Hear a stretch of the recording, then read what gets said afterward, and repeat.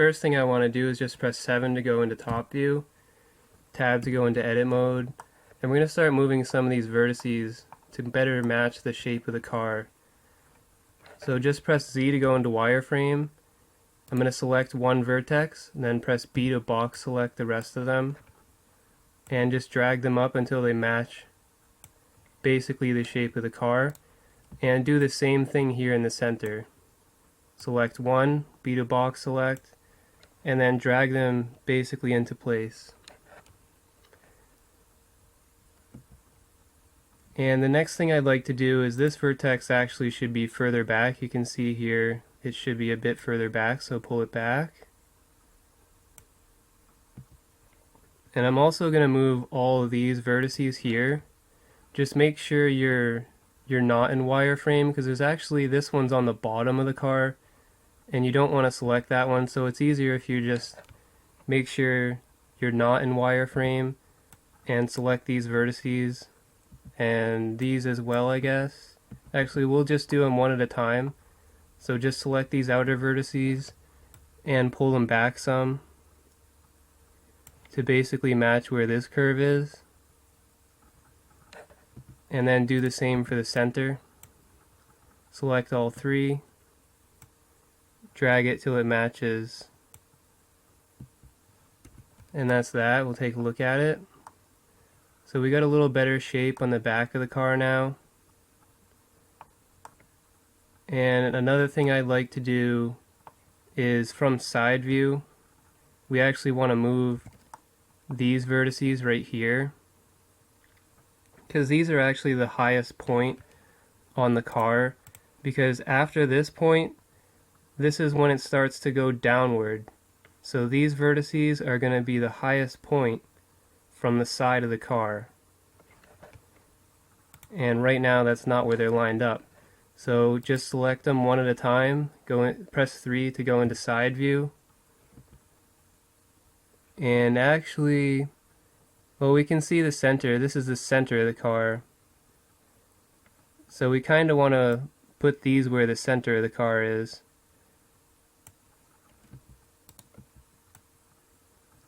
Instead of the center being here, this part's actually supposed to be here.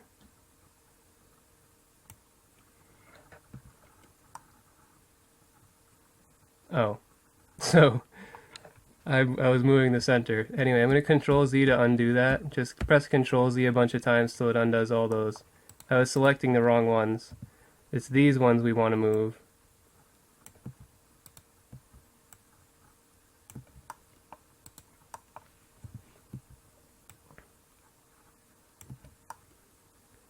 So that's a bit better for now. And if we go into back view by pressing Control 1, it's not like super obvious, but if you look at the image, you can see, you know, it has quite a downward curve right here. So what we want, instead of this straight, we want this part to be down like this. And to match up the center of the car, just grab this vertex and snap it to the one we just moved by moving it on the Z-axis by holding a blue arrow, holding Control, and then hovering over this vertex. So now these vertices are actually lower than the ones out here, so we're going to move these down. And anytime I'm going into back view, it's just Control 1, just keep that in mind. So I'm going to pull these down to basically where this black is. And I'm going to do the same thing, take this vertex that's connected to these and make sure I snap it on the Z-axis by holding Control. So that gives us basically the outer part. But we also want to move this as well. Start moving this down. And perhaps this some as well. And I'm just going to snap these middle ones on the Z-axis to the ones that are out here. I'm going to move them probably, I might move them a little in a minute, but for now I'm just going to put them there. So that's a good start for that. Except I might want to move these a little bit higher up because you can see that this is kind of flat. And it's probably not perfectly flat, to be honest, so you just kind of want to avoid that if you can. And this one I think is a bit too low, so I'm going to raise it up.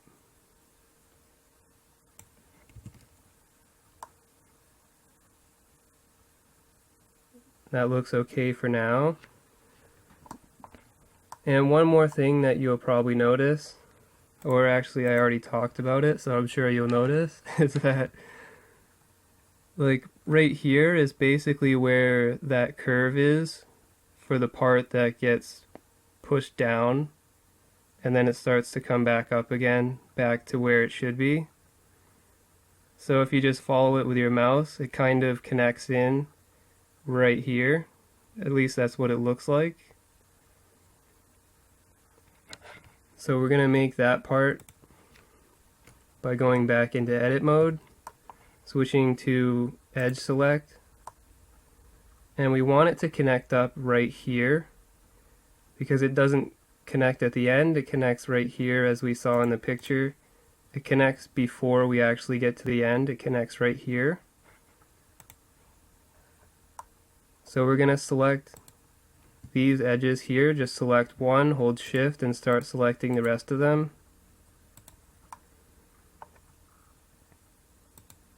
Then press subdivide. That will give us that. And for now I'm just going to select this vertex. I switched back to vertex select and select this vertex, hold shift, select this vertex and press J to join. I'll probably change this. Actually, I'm sure I'll change this later. But for now, I'm just going to leave it like that. And then select this vertex, do the same thing, hold shift, select this one and press J to join. And from this image, we can see that towards the front of the car, it's actually closer to this outer edge. And as we get further towards the back, the distance between these two increases. So we want it closer at the front and then slowly curving away. To do this, it's easier if you press 7 and go into top view. And I'm going to start right here and just start pulling them in.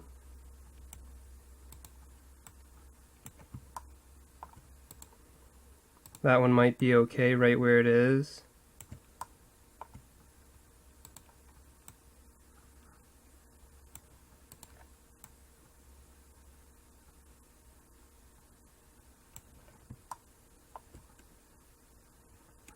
And I'll see how that looks for now.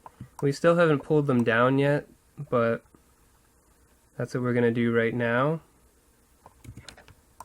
So this part's all pulled down just like I said, so all these vertices here are going to be pulled down except for this one because this is where they join up.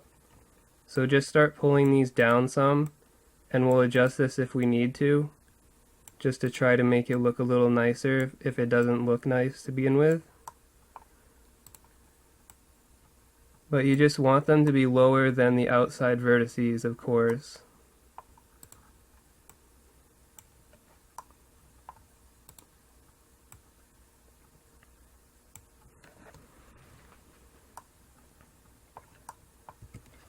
And then take a look at that, see how it looks.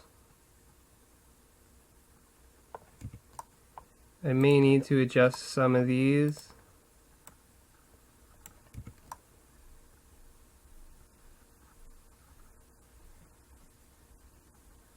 But otherwise that looks pretty good. So I know I connected these earlier, but I'm actually gonna, well, for now, actually no, I'm gonna wait. Forget what I said. Okay. So there's one more thing about this part. that I haven't talked about yet. And if you look really closely at this edge, it's actually beveled, and you might be able to see it a little easier over here. But it's actually beveled on this side of the car. Or, well, on both sides, obviously. But at this part of the car, it's beveled. So we're going to have to bevel it. And to do that, we're just going to go into edge select mode. And then start selecting all of these edges. Whoops, not that one. All these edges.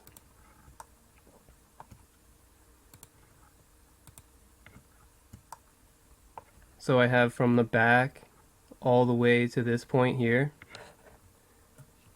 And then we're just gonna try to get a better angle of this so we can actually see what's happening as we're doing this bevel. And go to Mesh, Edges, Bevel, or you can use the hotkey Control B, and just give it a very slight bevel. Something like that. That just gives it that little extra touch. But when you do that, a lot of times what will happen, like up here at the front, if we switch back to vertex select and zoom in some, sometimes what will happen, like in this case, is it'll create like a whole bunch of, well, not really a whole bunch, but it'll create extra vertices here at the ends of your bevel. So just select all three of these, press Alt M, and choose at center this time.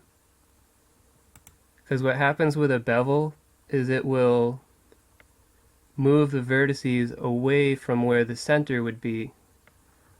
So what we wanted to do was merge them back to the center. And now that we have that, I'm going to switch back to edge select. Select this edge that we made earlier, press delete, and dissolve edges. And I'm actually going to connect it to this new one. So just make sure this one's selected, hold shift, select this edge or vertex, press J to join, and there we go. That gives it quite a nice look, I think, along here. So I'm going to take a look at this from side view real quick by pressing 3 on the number pad and Tab and Z to go into edit mode. Because actually what I think is, I think this part needs to be raised up more than what it is. Because the difference between the height right here and the height right here doesn't actually look to be very much. Like this point's obviously higher, I would say, but this point doesn't seem to be as much lower as we have it, because we have it really far down.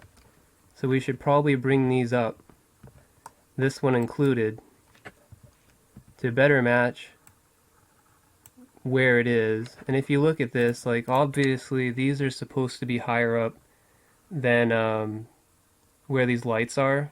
So just make sure it's higher up than the lights. And right here is our lights in the picture. So this needs to be just higher than the lights. And we're going to need to adjust some of these as well, just to make sure that we keep a good curve. This one I might move down a little just because I don't really like how it's looking. Oh, and actually, I'm going to press Control Z to undo that. Since we have two here now, we're going to have to move both of them.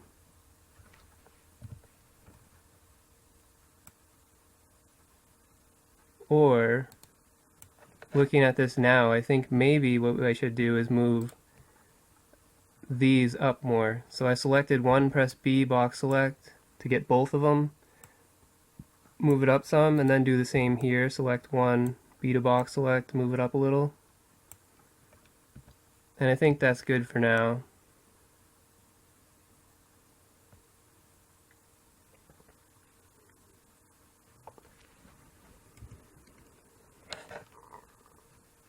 So one other thing we're going to need to do eventually is this part's obviously indented again. This black piece, they indented this part as well. So we might need to add in another, we're not going to need to add in a loop cut, but we're just going to need to connect this down. So from here we have nothing, but we want to make it so that we actually have some stuff to work with. So we can switch to edge select and then select these edges and then press subdivide. That'll give us the edges that we're going to need. Go back to vertex select, and I think we can get away with selecting these three. Oops, that's probably not going to work. Select them one at a time, hold shift and then select this one, press J to join, and we'll see how this looks when we're done.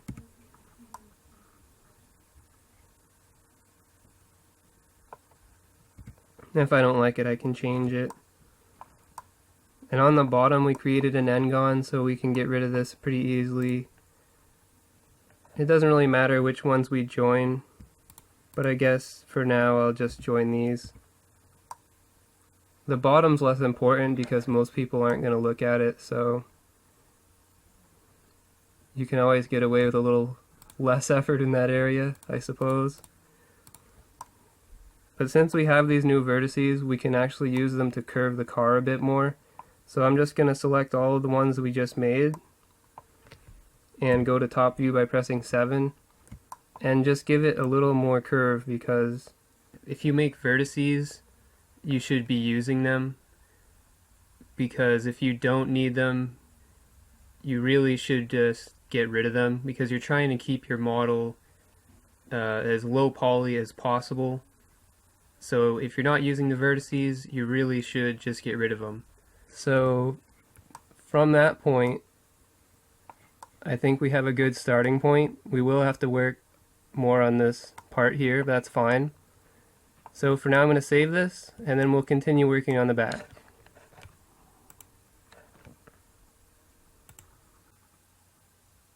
For this next part, I'm going to hide some of the vertices, because a lot of times when you get to the back of the car, you'll have a bunch of vertices everywhere else, and it can get hard to see the reference image from behind. So what I'm going to do is press 7 on the number pad, and tab to go into edit mode, Z to go into wireframe, and I'm going to select one of these vertices down here, and then I'm going to start box selecting by pressing B, and box select these vertices here, and we want to select all the vertices that are towards the front of the car as well. So just box select again, make sure you have everything, and then press H to hide.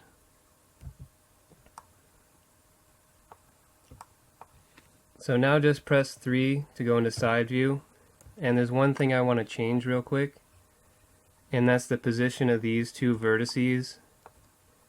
Where they actually should be is further back behind where the lights are going to be. So select both of these, press Shift V, and vertex slide them back.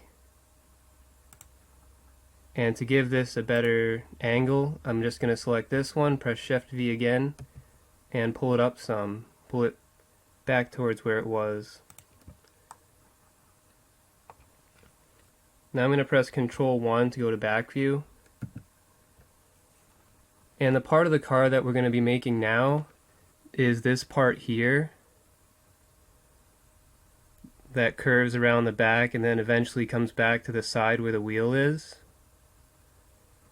And then we're also going to be making the indent for all the stuff that goes in this black area right here. But one more little quick change I'd like to make is, you can see here on the outside of the car, it actually starts curving in. Now I'm not going to make the curve as extreme as it is here, just because it kind of messes up the model a little bit from my experience. But we are going to try to curve it some, so I'm just going to select one of these vertices, B to box select, get the rest of them, pull it in some, and then press R to rotate a little. And then I'm going to just press tab so that we can see the entire car and see how that looks, and then press Z to get out a wireframe. And I probably want to curve it a little more than that. So I'm going to push it in a little more. Go back to back view to rotate it a little. And you can move these individually as well if you want. And just keep pressing tab again just to make sure things look the way you want them to. That's not as much as the real car probably, but that's pretty decent. And I may just pull these in a little individually. So that's that part. I'm going to press Control 1 to go to back view again, tab into edit mode, Z into wireframe. We can see here that this bottom part, like there's this flat face here basically, but this bottom part lines up perfectly, or basically perfectly, with the bottom of this wing. And then it curves down along the side of the car. So we're going to start up here at the bottom of the wing and then keep continuing the curve. So the bottom of the wing for us is actually this edge right here where the bottom of the wing is. So I'm going to switch to edge select mode, and just to show you real quick, I'm going to press Z to go into wireframe, that this is the back of the car, this other one is further up.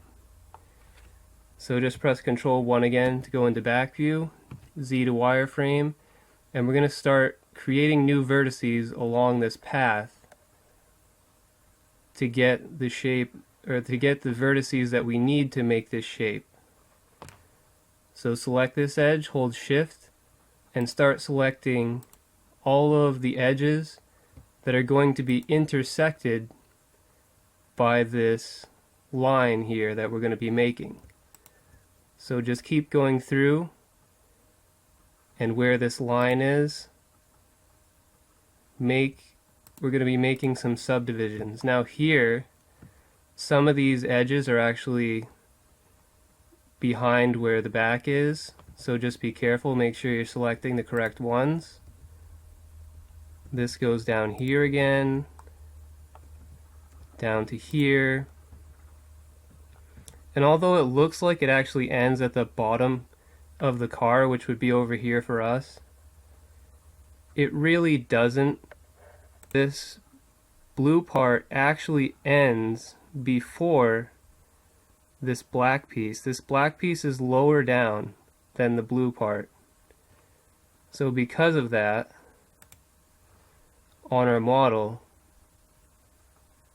we're going to want to select these two as well, so that it will end basically right here.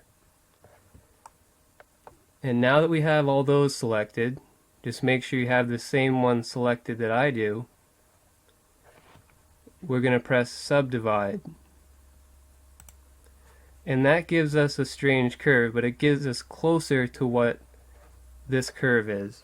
So to start out, I'm going to press 3 to go into side view, and we're going to start moving vertices from this view first. We'll start down here, just select one, Shift V, vertex slide them. Do the same thing here. And this vertex needs to be moved out a little so it's not so close to this one.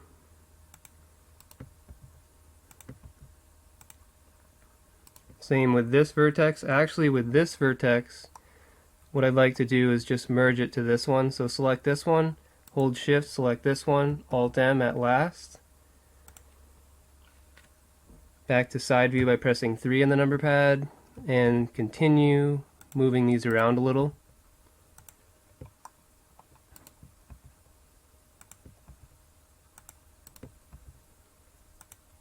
Just use Shift V to move them for now. We will probably use these handles in a second. So that's the basic shape. Now press Ctrl 1 to go into back view, and you can see we still have some work to do. So I'm just going to start moving these without Shift V for a minute. And just make sure you're not selecting these vertices that are behind again.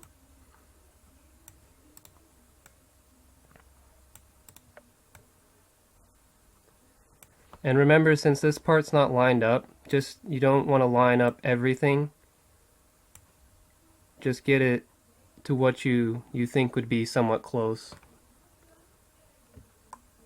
And we can see here we actually need more detail, so I'm going to select these two and press subdivide to give us an extra vertex. And then I'm going to select this vertex, hold shift, select this one, and J to join them so that we can vertex slide it downward.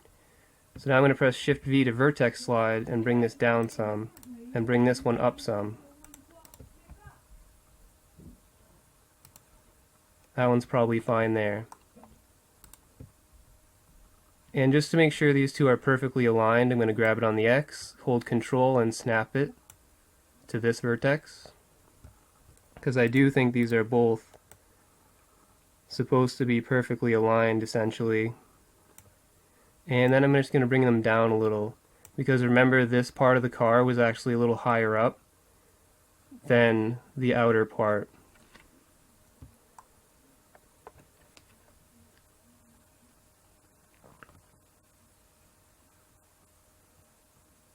And for this part, I think I'm going to merge some of these vertices. So I'm going to select this one, and then the one to the left right here, I'm going to select that one last and press Alt M and choose that last to get rid of that vertex.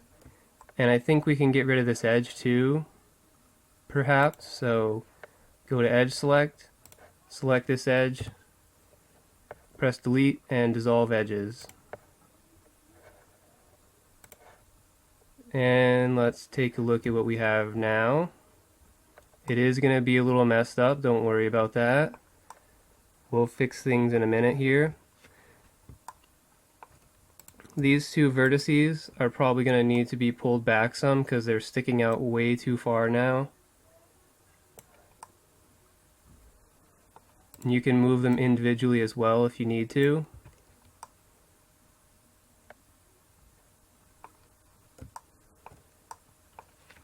I'm going to press Ctrl 1 to go back into back view and tab into edit mode, Z for wireframe, and we're going to start lining these up with each other.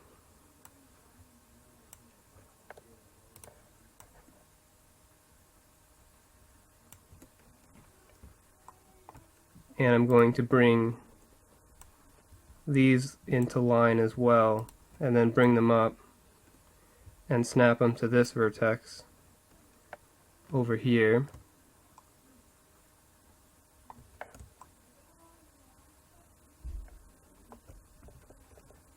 And that gives us this. And if we take another look, we can see what's happening here is this yellow part or orange part, and then we have the black part extruded just a little bit, and then we have this part here extruded a lot. So we have to do one extrusion a little bit, then we have to select this part and do another extrusion to get the final result. So I'm just going to go back to back view with Control 1. And what we're actually going to need is we're going to need from here to be connected over to here so we can make that final extrusion. So I'm going to press Control R and add in a loop cut right here. Then select this vertex, hold Shift, select this one, press J to join. And that gives us this line. I'm actually going to select this vertex and snap it over here. And maybe move this one a little.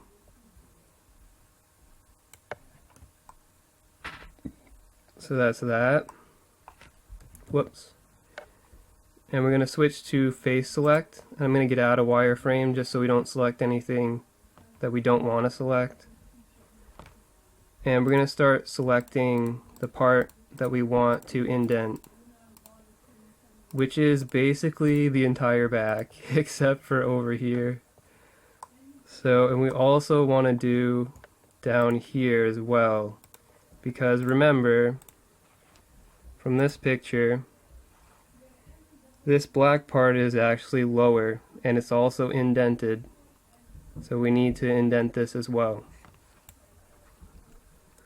Now that we have that selected, we're going to press E to extrude, right click to cancel the movement, and we're going to use Alt S for shrink flatten.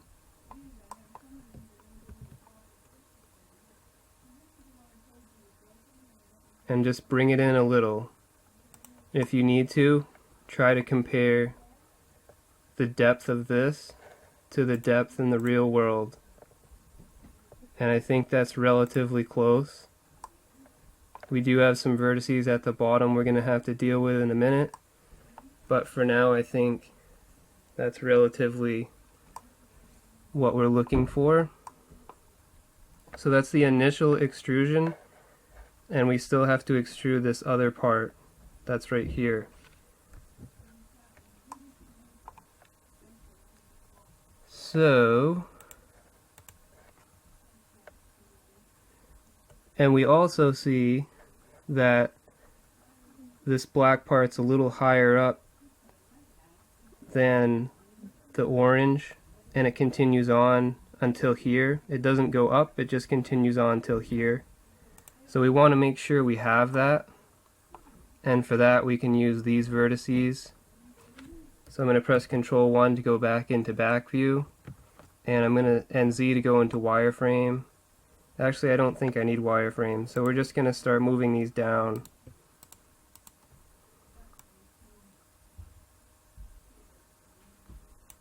And we need another vertex here, so select these two, subdivide, select this one, hold shift, select this one, and J to join them, so that we can vertex slide it with shift V down closer. And instead of ending right here at this point, we want this to be a nice smooth until it ends basically up here. So I'm going to select this vertex, hold shift, and select this vertex, subdivide that, grab this vertex and shift V to slide it down. This one's already selected, hold shift, select this one, J to join. And we're going to have to get rid of this edge, so go back to edge select, select this edge, not that one, this one, press delete, and dissolve edges. And that gives us basically what we're looking for here. I just press Ctrl 1 to go into back view, and I may want to move this down a little more. Probably.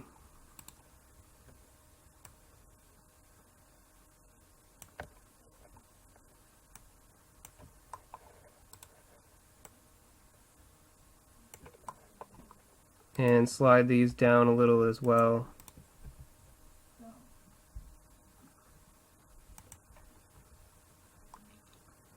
So that's that. Now what I'm going to do is go back to face select, select these faces, E to extrude, right click to cancel, and then just bring it back some on the Y. And again, if you want to compare this depth to the depth right here, just try to match it up some. And actually what you can see is that towards this end it looks like it sort of tapers off, like it's thicker right here. The distance between this mesh part and the lights and stuff, and then the very outside is greater here than it is over here. At least that's the way it looks from this angle. And you can do that if you want. It's not like super important, but the way you can do it is you can grab this one, just select this one, press rotate, or press R to rotate, and then Z, so it rotates around the Z axis, and you can sort of bring it back like this. And that will give a similar effect.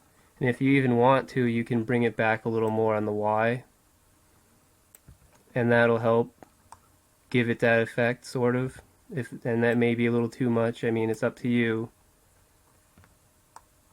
what you think is right. And I'm going to switch back to vertex select because we do have an n-gon here. I'm sure there's n-gons other places, but I'm just going to fix this one for right now. So select this vertex, hold shift and select this one, J to join. That gets rid of that. And it still looks okay. Well, somewhat okay. I might just move this vertex by itself to get rid of that. That didn't turn out too bad. So another thing about this is that this outer edge is actually beveled some,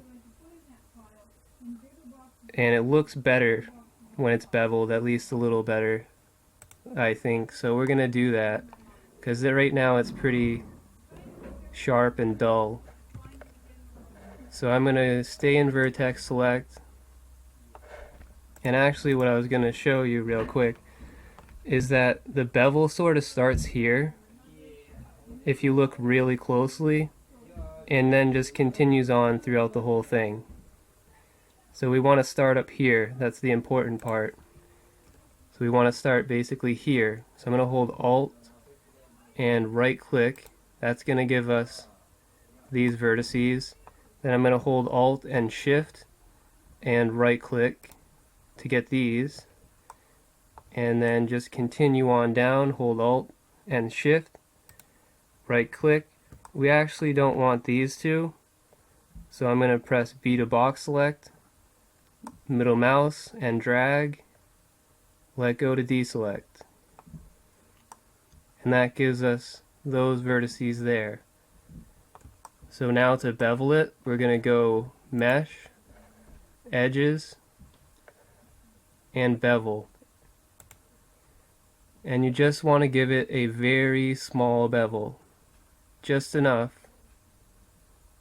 so that you know it's there, basically. And if you want, you can do a little more than that. I think I might do a little more. So I'm going to go back into edit mode, press Ctrl Z to undo it. Press Ctrl Z a couple times if you have to. I'm going to bevel again by going to Mesh, Edges, and Bevel. And we'll see how that looks. That's going to be fine, I think. But one thing that does happen when you do that is sometimes what bevel will do is it doesn't always bevel evenly. So like up here, looks like there's quite a bit of distance between this part and then the outer edge. But then as you get down here, the distance actually decreases. So usually what you want to try to do is try to make it somewhat even throughout the entire thing. So I'm going to select one of these vertices and press Shift V to vertex slide. And we're going to try to even out this distance a bit. And do the same for this one.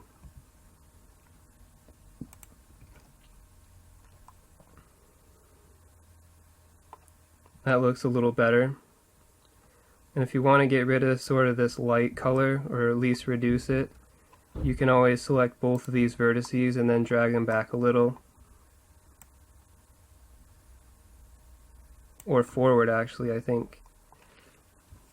Yeah, forward just a little. And you only get it from this angle now, which actually still kind of looks sort of cool, so whatever, right? So now another thing we can do is you also see that this black part is beveled as well, but we don't actually have to add in a bevel, I don't think. Sometimes you can just use the existing geometry to give a bevel effect without actually beveling it. So I'm going to go back to vertex select, and we're going to hold Alt and right click, and you'll see it selected the entire edge loop, but we only want the bottom of it. So I'm going to press Z to go into wireframe, B to box select, middle mouse and drag, and let go to deselect. So now we just have the bottom. And just press Z to get out of wireframe, and now we're going to pull it down some to give sort of a beveling effect. And you can also pull it in some, and that gives it more of a bevel look without actually beveling it, which would add more vertices, which is something you want to try to avoid if possible with low poly models. So I think that looks pretty decent. Perhaps not perfect, but I think not bad. So to get rid of these at the bottom, I think what I'm going to do is just go back into edit mode, and we're going to hold Alt, right click, and hold Alt and Shift, right click. That gets most of them, and there's still one here, so I'm just going to hold Shift and right click on this one because it's only one vertex. And then, now that we have all of them selected, we're just going to press delete and vertices, and we'll see what happens. And I think I missed, well, actually I didn't miss anything, I don't think. This is a result of the bevel. Remember how I said at the edges it likes to make extra vertices. So right now my view's kind of messed up. When I try to pan around or orbit around, it's hard to see what's going on. So if you ever have that problem, a good way to fix it is to press period on the number pad, and that will focus on your current selection. So now when I orbit, it's all nice and easy to see what's going on here. So I'm going to select this vertex, and I'm just actually going to delete it because it looks like these other two are right where I want them. So I'm just going to press delete and vertices, and that should get rid of that. And I'm just going to make sure real quick that at the top something crazy didn't happen. I'm going to do the same thing, just press period to focus on this. And we can get rid of, let's see, we can take this one and hold shift, right click this one, alt M, merge at last, and then do the same over here. Select this one, select that one, alt M at last. And there we go for that. Still looks a little strange there, but not really. I don't think it's too bad. It's not enough to worry about. So that is the basic shape of the back. We still have the fin itself to make and the crazy window, crazy looking window. And we can probably move these vertices down, I would say. What's going on over here? Who knows? Anyway, we can probably move those vertices down to more in line, and we'll have to make this sort of upward indent a little later. But I'm going to take these and move them down some. Snap them to maybe this one.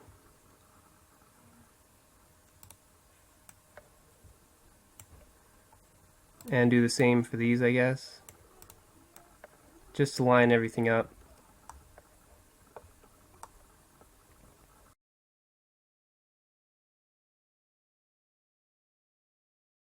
So I'm going to go ahead and save.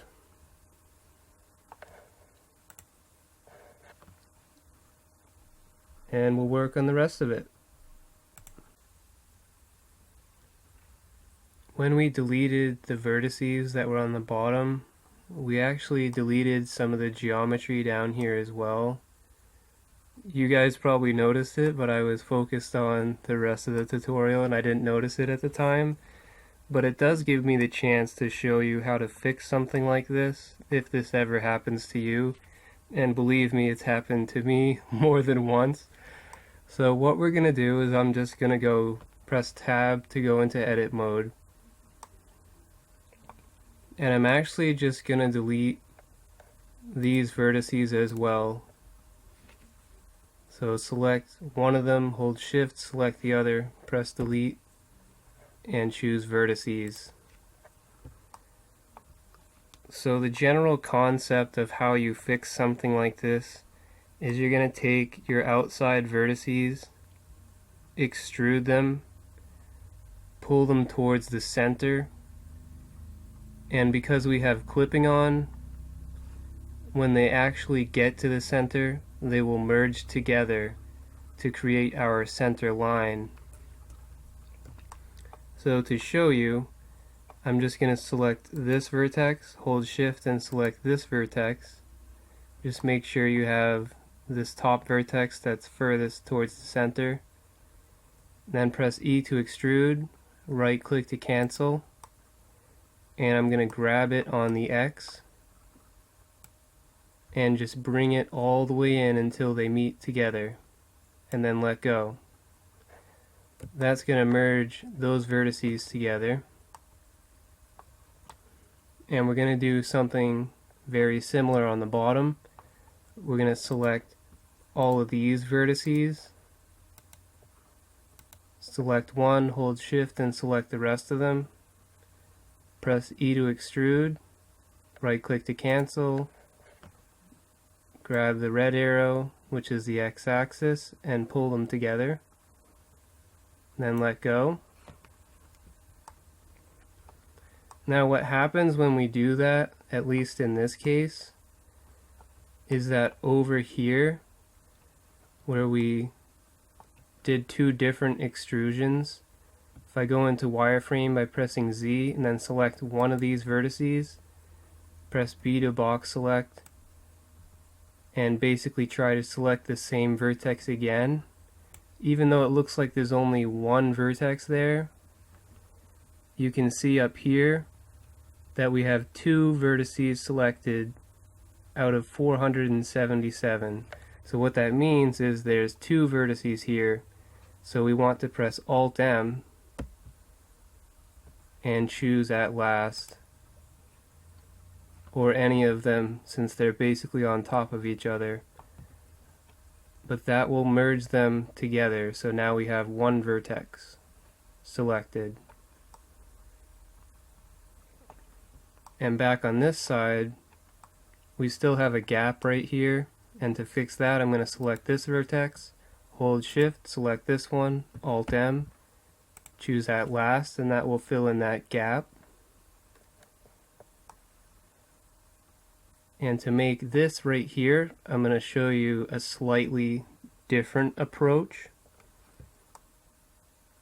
But first, what I'd like to do, since we have this line right here, is missing a vertex along this part, which we would also want to continue around here, perhaps. So what we're going to do is we're going to switch to edge select, select this edge, hold shift and then select the rest of them.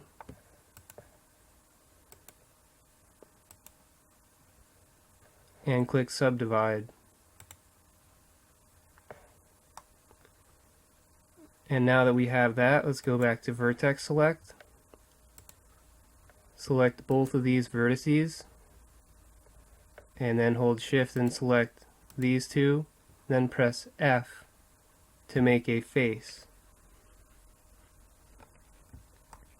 We're going to do the same thing over here. Select these two, hold shift and select these two, press F, and then the same thing here, select all four of these, and press F. And now that we've done that, we can see that this is kind of messed up a little here. I'm just going to press period to focus in on what we're doing. And that's because these vertices down here are actually further back than this vertex. So to fix that, select them one at a time, grab them on the y-axis, hold Control, and snap them to this vertex. And if we take a look again, that problem is now gone. Now in the back here, we still haven't joined these two together. So I'm going to select this one, hold shift, select this one, J to join. And one thing I like to do a lot of times is just try to straighten out these lines just to give it a nice, more even look here. So you can either just grab it on the X or do Shift V, whatever you prefer, to slide it over some and match it up a bit better. And I'm going to do the same here. I'm going to snap these just to perfectly line them up, and then mess with these a little again. That looks fine. So that's the basic strategy for how you fix gaps in your model, whether they're intentionally created or, in this case, accidentally created. But I think we would have had to have done something similar anyway, so now that that's fixed, we can go ahead and save it.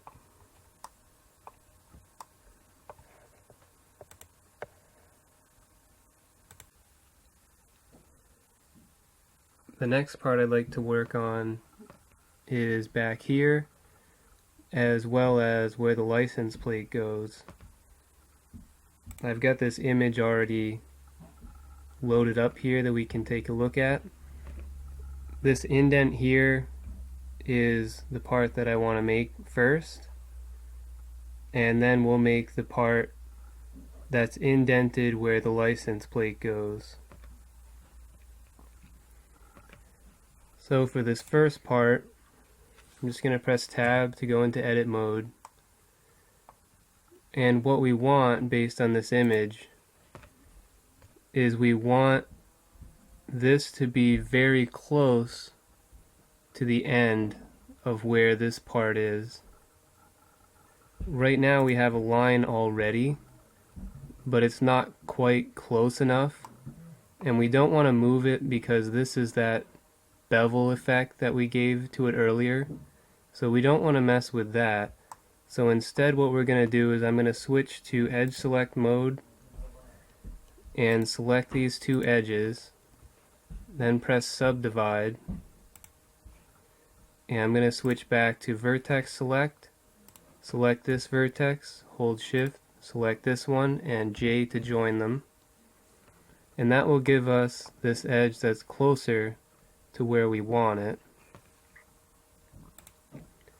And then another thing is we also need an edge that's lower down here. Right now we have one edge here, but we actually are going to need one a bit lower down, so switch back to edge select and select these edges, select one, hold shift, and select the others. There should be a total of 3 of them. Then click subdivide, switch back to vertex select, select this vertex, hold shift, select this one, press J to join them.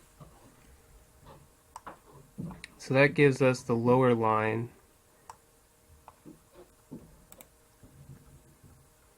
And one thing you'll probably notice is that this lower line here stops about here, and then it angles to the top before it curves to the back. It's not really curved too much, but I'm going to give it a little curve because I like how it looks when we do that. So we want this angled before it starts going back. So to do that, this is the line that's going to be the bottom of that piece, and then this is the first part that's going to be angled. So select these three vertices, press Shift V, and vertex slide them so that we get the angle that we're looking for.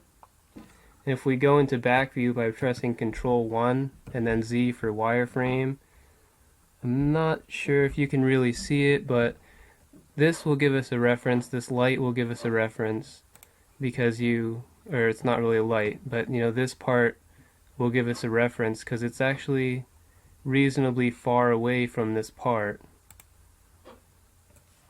So we just want to make sure it's reasonably far away.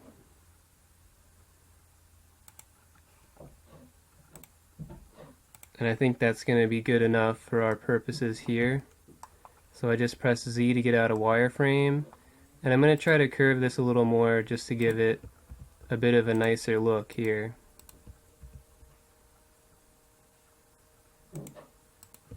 And I'm going to remove some of that. Well, I might just leave it like that, and we'll see how that looks. So now that that's done, once you're happy with the curve that you have, switch to Face Select and select these edges. Just select one, hold Shift, and select the rest of them. Then press I to inset, and just inset it just a little. Something like this is good. Once that's done, as usual when you do an inset near the center line, you get extra points that you don't need. So what we're going to do is just select all of these faces. Select one, hold Shift, and select the rest of them. Press Delete and choose Faces. Go back to Vertex Select. Select all of these vertices here and bring them together by grabbing the red arrow and moving them towards the center.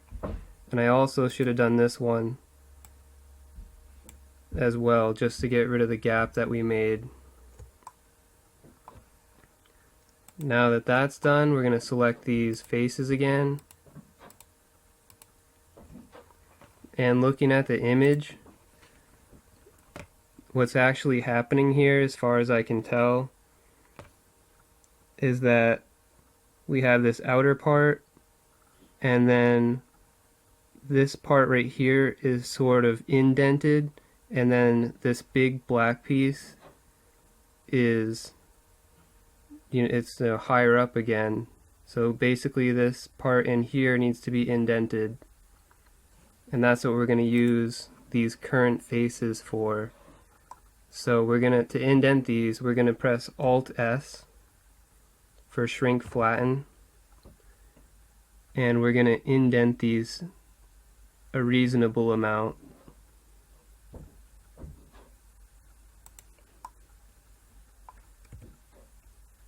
I think that might be enough.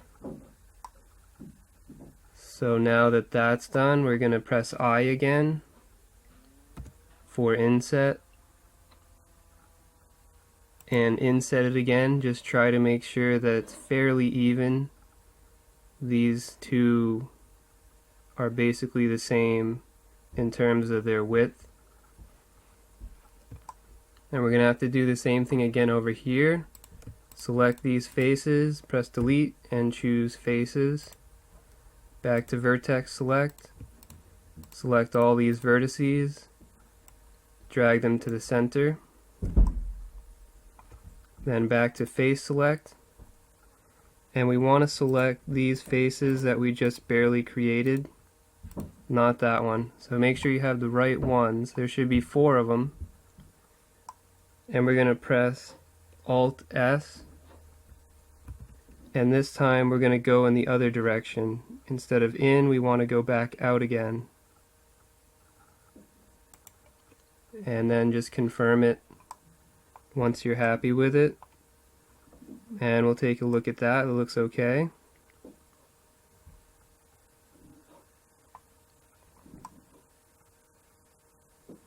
I may try moving it out a little further.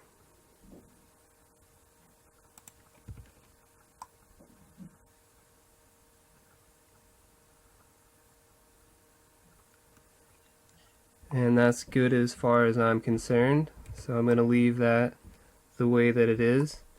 And the next piece is this part. So we're going to make the outline of it first, and then we're going to start indenting it. So press Control 1 to go into back view, Z to go into wireframe. And we already have a line we can basically use right here. So what we're going to do is we're going to press Control R to add a loop cut. And we're going to add one right here. And just line it up with the bottom, because this is the indent that we're making for that part. So you want to just line it up with the bottom. I'm going to press Z for a second to get out of wireframe, go back to vertex select. Select this vertex, hold shift, select this one, and press J to join them. And back to wireframe by pressing Z. And I'm going to select this vertex, hold shift, select this one, and click subdivide. That gives us one more vertex to work with. Select it, hold shift, select this one, J to join. Select this one again, press shift V, and we're going to try to make that angle. So press shift V and make that angle. We're going to need another point up top for right here basically. So select this vertex, hold shift, select this one, click subdivide, select the vertex, shift V, and slide it into place. Now what we need is we need these two to be connected. So in order to do that, we're going to add a vertex right here basically. So select this vertex, hold shift, select this one, and click subdivide. And now we're going to slide this one closer to where it should be. So select it, shift V, and slide it into place. This one's still selected, hold shift, select this one, J to join. You'll notice that this isn't very curved, so what we're going to do is we're going to click subdivide, and instead of one cut we want to do two, so click this arrow so that there's two, which means we have two new vertices. And now what I'm going to do is select one of them, hold shift, select this one, J to join, and then do the same here, select this one, hold shift, select that one, J to join. Now that we have that set up, select both of them and then press shift V to vertex slide them towards this point, and that will give us more of a curve.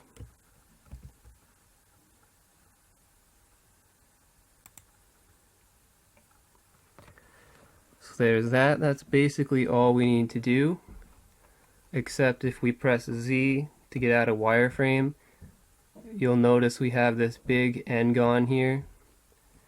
To get rid of that, select one of these vertices, hold shift, select this one, press J to join.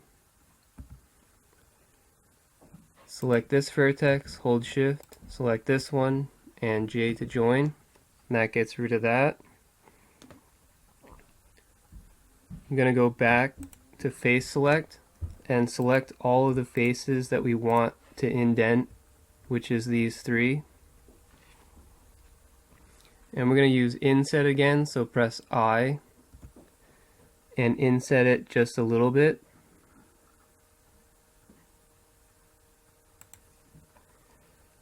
And we're going to have to get rid of this face right here that was created. So select it, press delete, choose faces, back to vertex select, select these vertices here and move them together to get rid of the gap. Back to face select and select these faces again, all three of them.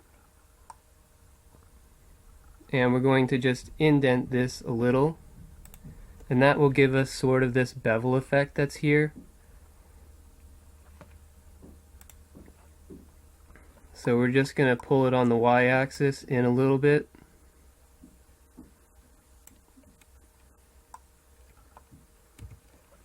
To give us this effect. And now that we have that, we're going to want to indent this quite a bit, but you'll see that at the bottom it starts to meet up again with the original geometry. And then at the top it's actually pushed in very far in comparison to where it is lower down here. So what we're going to do is we're going to press E to extrude, right click to cancel, and drag it in on the y-axis. And really all we have to do is rotate this so that the top will be further towards the center of the car and the bottom will be closer to the original geometry. And we want to rotate around the x-axis. So we're going to press R, then X, and start rotating this in the correct direction.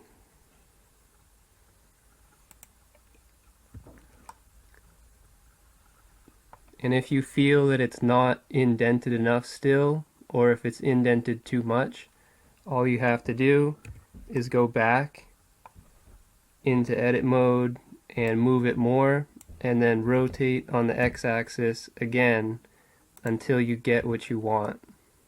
And it's up to you how far you want to indent this, because from this image, honestly, it's kind of hard to tell how far indented it is, so it's up to you on this one.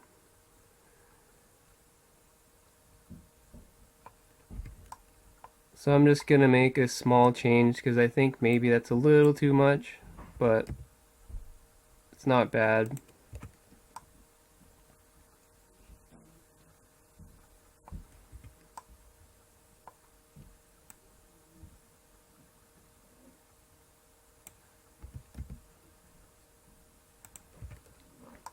Once you're happy with it, all you have to do is, you'll probably notice that right here is like really shiny, and we can sort of fix that by going into vertex select, and you'll notice that the distance from here to here is pretty big compared to here. So all we have to do is select this vertex, shift V, and slide it down, and that will get rid of, for the most part, that shiny part. And you can do the same here too, just shift V, slide it down a little, and that'll get rid of that to some extent. I'm going to actually try undoing this for a second and see. Oh, it doesn't make much of a difference. I wanted to see if I could get rid of this triangle look right here, but it didn't really work, so I'm just going to slide this one back down to where it was.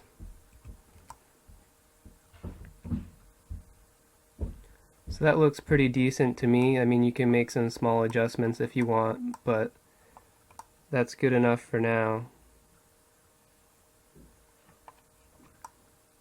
So that's it for that. So I'm going to go ahead and save this by going to File and Save. So one thing you can do if you ever mess up part of your model like this and you want to try again, like basically you want to reset things back to the way they were to give it another try, is you can go ahead and press Tab here to go into edit mode. I'm going to switch to face select, and what I'm going to do is select all three of these faces that we extruded, and I'm just going to delete them, but I'm actually going to delete the vertices. So I just press delete and I'm going to choose vertices, and that gets rid of the extrusion that we did, but now we have this gap.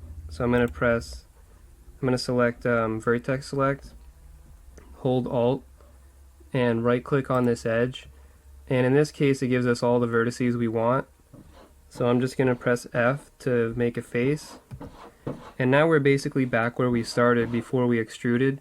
The only difference is we don't have the connections here, the edges.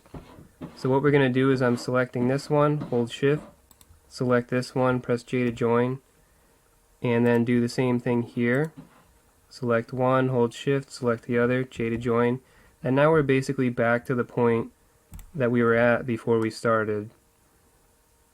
There is a little still the triangle thing there, but I think when I tried this again it seemed to work a little better. So just select these three, press E to extrude again, and we'll give this another try. Bring it in, rotate on the X by pressing R and then X. And for whatever reason, I don't know what I did the first time, but that looks a little better. I mean, it's not perfect still, you can see it a little, but I think it's a little better than what it was. So I'm going to just keep messing with this a little until I'm happy with it. That looks good. And again, I'm going to get rid of this sort of darker part by vertex sliding this down with Shift V. And that will get rid of that. So that's just a quick way of getting rid of it. I just noticed I didn't have screencast keys on, but I don't think it's too much of an issue since I already showed you how to do all this anyway. So hopefully that'll give you an idea of how to sort of reset your model back to the way it was, just in case you don't have a save file, which I didn't, to go back to that exact point. You can delete the faces and then basically recreate the old geometry that you had before you started. So now that I have something that I like, which looks really nice, and I don't even see that triangle issue anymore, so that's basically perfect as far as I'm concerned. So I'm going to go ahead and press File and Save. Next we're going to make the air brake, and that is the technical term for it. I loaded up a couple images here so we have a little something to work with. This is what I'm talking about in case you don't know. And I didn't know, so if you don't, I wouldn't be surprised. But this is an air brake, and what this does is it can help, obviously, as it says, brake the car by lifting this up and rotating it some so the air goes down and puts more pressure on the back. At least that's, I believe, how it works. But that's what we're going to be making. So I have this image here to help us, as well as this top view image. So let's go into Blender, and the first thing that we're going to do, I'm going to scroll back here, and we're going to add in a cube. And right now I have my 3D cursor right here, but I'm going to move it by left clicking on the back of the car and then left clicking further away, because when you have a mirror modifier on and you try to make something right in the center, it will do some strange things sometimes. I can just show you real quick, I suppose. So I'm going to press Shift S and then choose cursor to center. That'll put my cursor back where it was. And I'm going to go to edit mode by pressing tab, and I'm just going to add a cube real quick to show you what would happen. And if I try moving this, you can see we have actually two cubes, and that can sometimes be a little confusing because it doesn't look like you have two cubes, and that may not be what you want. So I'm just going to press delete, choose vertices, and we're going to do it the other way. Just left click on the back of the car and then left click away. And what left clicking on the back car does is it sort of sets the Y position closer to where the back of the car is, because you can see now it's basically in line with the back of the car when before it was right over here. So that's really the purpose of clicking on the back of the car. And now we're going to try adding a cube again. And you can see we still have 2 cubes, but that's fine. What we're going to do is switch to face select, select this face, press delete, and choose faces. And select one of the other faces, go down to select, choose linked, and drag these two together. And the reason I deleted that face initially is because if we go into wireframe by pressing Z, if you don't do that, in this center square, you will still have a face. And it really doesn't serve any purpose, so that's why it's a good idea to get rid of it, because it really doesn't, there's no reason to have it there, basically. So now I'm going to just press S to scale this down quite a bit, and bring it up some. And we want this to be fairly flat, so I'm going to press S and then Z to scale on the Z axis.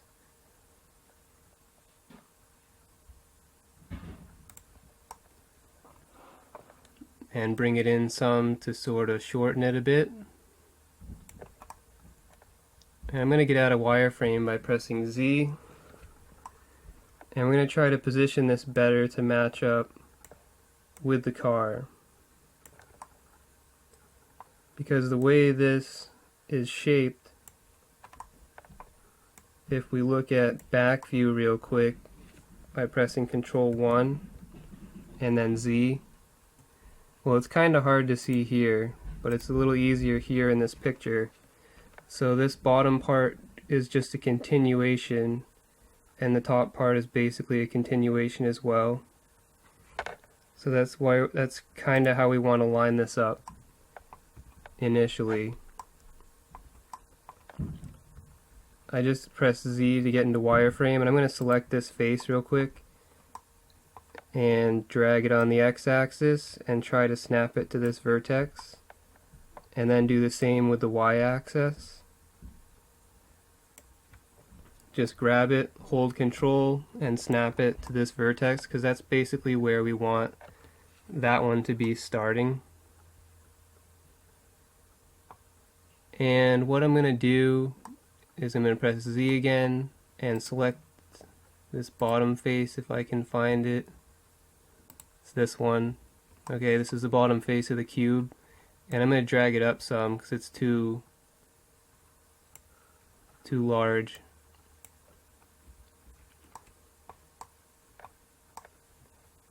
And now you can see we don't have enough curvature right here, so I'm going to add in a loop cut by pressing Control R and then clicking and then right clicking to cancel the movement. And now what we're going to do is grab, I'm in edge select, so grab these two edges and press 7 to go into top view, and we're going to try to line up these edges with this part of the car. So drag it out, press Z if you want to go into wireframe. I'm going to switch to vertex select for a second.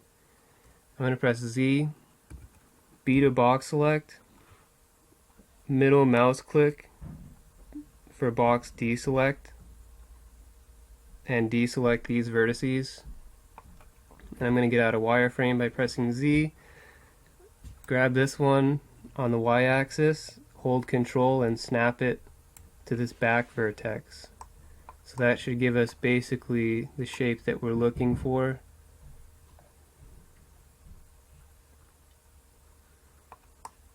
And one thing you can sort of see from this image is that at the front it's actually very thin, and we've already seen that at the back it's actually not very thin at all. So it goes from a thicker portion down to thinner. So So this front part is way too thick at this point. So I'm going to select these 3 vertices, select one, hold shift, select the rest of them, and bring it up to make this skinnier.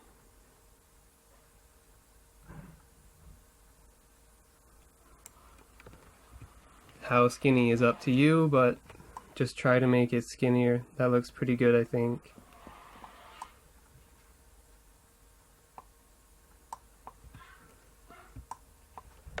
So another thing about this is that it actually curves up, and you can see that when we press Control 1 we can see that as well. And I'm going to press Z. Control 1 just brought us to back view, and Z was just wireframe. So we have to actually pull these up and then these up as well. So I'm going to hold Alt and right click on this edge. It'll give us this whole edge loop, and then drag it up. And do the same here, hold Alt, right click, and drag it up. You can make minor adjustments again if you feel you need to.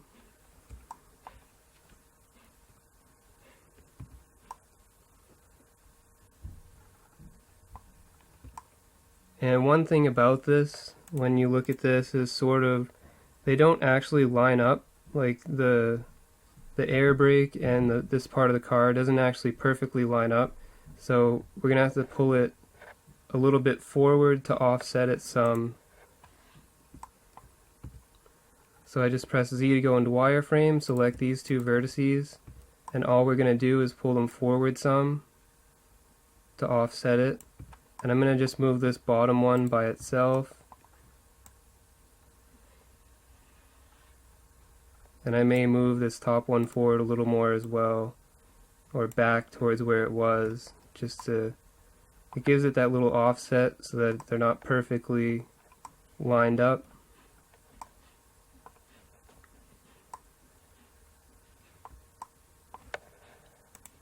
So one more thing about the back is we have that initial curve that we already have, and then down below it's actually pulled in more towards the center of the car. So we're going to have to make that as well. So what I'm actually going to do is select these. I'm going to go to Edge Select and select these edges. I want to bring these down a little. And what we're going to do is add in a loop cut by pressing Control R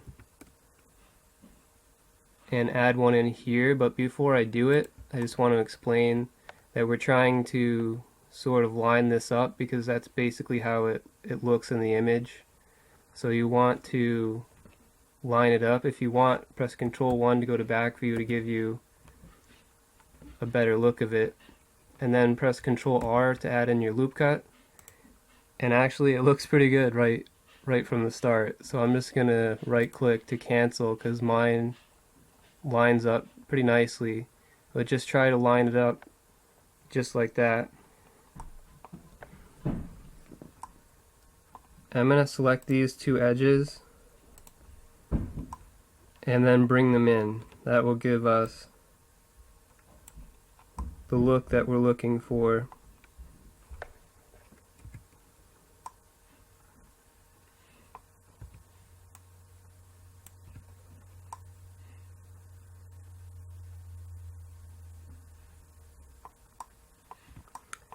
So there's that part.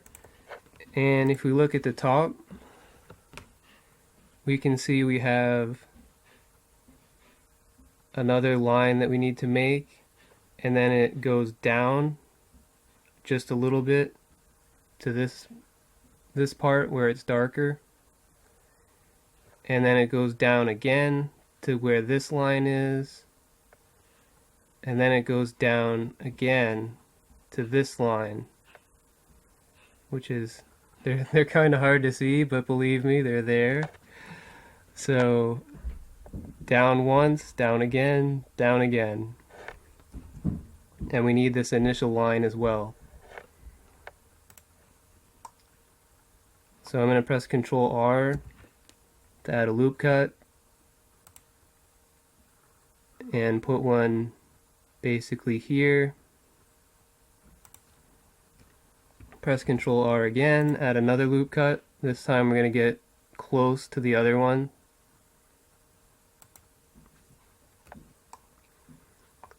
And since we have all of this entire loop selected, and we only want the top of it to move because the bottom is supposed to kind of stay where it is, I believe. Well, actually, I'm going to move it down as well, so forget about that. We're just going to move this down and see how it turns out. So move it down just a little because it's just a little in the picture. And if you take a look at it, that gives us more of the effect that we're looking for. Not this one. This one, like this part right here. And I may move it this way a little. There, I like that. Okay, that's pretty good. So let's add in, back to edit mode, press Control R to add in another loop cut. And we'll bring this one down again. Control R, add in another loop cut, and bring this one down just a little, because this is where it starts to flatten out again.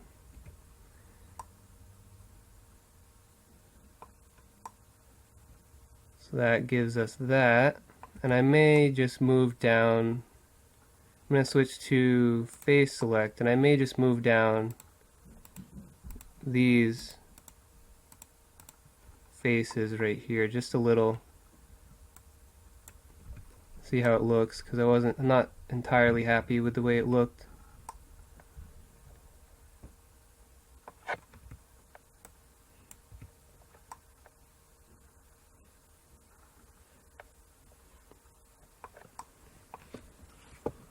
Looks good to me. So another thing that we have to make is this part. This is actually like the hydraulic, I guess, that actually pushes this piece up a little. Doesn't go that far. It goes up to like maybe here. So it pushes this up. So this is like that hydraulic piece.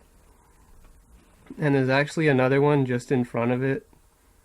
That's really hard to see from this image, but believe me, it's there. So to make that, we already have our cursor over here. And make sure you're in edit mode. I'm going to add a cylinder. Change the vertices to 6. Switch to vertex select. Select this vertex. Hold shift, select that one, J to join. Do the same on the bottom. Select them both, J to join. Press select and choose linked, and we're going to scale this down. So press S to scale quite a bit, and then try to bring it over more into position.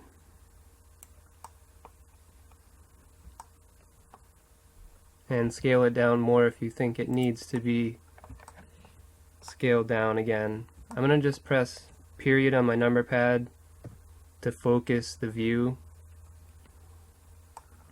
because it was kind of annoying me. So bring this over.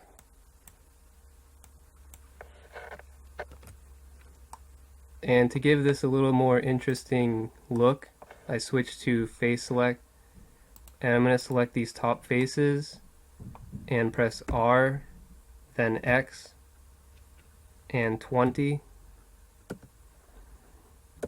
That will rotate on the x-axis by 20 degrees. And we're going to do the same on the bottom, so select the bottom faces, R, X, 20.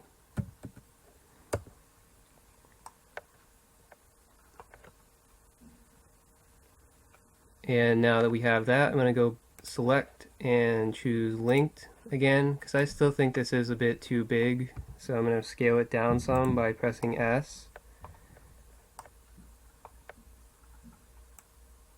And then select the bottom faces, press E to extrude, right click to cancel, S to scale it out a little.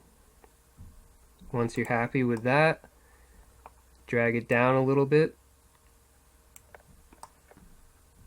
then press E to extrude again, and drag it down quite a bit.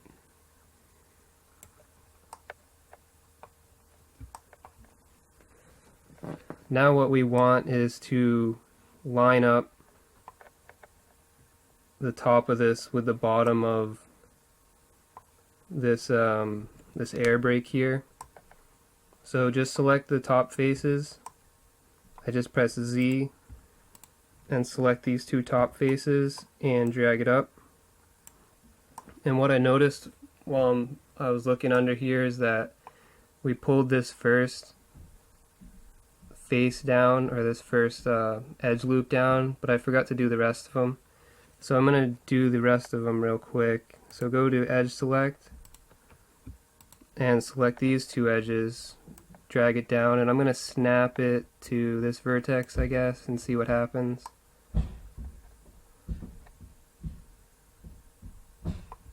And I may move these down more, so I'm going to just select all these edges and move them down some.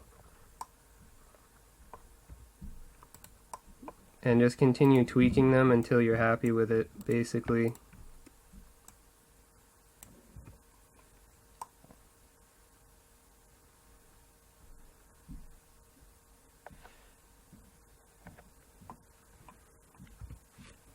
And I mentioned there was also another one of these, so I'm going to make the second one here.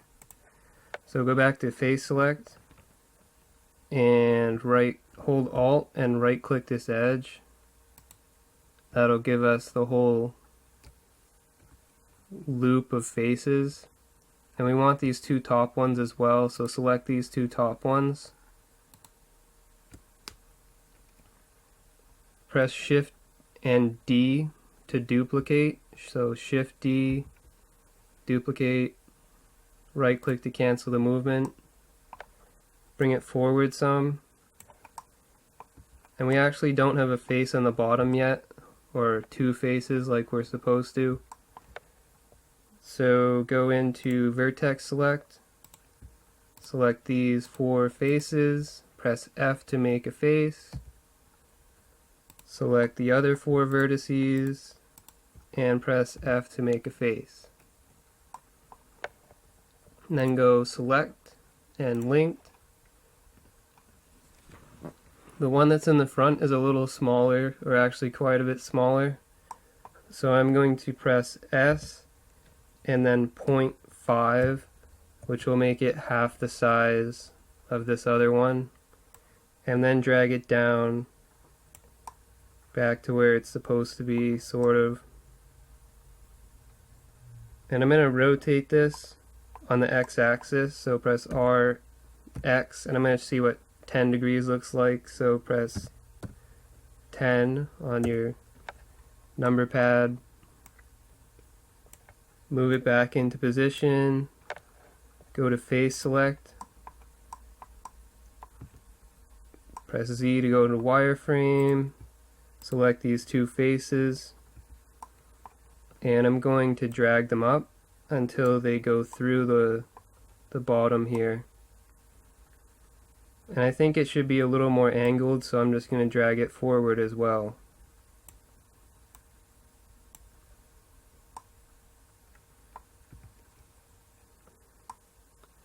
And that is basically that for the hydraulics.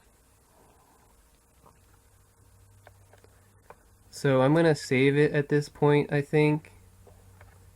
There are some more details we can add, but it'll start increasing the poly count, so you don't really have to do it if you don't want to, but I'll show you how to do it just in case. So go File and Save, and then we'll work on some of the other details well, there's really only just, well, basically one that I'm going to show you how to do here.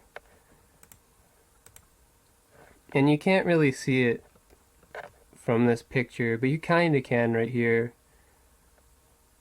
But I don't really have a good picture available right now that I can show you. But the other thing we could do is the light, but that's really just more of a thing that you can deal with when you're texturing. You could model it in there if you wanted to, which is something you would do on a higher poly model, but it really doesn't change the edges at all. There's basically no difference, so this is something you can just add in with textures. But I'll show you how to make this other piece real quick.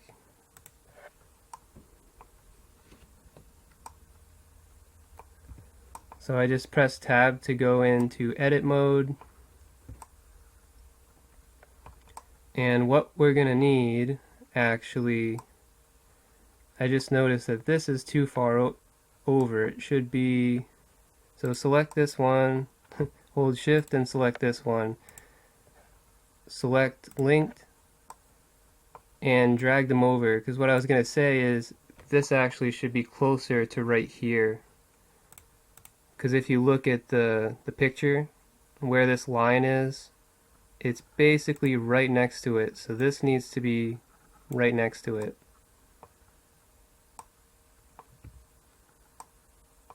And we could shorten these, but I don't think we need to. So now let's press Ctrl R to add in a loop cut. Drag it over to like here, and Ctrl R again. That looks fine right there. So I'm going to right click to cancel. I may want to slide it more in this direction actually, so I'm going to press Shift V and drag it over a little.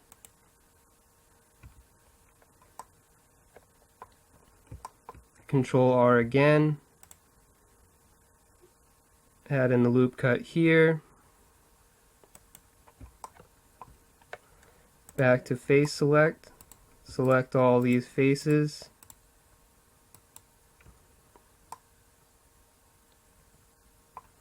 and actually what we can do, since we have these extra vertices, is first I'm going to go to edge select, hold Alt, right click on this edge, and just drag it up a little. Do the same over here, hold Alt, right click, drag it up a little. Since we have them, we might as well use them. And back to face select, and start selecting these faces. Whoops, I selected the wrong one, so I'm going to press Ctrl Z to undo that last selection. And make sure you have these selected. Press I to inset. Just inset it a little bit. We're going to use Alt S for shrink flatten and bring it up some.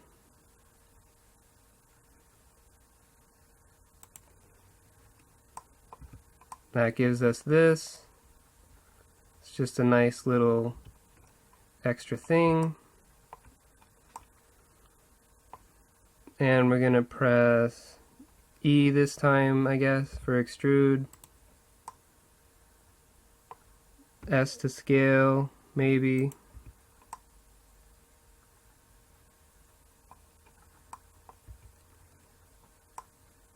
Actually, I'm going to press Ctrl Z a couple times to get rid of that. Just make sure you don't have the extra face. So if you press S to scale, you should only have these faces here. If not, right click and press Ctrl Z again until it's gone, till the extra faces are gone from the extrusion. And press I this time for inset again. And Alt S, bring it back out a little.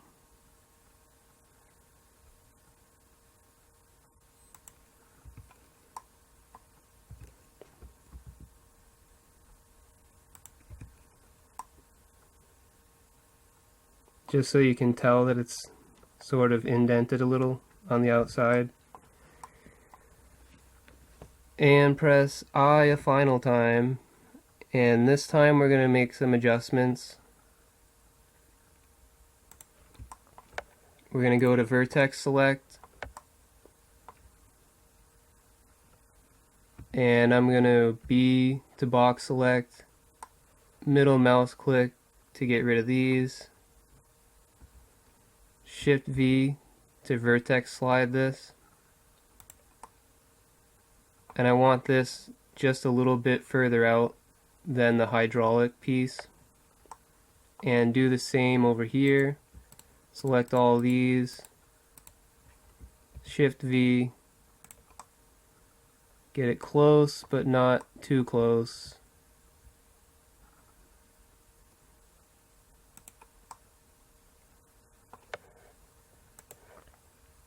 Now I switched back to face select, select these faces, E to extrude, and bring them up. And you can also scale them a little if you want with S. You can move it around some, like if you want to move it back a little, you can move it back a little. It's up to you. Whoops. I just undid that with Control Z because I moved it in the wrong direction. But yeah, you can play around with this. Try to get it however you want it.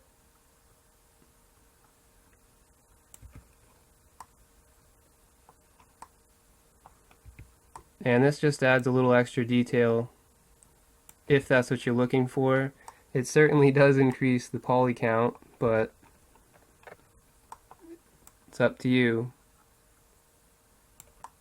what you want to do.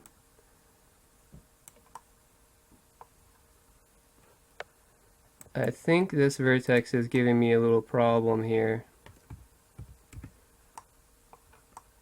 So I'm going to bring this one down by itself.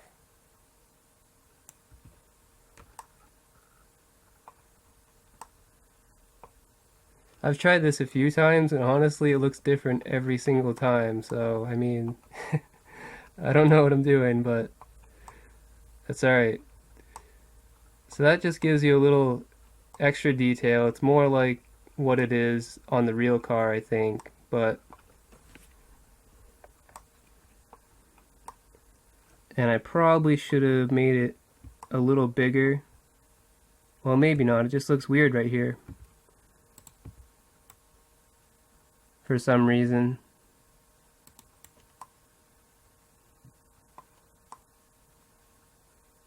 Oh yeah, it should be a little bigger. Actually, I'm going to move these back some.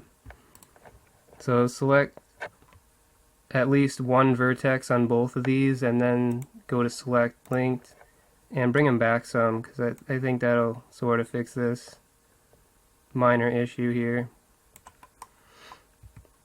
And I'm going to scale them a little too, just because they're not really lining up with my creation here. Alright, that should hopefully look a little better, slightly.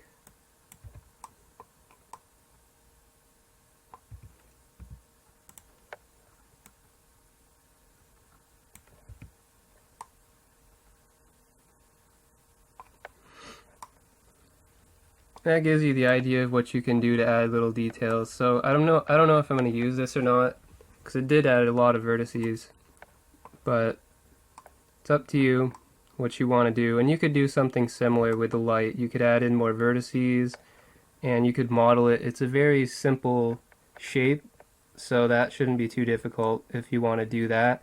It would be similar to how we did this. You just sort of make an angled edge, and that's pretty much it. You just add like a loop cut over here and angle it to the way that it was in the back. You actually have this right here, and if you look at the picture you can see that it's angled up sort of in a V shape, but you know, turned 90 degrees. So you could take this vertex, for example, slide it over, There's your V shape. And then select the whole loop. Shift V to slide it over to where it belongs. You can make this a little less extreme here if you want with Shift V. And that would basically be how you would model this. This would be your light. You'd press I. Go to edge select, delete these edges. Vertex select. Grab these vertices, drag them in. Face select, select these faces. Alt S.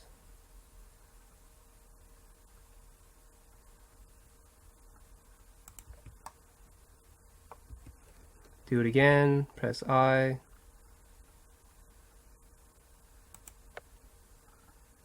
I probably did it a little too much on the first one. That's alright though. This is just to show you. Delete these edges again. Drag them in. Face select. And Alt S. Bring it back out.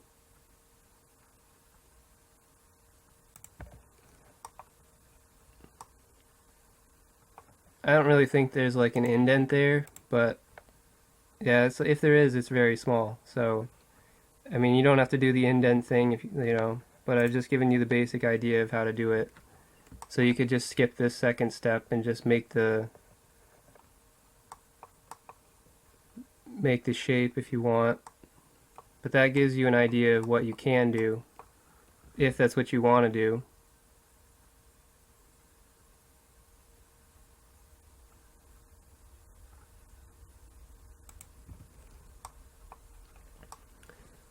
So, since I'm not sure if I'm going to use this or not, it actually does look pretty cool, so, I mean, we could use it. It doesn't look exactly like the real thing, but still, looks pretty cool.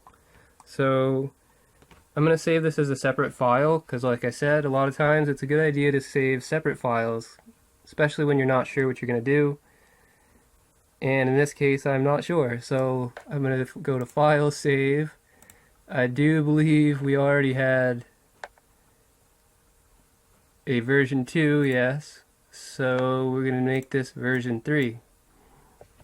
Change the 2 to a 3. Then press enter. The red will go away because now it's a unique file name. And you can press enter again to save it, or you can click save as a Blender file. And that gives us our 2 separate awesome looking cars. And one thing I just noticed is that there's this piece sticking out over here. It's actually on both of our save files. So if you want both of them to be basically the same, you're going to have to do it on both. I'm going to do it on both real quick. Just go into Vertex Select. Select these vertices that are right here.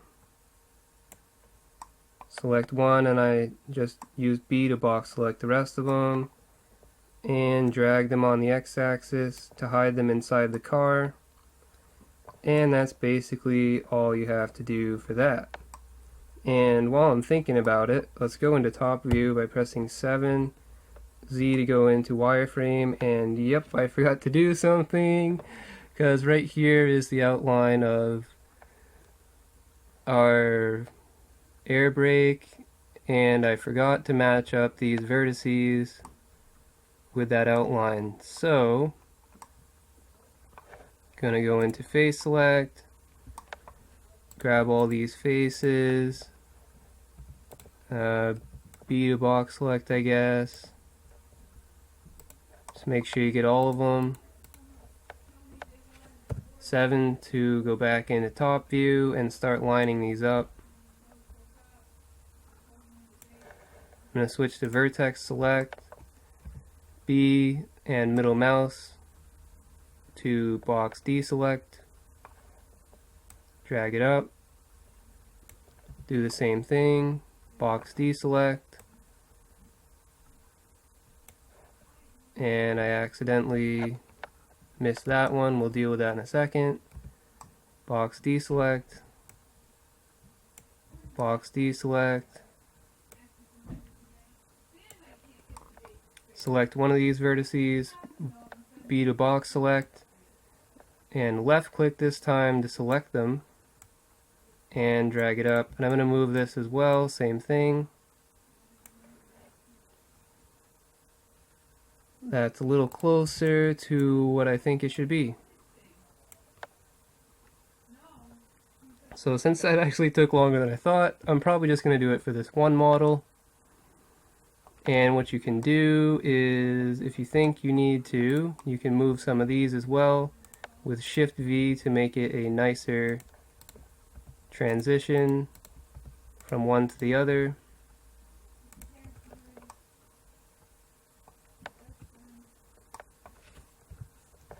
And I'll probably try to straighten this out a bit as well, because I'm not totally happy with it.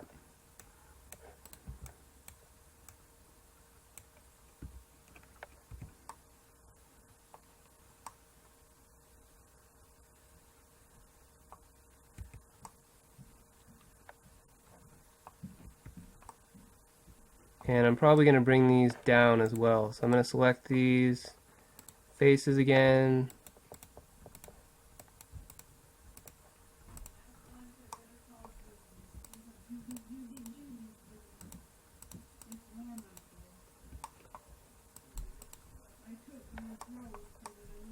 And bring it down a little till you're happy with it.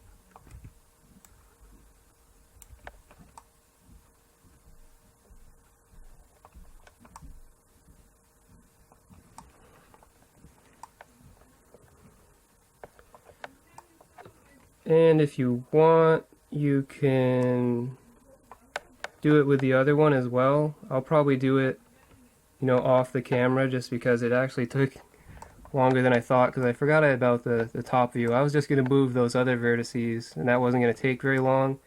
But I'm just going to go do the same thing with the other file off the camera. I mean, it's just the same process, so just make sure they're both basically the same if you want them to be, and then you'll be all set. So I'm going to go ahead and save this, and I'm going to go change the other file off the camera. So go to File, Save, and I'm going to go fix the other one. Next, what I'd like to work on is more details down in this area. We can see that this part right here is indented, and the indent continues along basically the entire bottom of this car. So we're going to make this indent, and we're going to make this part here that's going to be remaining basically where it is, and then the bottom part, which is indented, that you can't really see from this angle. And I've chosen to use version 3. This is the one that had more details on the fin. So that's the one that I'm going to be using, but you should be able to follow the same steps even if you want to use the other one. So really, it's up to you which one you'd like to use, because the body of the car should be exactly the same, since all we did was make changes to the fin right here. So the first thing I'm going to do is press 7 to go into top view, tab to go into edit mode, and switch to vertex select. Press Z to go into wireframe. And what I'd like to fix is we aren't really matching the back of the car as well as I'd like to. Plus there's this one lonely vertex right here that's out much farther than it actually should be compared to the rest of the car. So I'm going to drag this vertex on the y-axis back until it's closer to where the rest of the car is. And now I'm going to press B to box select, and box select all of these vertices here, and we're going to drag them forward to better match the shape of the car. I'm going to select one of these vertices here, B to box select, and select these vertices and do the same thing, drag them forward to match the shape of the car. And continue on, select one over here, B to box select, grab all of these, and I'm going to check actually, okay, I don't want that one. I just want these right here. So I'm going to press 7 again to go back to top view. And actually, nope, never mind. Okay. Press 7 to go into top view. And drag these forward as well. And I want to move this middle section all together, because if you don't, you can mess up this perfect shape right here, or the perfect, this flat surface here that we have for our license plate. So since I want to move it all together, I'm going to select it all together. So I'm just going to press tab again to go back to edit mode, 7 for top view, Z for wireframe, and we're going to try to select one of these and then select the rest of them that we need. And I'm going to double check to make sure we have all the ones that we need. So I didn't select this bottom one, we want this one. So I held shift and right click to select it. And we don't want this one right here, so I'm going to hold shift, right click to deselect it. So just look carefully and make sure yours match up with mine. We want the front here all the way down to the bottom and everything in between. So I'm going to press 7 to go back to top view, and I'm going to press Z to go into wireframe and match this up to the car, to the shape of it. It doesn't match perfectly, but it's a lot closer than what it was. So now that we have that, we can see we have sort of a light color right here on this one, so we're going to have to make adjustments over here. So I'm going to select this vertex, and I'm going to try to straighten out the edges between these two vertices at the end by dragging this on the y-axis until this line is basically straight, and that will help correct some of the shading on the bottom here. It won't be perfect, but that makes it a little better. And you can also, if you want, look from a different angle and try to do it from this angle, and just keep playing with it until you get something you like. And I think that looks okay, so I'm going to move on to the next part. So I'm going to press Control 1 to go into back view, tab into edit mode, and Z for wireframe. So the part we're going to be making is right here. That's the top of where the indent starts. And then there's the indent, of course, but we're going to worry, that's basically the last thing we do, as usual.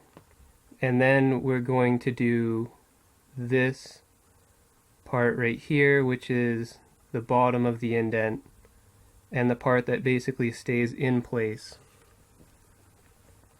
So to start out, I'm going to switch into edge select, and we're going to do similar to what we did before by selecting the edges that are intersected as this part curves. It's a little easier if you press Z to get out of wireframe and just keep looking back to see this, because there are some edges behind, like this one here, and there's actually two edges here. If I turn it, you can see there's two edges here. So it makes it easier if you're not in wireframe when you're selecting the edges. So I'm going to press Control 1 to go back to back view, and Z to get out of wireframe. Select this edge, hold Shift, select this edge, and I'm going to press Z again to get another look at how this curves.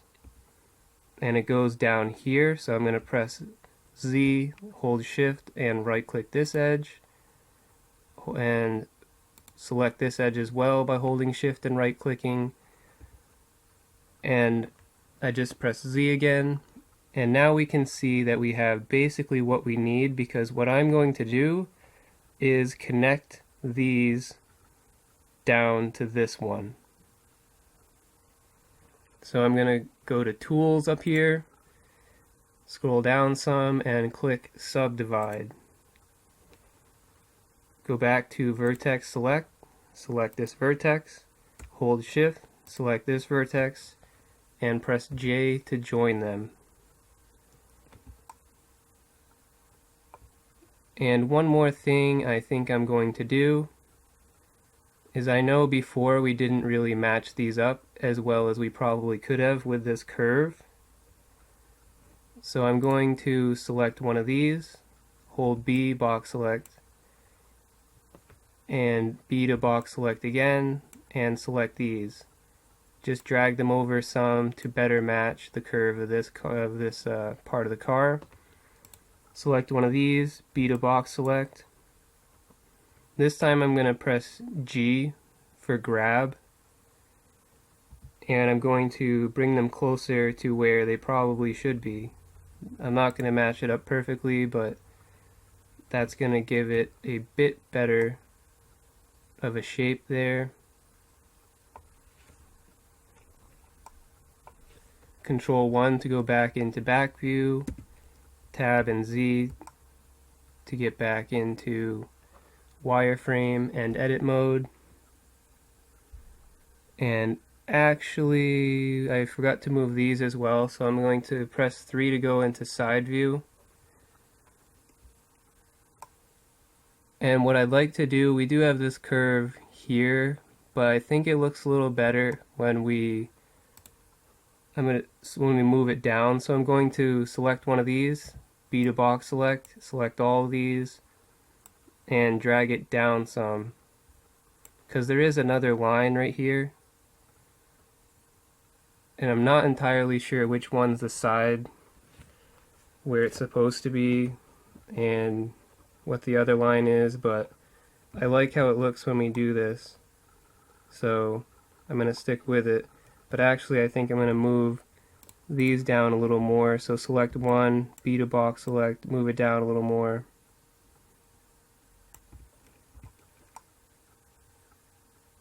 And that gives us that.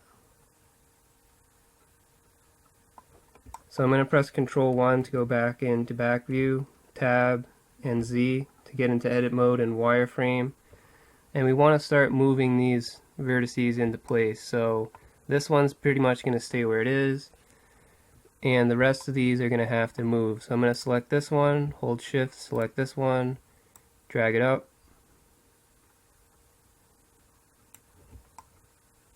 select this one. I'm going to press G this time to grab it and move it up over here. Select this one and drag it over and down some and over some again, and that should be relatively fine. So now that we have that curve, we're going to need this other one right here. So this time I'm going to do it a little differently so you can see that there is a different way to do it instead of just selecting all the interconnecting edges. So I'm going to select, well, I'm actually, I think, going to use this vertex. So I'm going to press G to grab, bring it over. Select this one, press G to grab, bring it up. Select this one, and I'm just going to line it up perfectly with this first. Drag it on the Z, hold Control, snap it to this vertex. But actually you can see from this reference that it should be higher up. Like the center looks like it's a little higher than this one, so I'm gonna do it like that. And then of course this one's going to be moved down. Just make sure I move the right one, because this one right here is actually in the back of the model, or behind where we're working. So now that we have that, you can see we need more details here. So this one's already selected, and I'm going to hold Shift, select this one, click Subdivide, and I'm going to switch this to 2 cuts because we need a point here and a point here. So make sure the number of cuts is 2. That'll give you 2 vertices. And I'm going to this time grab it on the Z, snap it to this one so it's at the same level, so that our curve is going up and down in a symmetrical fashion, basically. And then bring this over, select this one, G to grab, bring it over. And if you want to make sure it's equal with this one, I'll show you that snapping doesn't really seem to work for whatever reason on this, but I'll show you anyway. So grab it on Z, hold Control, and for whatever reason it doesn't let me snap to the vertex I want. So I'm just going to right click to cancel the movement. And because it's not working, another way you can do it is select this vertex, go up to the Z value, left click, press Control C to copy, go over here and right click, which will cancel the change, any change you make to this. So right click here, and right click on the vertex you want to move, which is this one, left click on the Z value, Control V to paste it. And actually, is that exactly the same? Wow, that's exactly the same. So somehow I miraculously lined it up perfectly. But anyway, that's how you would do that manually. If your snapping is not working, that's how you can manually line them up. And now that we have the full curve, I'm actually going to add another one in right here. So select this one, hold Shift, select this one, press Subdivide. Select this vertex, G to grab, and move it like this, just to further define the shape of this. So that gives us the full curve that we're going to need. And now what we need is actually another inner one, so that we have this straight faces right here, this skinny set of faces. So we need another similar curve to this one. So I'm going to select this vertex, and just to make sure I'm getting the right one, it's this one. Click Subdivide, Control 1 to go back into back view, Z to go into wireframe again. Select this vertex, slide it over, or actually I'm going to do Shift V just to be safe for vertex slide. And I actually think it's a little skinnier, like this part that's here. The reference I think is a little too big in terms of its thickness. At least when I tried it, it looked a little too big. So I'm just going to make it a little skinnier, because this actually looks pretty skinny. It's not very thick at all, as far as I can tell.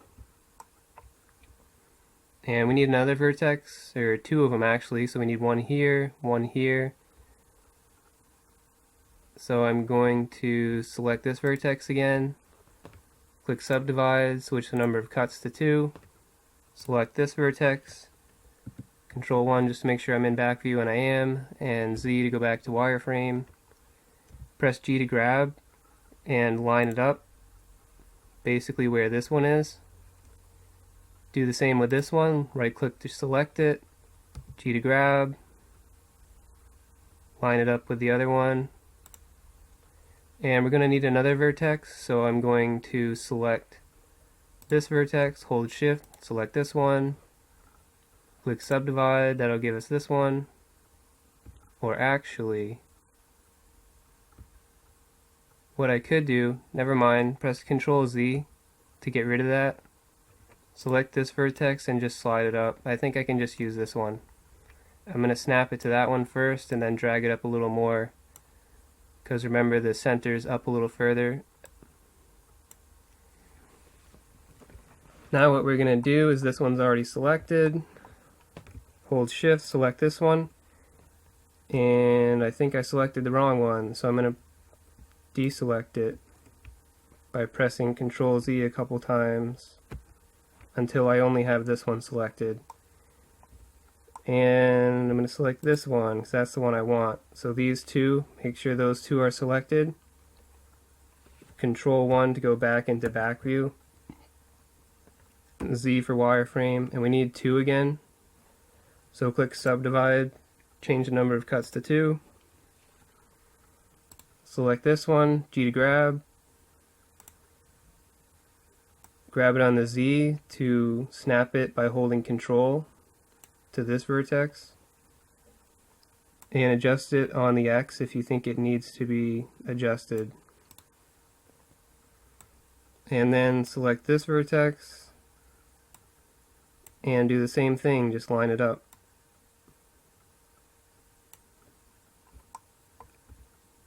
And now we're going to select this bottom vertex, Control 1 to go back into back view, Z for wireframe, and we're going to probably Shift V to slide it into place.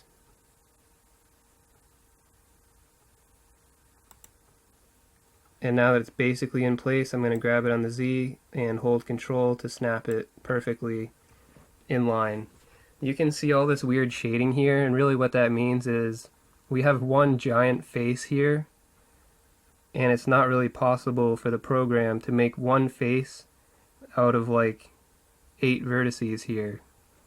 So that's really what this weird shading means. If you ever see it, it means that you probably need to make some connections between your vertices to remove it or change your positioning of your vertices. So what we're going to do, since we want our vertices in this position, is select one of these vertices, select the other one by holding Shift, J to join, and do the same thing. Select one, hold Shift, select the other, J to join.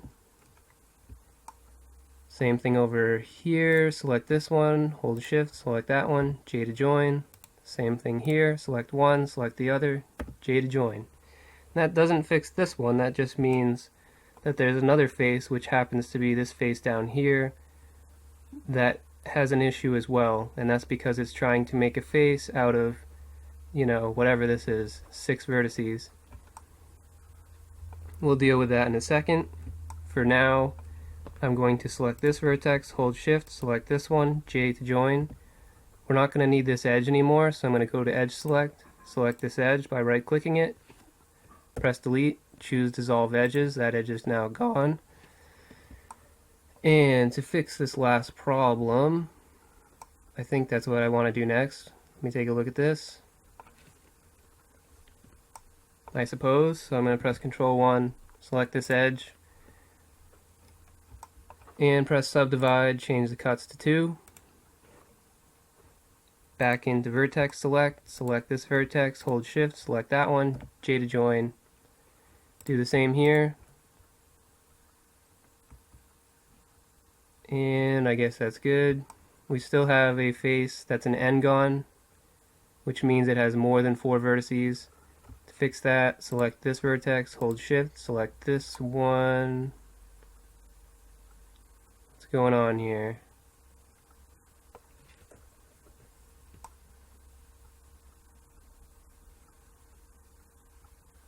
Okay, well that's weird, so I'm just gonna delete this face for a second. So switch to face select, select this face, press delete, choose faces, because I don't know what's going on here. I think what happened is somehow this vertex is not connected. That's exactly what happened. So I'm going to back to edge select, select this edge, click subdivide, switch to vertex select, and we're just going to merge it to this one, I guess. So press shift, right click to select it, alt M, choose that last. That gets rid of that little tiny gap that was there. So this one's selected, hold shift, select this one, click subdivide. And now we can start making our faces again. So this one's selected, hold shift, and select all 4 of these. Press F to make a face. Select this one, hold shift, select this one, and select these 2 as well. Press F to make a face. That gets rid of that little problem there.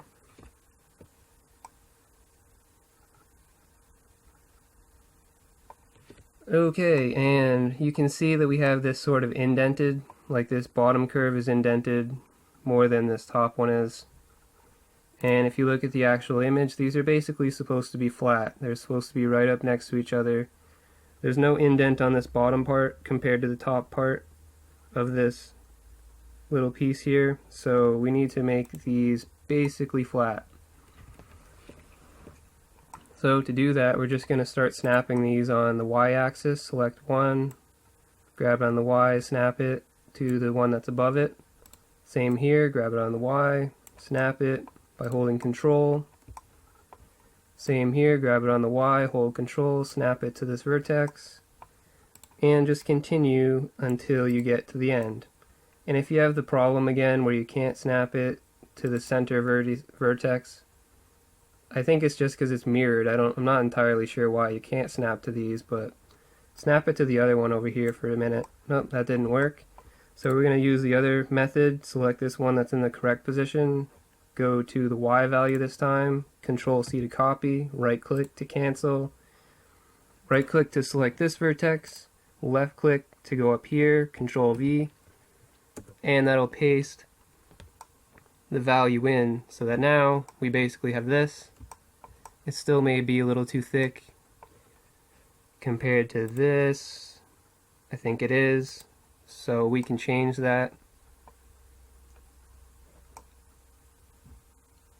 And in order to change it, I'm going to show you something different this time. We're going to use Edge Slide, which does not have a shortcut key by default, but I'm going to show you how to add one. So first I'm going to go into edit mode by pressing tab, and I'm going to just press Control 1 to go to back view and Z so we can see what we're doing. So I'm just going to move it up a little more, and I'm just going to actually get out of wireframe by pressing Z. So what I want to do is use Edge Slide, which is similar to Vertex Slide, which we've been using, but it actually doesn't have a hotkey as far as I know. So to fix that, we're going to go to Mesh, Edges, go all the way down to the bottom, and here's Edge Slide. You can see it doesn't have a hotkey.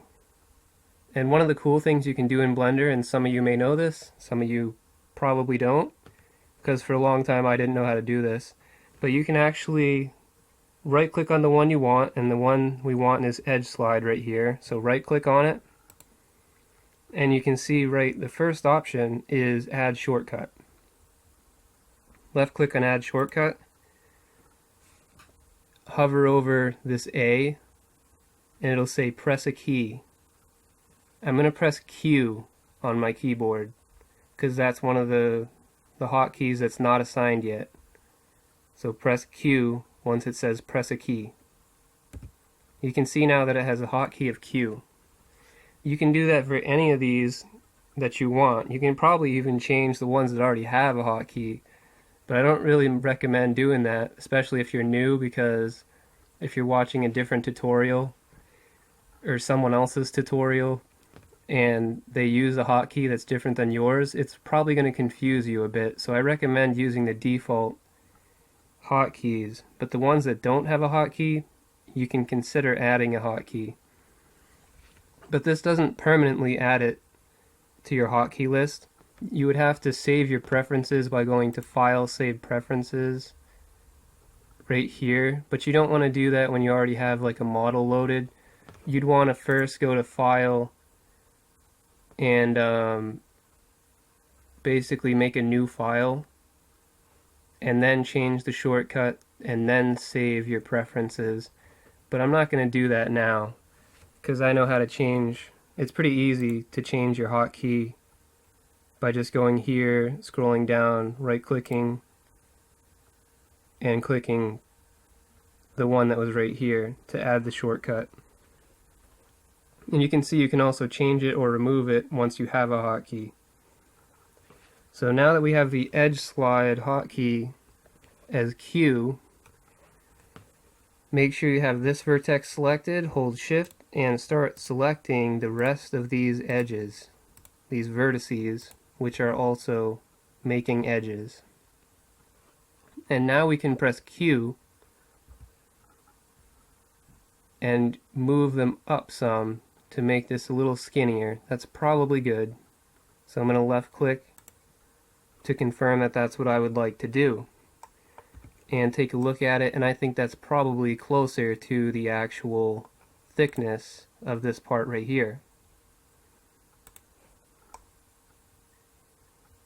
So now we have this indent to deal with. This part is more indented as well as this is indented. So I'm going to press Control 1 to go into back view, tab into edit mode, and then we're going to do, actually first, I'm still in vertex select this vertex, hold shift, select this one, J to join, that gets rid of the n-gon that we had right there. You can see there's a bit of a shading issue here, which means that our vertices probably need to be moved a little. Which one, I'm not sure. Probably these, so I'm going to select both of these. Yeah, definitely, you can see from this view that it makes like a V shape. And that's not the way it's supposed to be. So make sure you select both of these and drag them forward, because that really was not supposed to be like that. That looks a little better. Maybe back a little.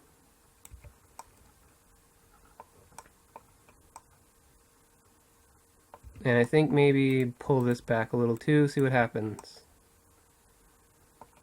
That looks okay.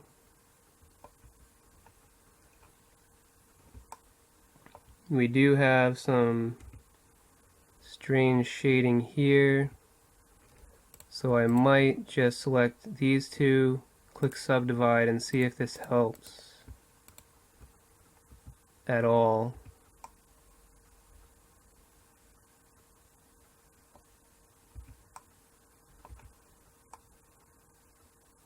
Sort of, kind of, not really. So I'm going to press Control Z a couple times to undo that.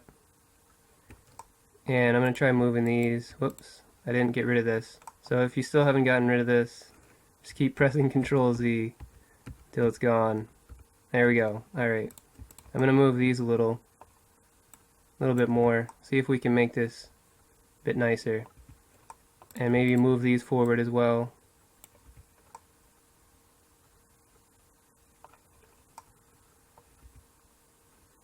And I guess we're just going to have to live with it for now.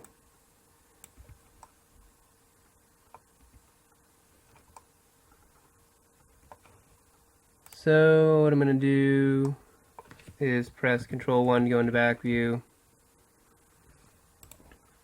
And start selecting these faces. I'm in face select. Select one, hold shift, select the rest of them.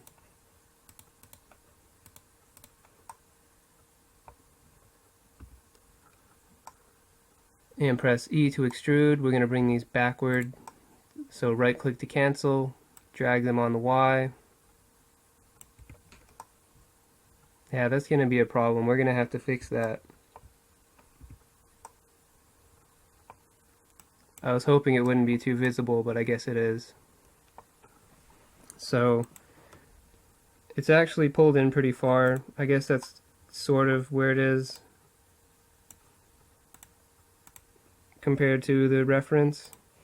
That's basically fairly close.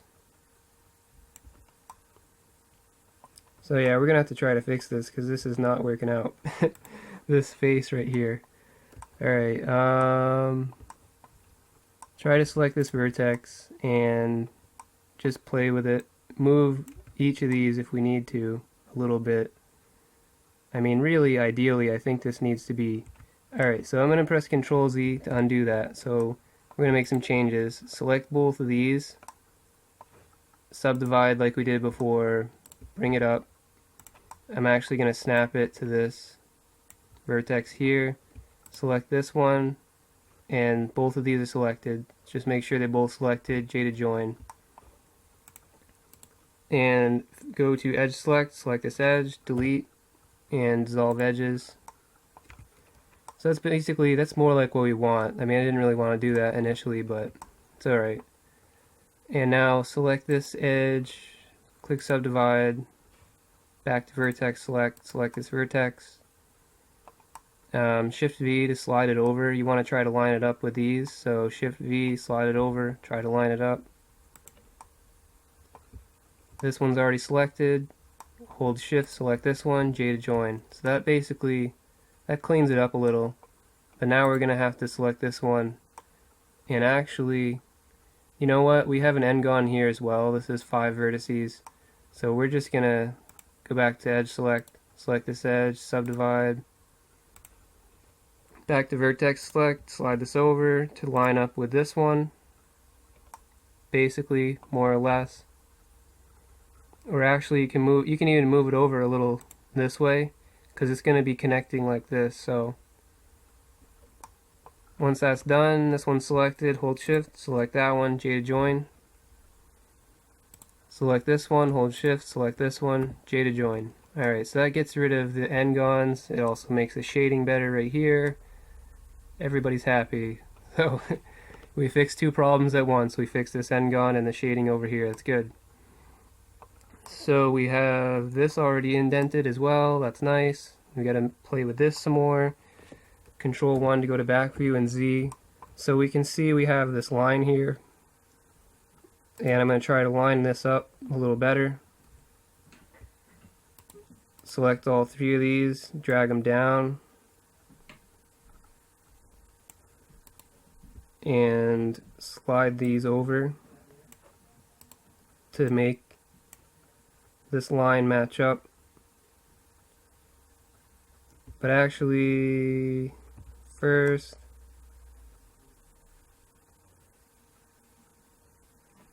what I think I probably should have done first, so press Control 1 for back view, select all 3 of these. We're just going to snap them back to this. I don't think I should have moved it down yet. So we're going to select all these faces. So go to face select, start selecting faces. Hold Shift to select multiple faces after you've selected the first one. And press E to extrude. Bring it in. Scale it down.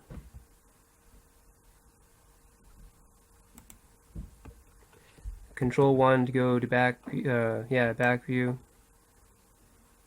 And slide it down to better match the reference. I think I'm going to move, so go to vertex select, select these vertices, slide it over to better match this line here. You can see the other one lines up pretty well, this one didn't, so I just moved them. We do have some issues, that's alright. We'll fix that in a second, but I think the overall shape looks good. So what's going on here? Let's go to face select, select these faces just to get a better look at what's happening.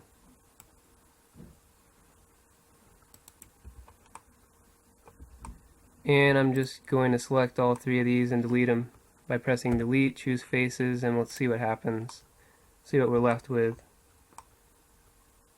Okay, there's another one here. Press delete to get rid of this face. Choose faces, this one too, select it, delete faces.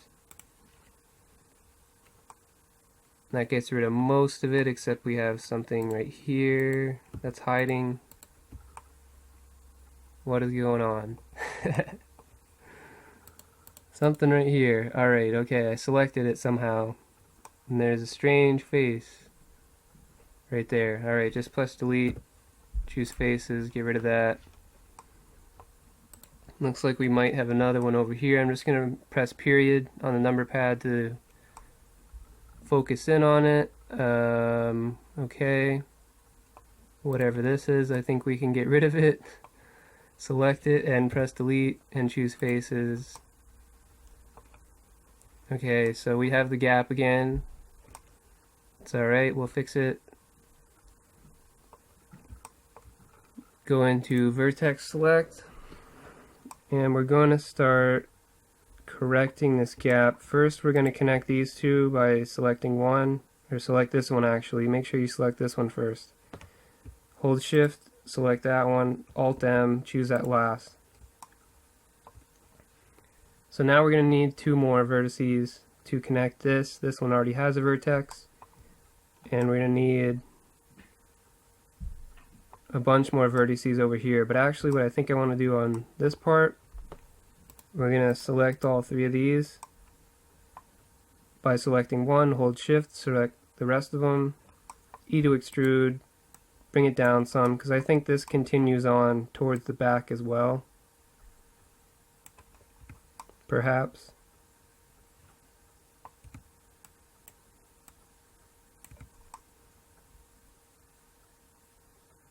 So position it wherever you want it. I'm just sort of guessing at this point. But I think it does continue on further, you know, towards the center of the car. So just give it a look that you like, you know. And then we'll try to connect all these together. So first I'm going to select this one, hold shift, select these, F to make a face, so that gets rid of that. That looks okay. So now back into edit mode by pressing tab, select this one, hold shift, select this one, click subdivide, switch the number of cuts to 2, select this vertex, hold shift, select this one, Alt M, choose that last. That will merge those together. Do the same here, select this one, shift, select this one, Alt M, choose that last. Same thing here, select one, select the other, Alt M, choose it last. And we need to make more connections, so select these two vertices,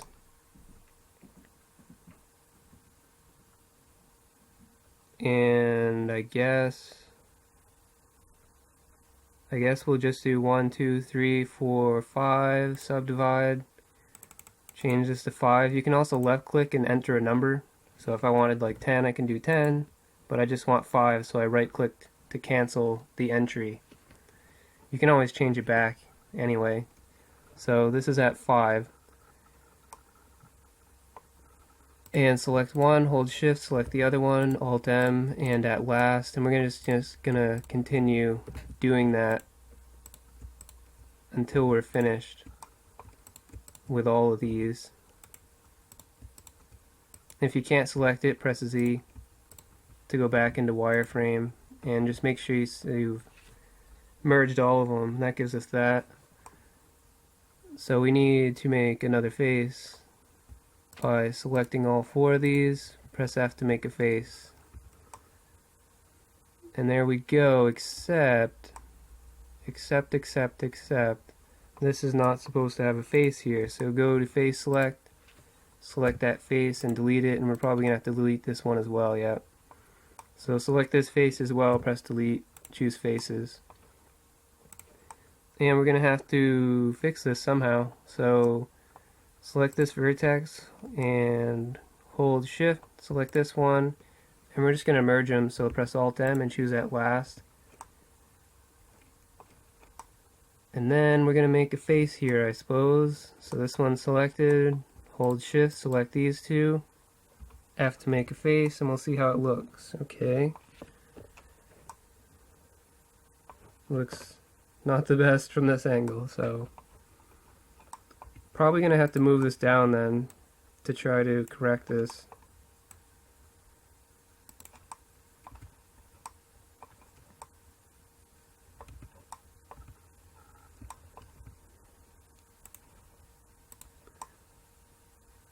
Oh, it's this one that's wrong. Okay. So I'm going to press Control Z until this vertex moves back to where it was, just like that, because I was moving the wrong thing. It's actually See, I looked at this side, and then I went into face select and selected the face that's giving us a problem. And it's actually this one. So, for some reason, I'm just going to press period to focus on it. For some reason. Back to vertex select, and I think I'm just going to select these three, slide it over, see what happens. Well, you know what actually, this is probably a normals problem.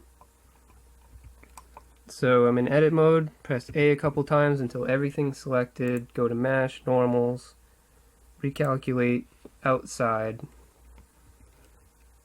and voila. Hopefully, cross your fingers.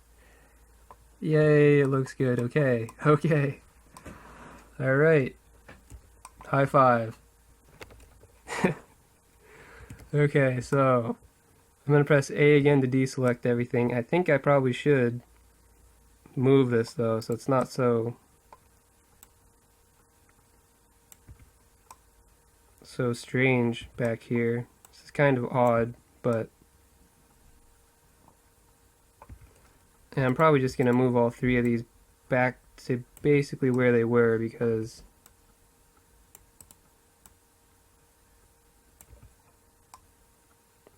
alright.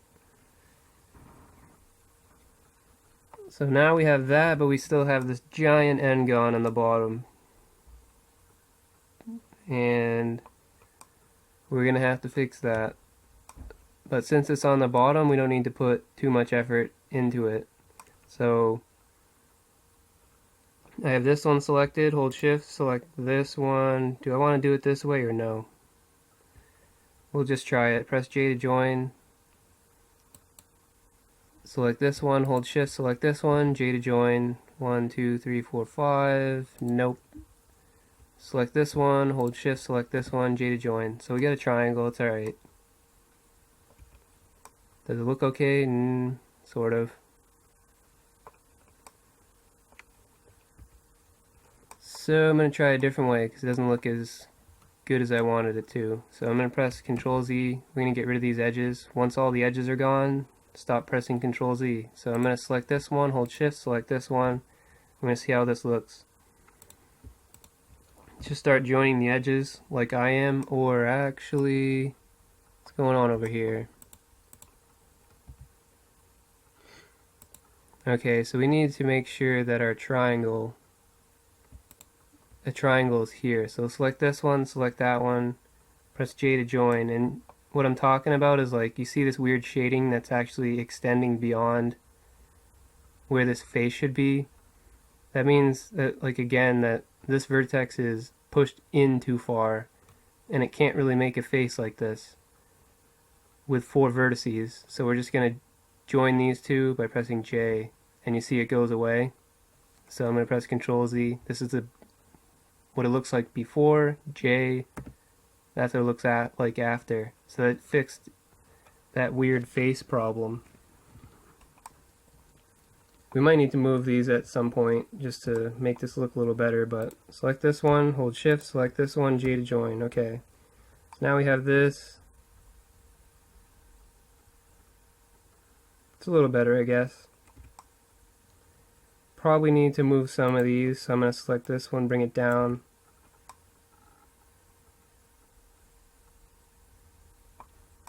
Maybe line it up with, well, let's see what happens if I line it up with that one. It's probably back to where it was, right?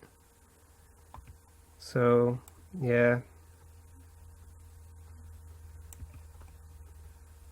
Bring it down some.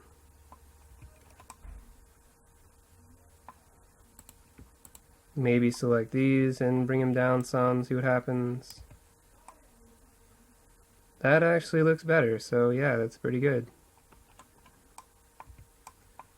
Maybe bring this up a little, down a little. It's just a guessing game at this point. Pull it in some. Let's see what happens. Hey.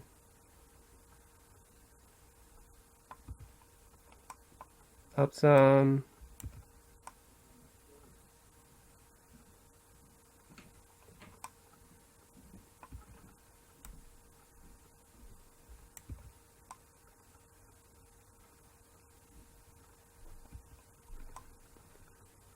And that looks okay, I suppose. You can keep messing with this if you want. I mean, if you don't want to, just snap it back and leave it like that, but that's okay for now. I think we can probably fix it at some other point. I mean, let me see if I join these two, what happens. Nothing. Yeah, basically nothing. Okay, so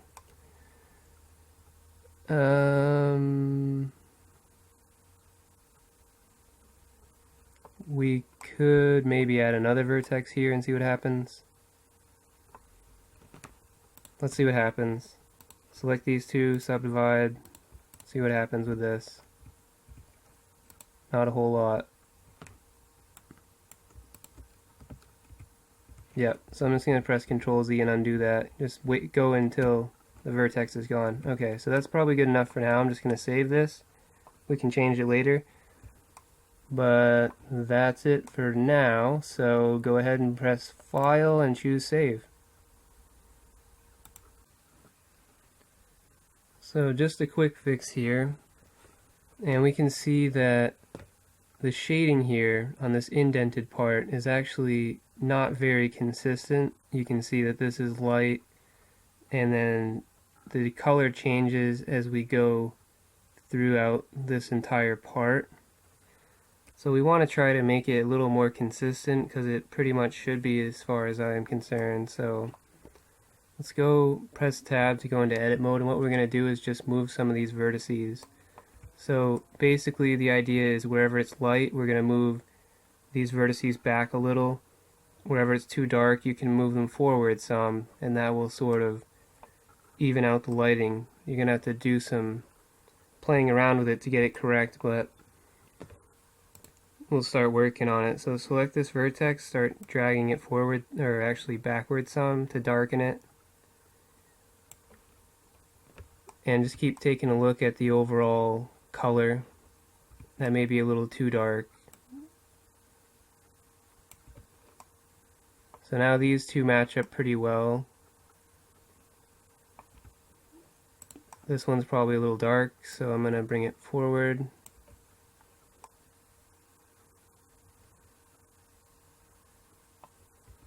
Maybe bring this forward some as well. Or actually, I'm just going to pull it back to make it a bit darker, because I don't want this to be moved up too far. So I'm going to pull these back, I guess.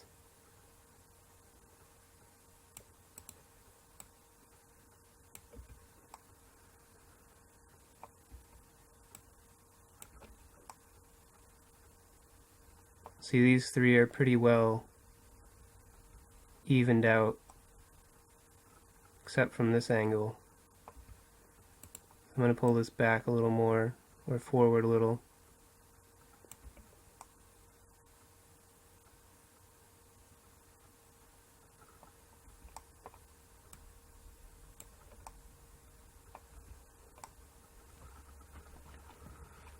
And just keep moving them individually, or you can grab a couple of them at a time. Whatever you think you need to do to try to sort this out.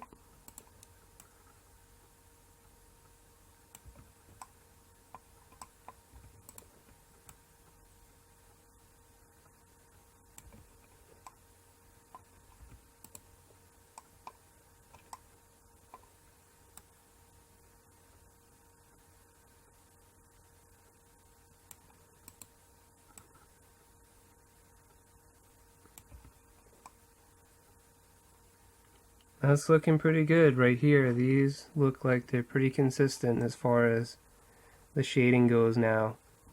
So now I basically just have this last one to do. It's never really going to be totally perfect, but that's pretty close, I think.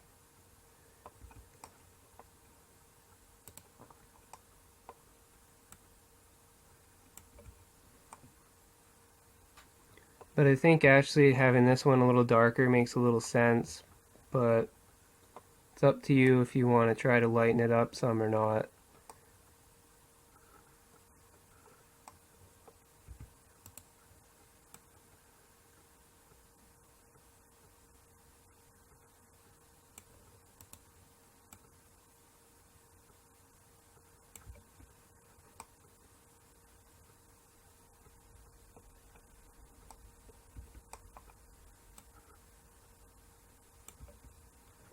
So I think I'm going to leave it with this one darker because I kind of like how it looks. The rest of them seem to be fairly close as far as shading goes. So once you're happy with it, and feel free to spend as much time on that as you want to try to make it look nice and clean. But once you're happy with it, just go ahead and go to File and click Save. So I took some time and actually made some changes to make the shading the way that I wanted. This is what I have right now, and this is the one I like the best right now. And for comparison, the one that I had when I saved previously, just this last time when I saved, this is the one that I saved with, so you can see the difference. This is the original one, and this is after playing with it some. So I can do a little comparison and show you what I changed to make this one better. So if you look at this top vertex and the Y value, because the Y value is the only one we really moved, so this is 5.9 whatever, and then compare it to this one, and this one is a lower value, so it's actually more towards the center of the car, and you can see that if you look from this angle. And then this next one is just the opposite. This one's closer to the center, and then this other one's further out. And I'll select them real quick so you can see the values in case you're interested.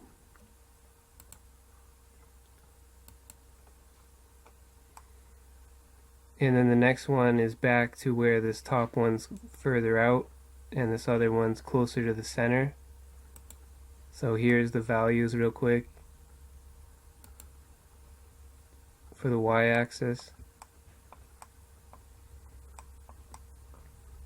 And then again, this one's basically straight, but I think the bottom one's a little farther out. Very slightly, because this one's almost straight. Yeah, just barely farther out.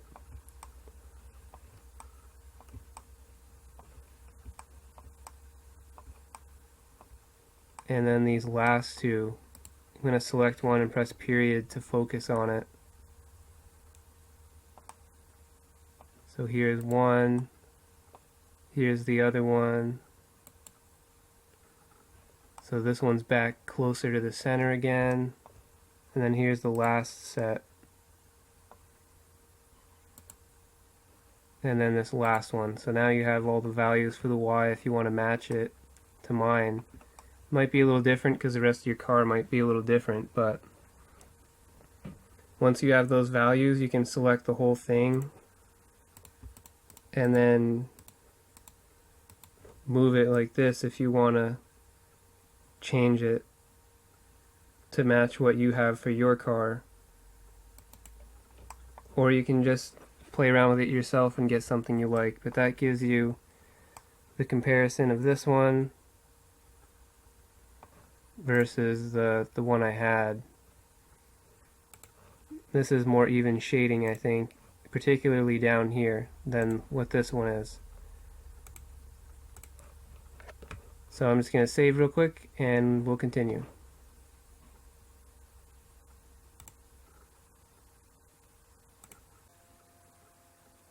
I just realized I didn't show you all the values. These two down here, I didn't show you what their value was, so I'm just going to press tab real quick, make sure I'm in vertex select, and I'm going to select these two vertices to show you what their value is.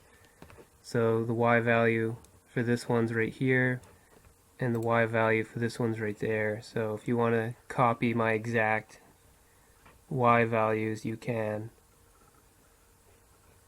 So I'm not going to save this because I already did, but you can save it once you're done. Next, what I'd like to work on is the rear window. So I've got these pictures again, and this is the part we're going to be making, the rear window here. And you can also get another look from this picture. But before we get started with that, I actually want to make some small adjustments to the back. So we're going to select this vertex, hold shift, and select these two vertices. And we're going to drag them on the y-axis back some. That'll make this a little deeper, the way that I think it should be, like this. And I also want to change the vertices here because I think they're sticking out a bit too much from the side. So I'm going to select these three vertices, just select one, hold shift, and select the rest of them. And do the same here, just hold shift and select these. And the same for these. So there's two right here, and there's three in each of these other parts. And then we're just going to bring it back on the y-axis until you're happy.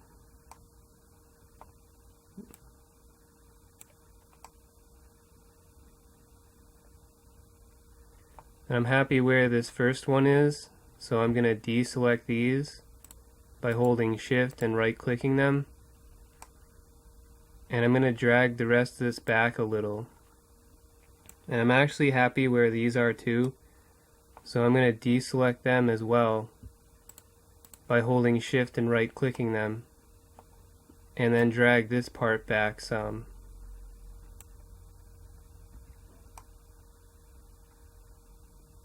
That just gives it less of, it's sticking out less than it was before, which I think is probably a better look. And I actually may move this a little more, this one right here. So I'm just going to select these three and bring it in just a little more. So that's good for that part. And now that we're done with that, I'm going to go back into edit mode by pressing tab. And we're going to press Alt-H to unhide everything. And if we take a look at our reference image, we can see that this part here is actually, like there's some sort of thickness right here, and then it's indented down to this part, and it eventually lines back up with the rest of the back of the car basically at this point. So what we're going to need is we're going to need another edge loop to make sure we have this part right here that's a little bit thicker before it goes down in the indent. So what I'm going to do is I'm just going to press Ctrl R to add a loop cut, left click, and drag it to about where you think it needs to be. Right here looks good, I think. And in doing that, we created some extra vertices that we're not going to need. And these right here are the ones I'm talking about. So I'm going to press Z to go into wireframe, and C for circle select. Middle mouse click to deselect these vertices. And just keep holding middle mouse click and hovering over the vertices to deselect them. When you're finished, press right click to get out of circle selection. I'm going to press Z again so we can see this a little better. And I'm just going to press delete and dissolve edges. That will get rid of those extra vertices. And this one here, if it's not selected, just right click it to make sure it's selected. Hold shift, right click on this one to select it, and press Alt M to merge and choose at last. So that cleans up the back part of the car. Now in the front we also created a bunch of vertices as well, and we're going to make use of those in a different way. So go to Edge Selection and select this edge right here, hold Shift and select these other edges. And if you haven't created a shortcut for Edge Slide, go to Mesh, Edges, and you can either right click and create a shortcut like I showed you before, or you can probably just left click it to do an edge slide, but I'm going to use my hotkey, which is Q. So I'm going to press Q and edge slide until these edges perfectly match up to these edges. So just drag it until you can't drag it anymore, basically. So press Q and drag it until you can't drag it any farther, and then left click. Now what we're going to do is hide these edges by pressing H and select this edge, hold Shift and select the rest of these edges. We're going to do another edge slide, so press Q and slide these edges to basically right here.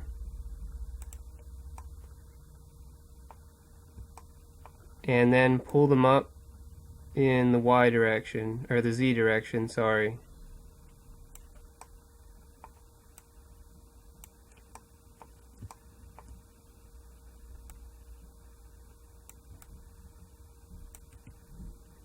And that will give us basically this bevel effect right here.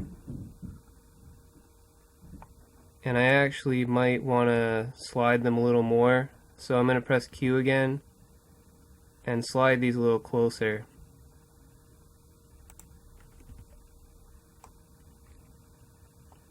And I'm going to pull them maybe up some or down some.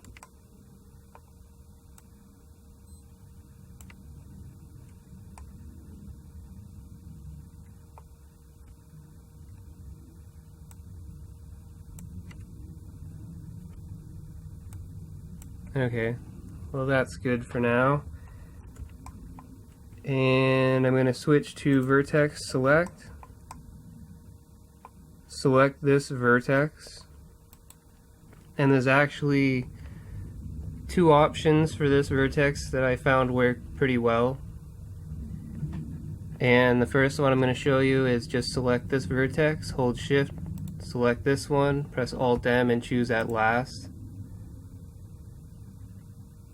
And that will give us this look, but it still gives us this little triangle right here, which it's not too visible, but it's still there.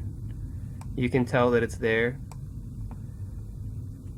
So I'm going to go back into edit mode by pressing Tab and press Control Z to undo that. Just press Control Z a couple times until you get back to this point, basically. And the other option is to select this vertex, hold Shift, select this one, press Alt-M and choose at last. And we'll get this sort of look. And you'll notice that this kind of, it's wider right here than it is over here. So in order to fix that, we're going to move this vertex. I already have it selected, so I'm going to press Shift V and slide it over until it's basically the same thickness as this part. And now we can see that actually looks pretty good. So, and it continues, it basically looks like it continues on where our other line of vertices is. So I'm going to stick with that method. You can use the first one if you want, but that's the one I'm going to use. So now that that's done, we're actually going to get started on the window now. So I'm going to press 7 on the number pad, tab into edit mode, And I'm going to just press Alt H real quick to unhide this hood.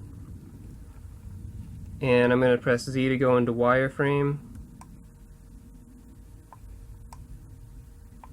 And what we want to do is indent that part, remember. So we want basically where this starts, where the window starts, down to basically this area. We want it to be indented, and then we want it to line back up. Sort of like what we did with the side of the car. So switch to face select mode. And we can see it starts basically around here, but to make sure we're getting the vertices that are on top of the car and not the ones that are underneath, I'm going to press Z to get out of wireframe. I just wanted to see where this started. So I'm going to press Z to get out of wireframe and start selecting the faces that I want to move. And I think that's good, so I selected these 4. If you want to, you might want to do another one, but I think 4 works pretty good, so I'm going to stick with these 4. And now all we're going to do is we're going to press E to extrude, right click to cancel the movement, bring it down some, and I'm going to press 3 to go into side view, Z to go back into wireframe. And as I mentioned, we're going to want to line this part up with this line right here, which is the back of the car. At least that's where like these vertices started, basically is right here. So I'm going to press R to rotate, and then drag it up some to make it match. And if you need to, while you're dragging it, hold shift and it will drag it slower so that you can match it up more precisely. Once you think you have it matched up, take a look at it by pressing tab and then Z to get out of wireframe. I actually didn't match it up very well, so I'm gonna go back into side view by pressing 3. And actually I think it's this upper line, so I'm gonna drag it back up. And again, hold shift if you need to.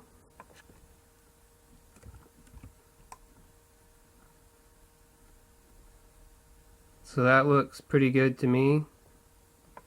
You can see that there's these little black dots here, and all that means is these faces that we extruded, part of it's actually sticking through this part of the model right here, and we can see that when we press tab and Z, that actually like it's sticking out, it's sticking through the rest of the model a little bit. But that's okay because we're going to be moving these vertices inward because this part's closer to the center than this part. So we'll be fixing that issue just by moving them in. So all we have to do that is just drag it in on the x-axis as much as you want to, whatever you think looks correct.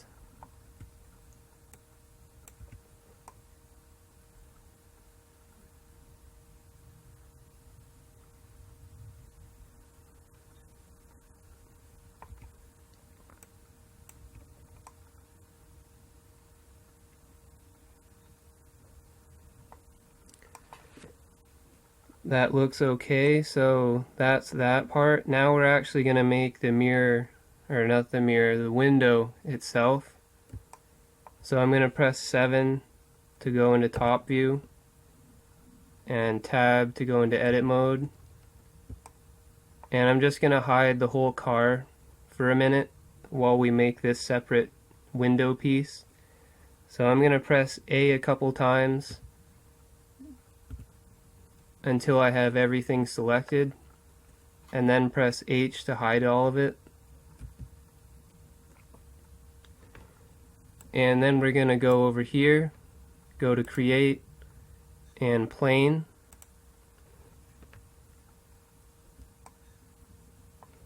Drag them together so that they will merge at the center, and press Z to go into wireframe and start positioning it where the window is supposed to be. And I think I missed a vertex somehow, so I'm going to select it and press H to hide it. What is this? Okay. There was 3 of them there apparently, so I had to hide all 3 of them by selecting them and pressing H. So I'm going to press 7 to go back into top view.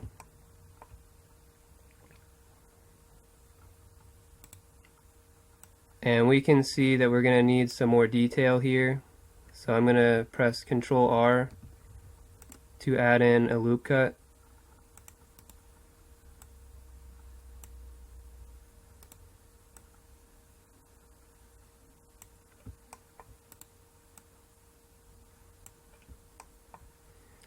And we actually don't need to follow the window because this part right here is also part of the window. It's like the framework that holds the window in place.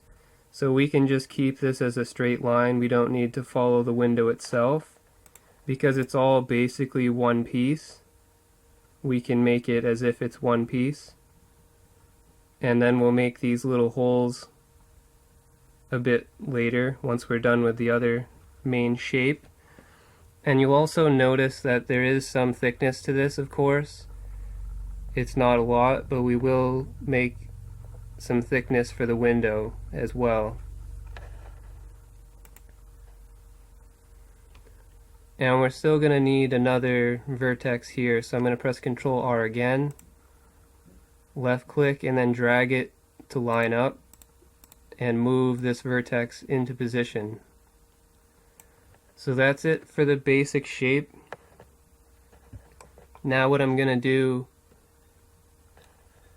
is select all of the outer vertices and then extrude them to give them the depth that we're looking for. So I'm going to go to Edge Select and hold Alt, right click, hold Alt and Shift, right click, and do the same down here. That gives us all these outer edges.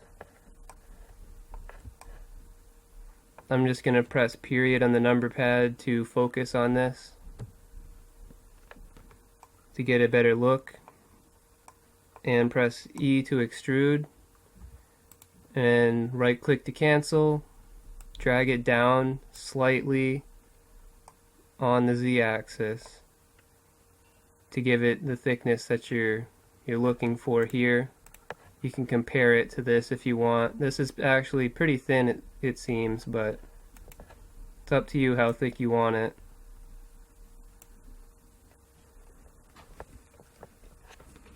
Now that we have that, I'm going to switch to Face Select and hold Alt and right click, hopefully on this edge, to get this entire loop of faces.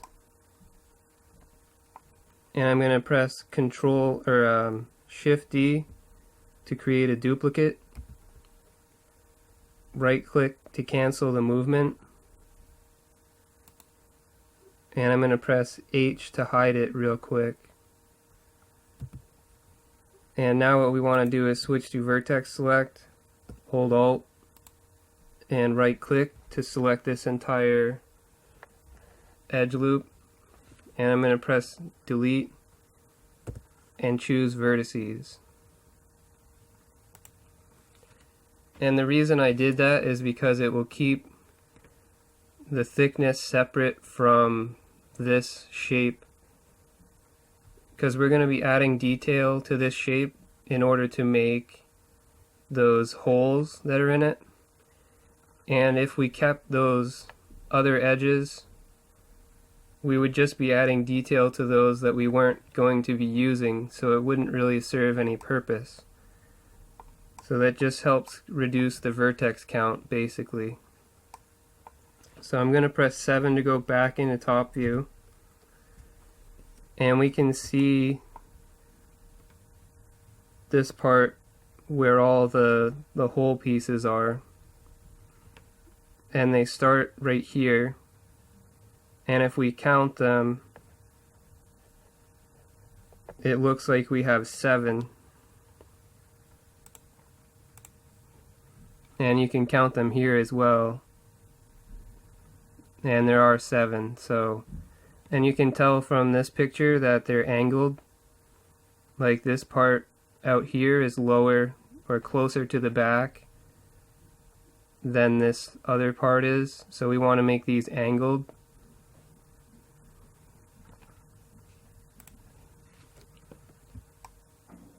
But first what I'm going to do is press Ctrl R, add a loop cut here, line it up with the side of this piece.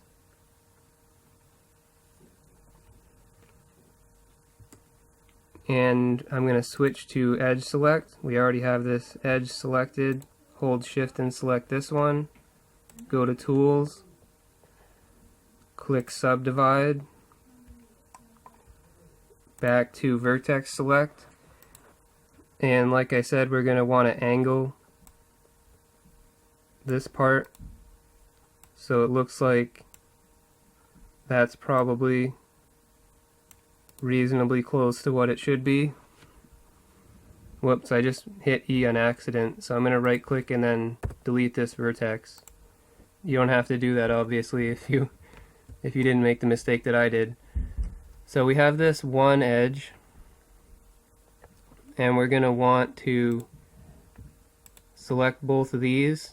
Select one, hold shift, and select the other. And what I'm going to do to make sure that this angle stays the same is I'm going to press Shift D to duplicate it, right click to cancel, and then drag it down to where the end of this is. And you can see from this that the end of it is actually very close to the end of this window part in general, and you can see it from this image too, that it ends very close to the end, not quite at the end, but very close to it. So this is probably reasonably good, but I think I'm actually going to reduce the angle a little, so I selected both of these, and I'm just gonna reposition this as well. So now what we want to do is we have two angles here, and we need 7 of these pieces, which means we're going to actually need 14 edges, but we have 2 already, so what we need is 12. So I'm going to switch to edge select, select this edge, oh actually, well that's fine, and then hold shift and select this edge. First, I forgot to actually merge these two. So now that these two are selected, click subdivide. And select this vertex, grab it on the Y, hold control, snap it to that one, do the same here, snap it to that one. And now press B to box select. Get all these vertices, you should have 4. Go to mesh, vertices, remove doubles. And now you can see that it's actually connected when before it wasn't.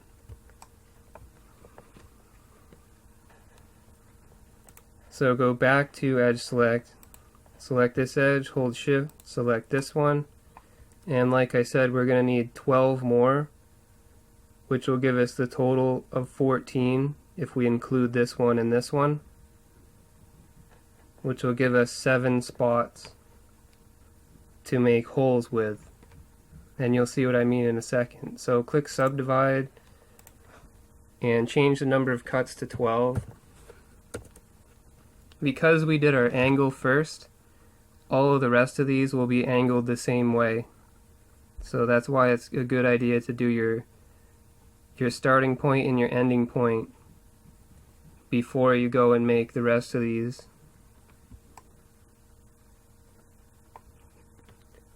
So now we have that. I'm actually just going to make one at a time, or I'm going to make one and then duplicate it to the rest.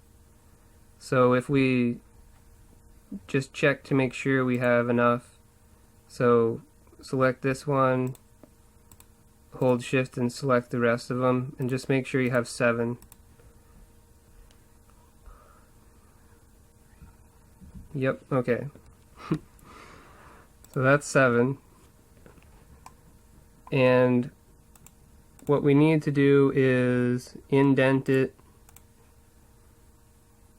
and it gets thinner towards this part, like it sort of starts to merge up again, and then it goes further down as you get closer to where this hole is.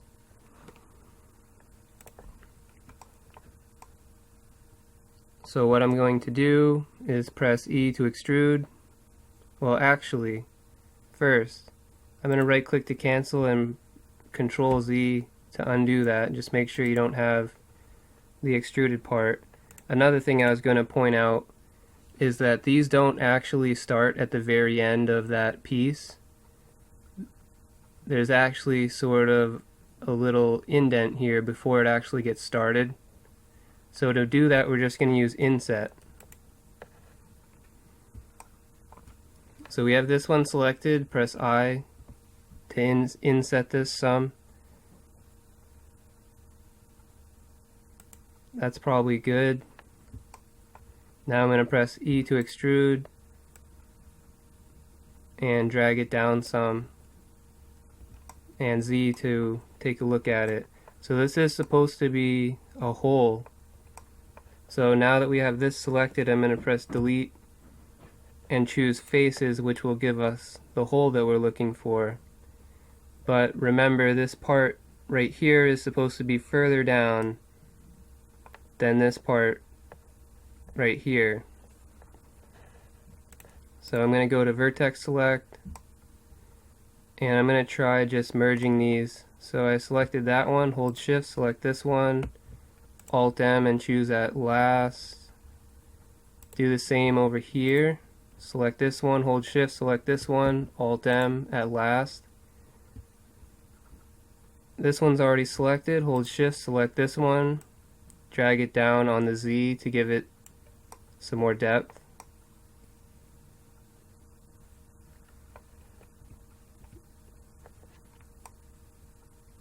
And we actually need to pull it forward as well, and perhaps down some.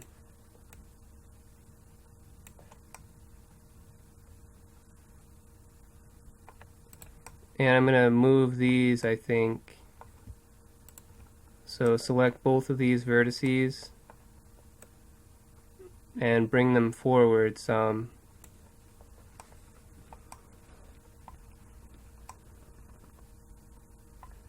And maybe pull this down some as well, see how that looks.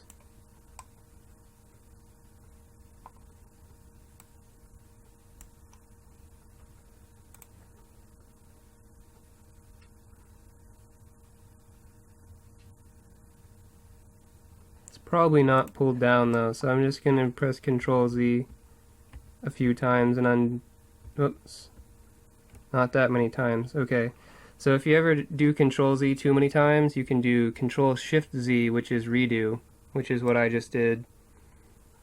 It's the opposite of undo, of course. So, alright, I have this and I'm reasonably happy with it. So what I'm going to do now is press Z, and I have these two selected. I'm going to press C for circle selection and select these. I'm going to go into top view by pressing 7 on the number pad, Shift D to duplicate, right click to cancel, drag it on the Y, hold Control, hover over this vertex to snap it, and you'll see it puts it basically perfect in the position that we want it. Do it again by pressing Shift D, right click to cancel, drag it on the y-axis, hold Control, and snap it to this vertex. And just continue all the way down. Shift D, right click, drag it on the Y, hold Control, Shift D, right click, drag it on the Y, hold Control, Shift D, right click, drag it on the Y, hold Control, and one last time. That should be that. And just like before, I think we can probably press A couple times, go to Mesh, Vertices, and Remove Doubles, and that should join everything together for us. I'm just going to check to make sure it actually did. So it should have joined right here, and it seems like it did.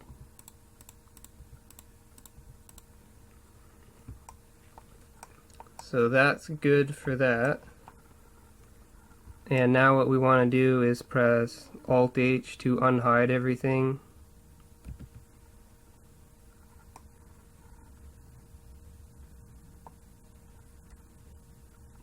And select one vertex that's part of this mesh we just created. Select one of the vertices that's part of that extrusion that we made to give it more depth. And then press Select and choose Linked. That'll get both the... It actually would have been easier if I did it from this side, so if you're having trouble selecting things, here you go. But now what we want to do is bring it up closer to where it should be. Whoops.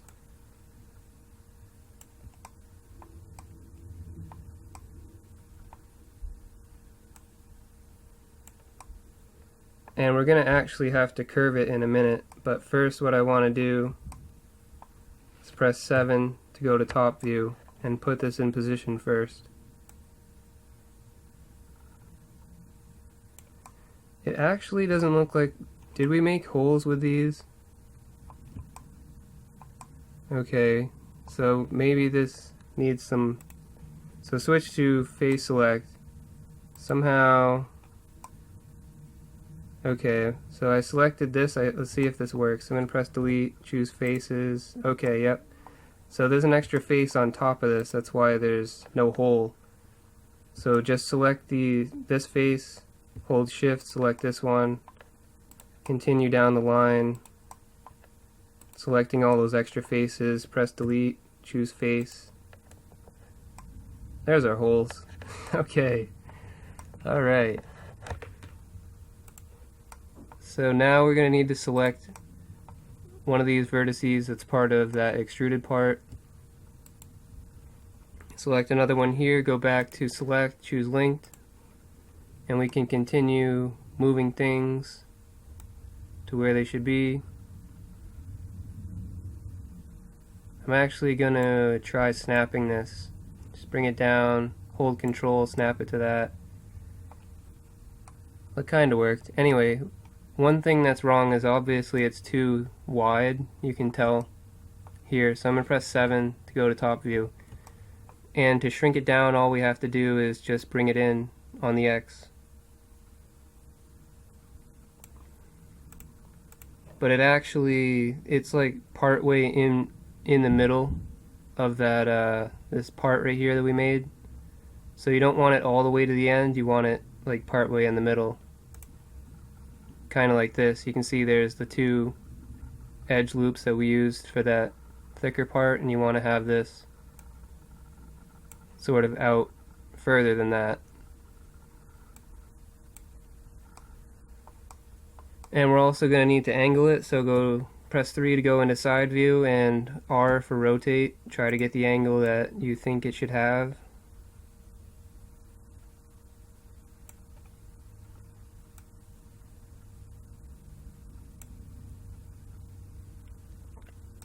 And again, if you're having trouble, you can hold shift while you're rotating to move more slowly.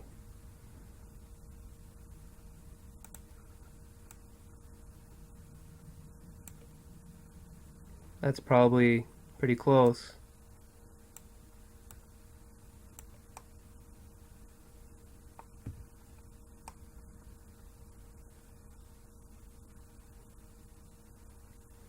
So now we're going to have to start curving it to match the shape of the car. So we already basically have the center lined up, but I'm going to select these two anyway. Oh, well, I'm going to switch to edge select and select this edge, vertex select, because there's actually two vertices here. And I'm going to press B to box select and get the rest of these vertices actually. Drag it down some, let go, drag it up some, hold control to snap it.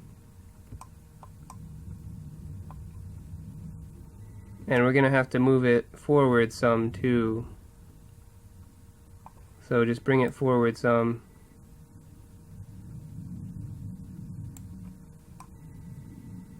That looks decent, but I might bring it back a little because we had those little black fireflies, whatever you call them.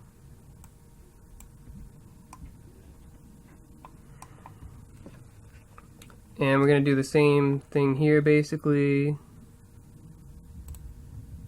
I just held Alt right clicked and I'm going to press Z to go to wireframe, select these with box select,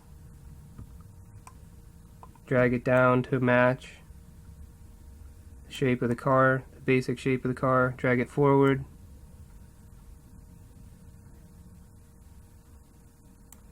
I'm probably going to end up moving this other one, that's okay though. And just continue doing the same thing, selecting these vertices with box select or any selection method that you want. Just make sure you get all of them and drag it down, drag it forward, match it up to the car.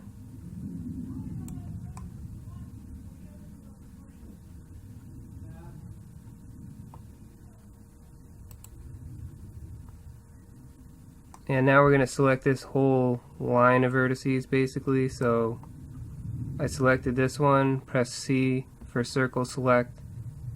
That's a quick way to get a bunch of vertices that are sort of in the same area or the same line, whatever. So I'm going to drag it down, drag it forward again. Well, actually I'm not going to drag it forward yet because I want to do that. I want to drag this one forward as well as this other one at the same time. So for now, just drag it down.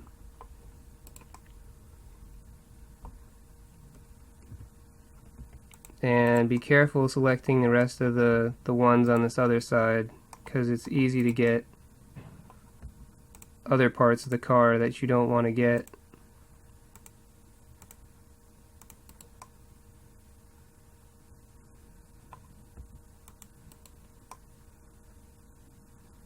Just make sure you only have this part of the car selected and not something else, and then drag it down.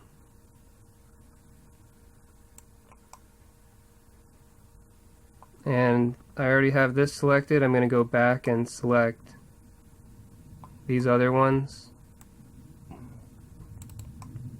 plus this one.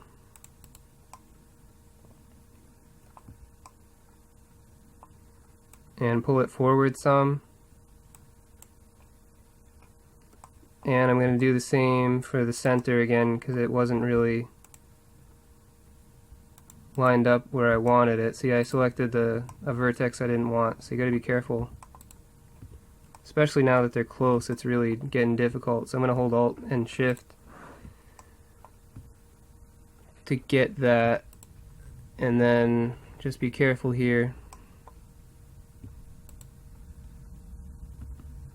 think that's all of them. Probably. Okay. So just bring it forward a little again. And I moved this one too far, so I'm going to select this again. Drag it up because I pulled it down too far. This one's down too far a little too.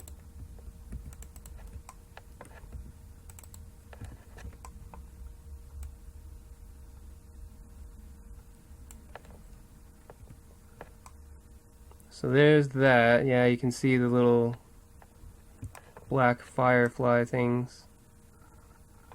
This part's not down far enough.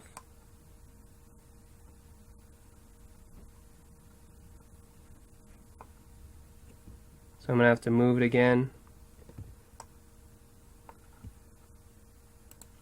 I'm just going to do select linked and try to get... Alright, so there's those. But I also need... Alright, I'm going to select this one and do the same thing. Select linked.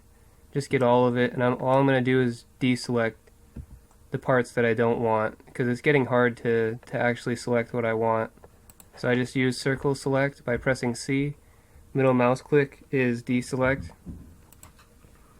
And I made sure I had this whole part. And I'm going to try again to actually line this up. And you can press 3 to go to side view to see if that helps you line it up at all. And it looks like I messed this part up too. So I'll select this part again.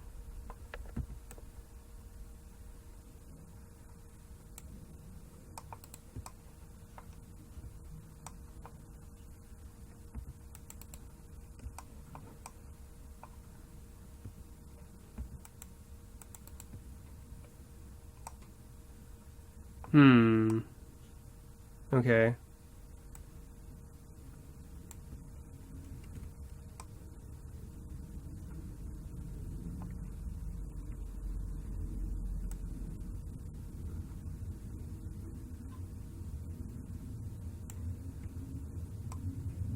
So that's going to be good enough for me for now. I may make some adjustments to get rid of this, like off the camera, but it's taken a while to do that, so I'm going to call it good for here. I may make some small changes, like I said, off the camera, so don't be surprised if it looks a little different, because I want to see if I can get rid of this. And you can do the same as well, but now we have a pretty decent looking window piece. And for the actual window itself, we'll just be drawing that on with the texturing, as well as like the border of this, the black, or yeah, I guess it's black. This well, no, I mean this, you know what I mean, the gray part. Okay, so I'm just gonna save this, and I'll probably make some changes to this, or try to see if I can make it look a little better. And you can do the same if you want. So just go to File and Save. The next thing I'd like to make is the back lights, as well as the tailpipe that's right here. And before we start modeling, we're just gonna take a quick look at this. So the first thing we're gonna make is this, which is the exhaust system, I believe. And then we'll work on these lights here and these black pieces, which I don't actually think are lights.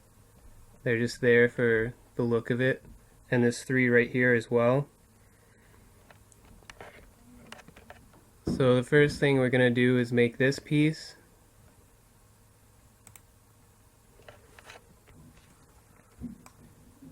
So I'm going to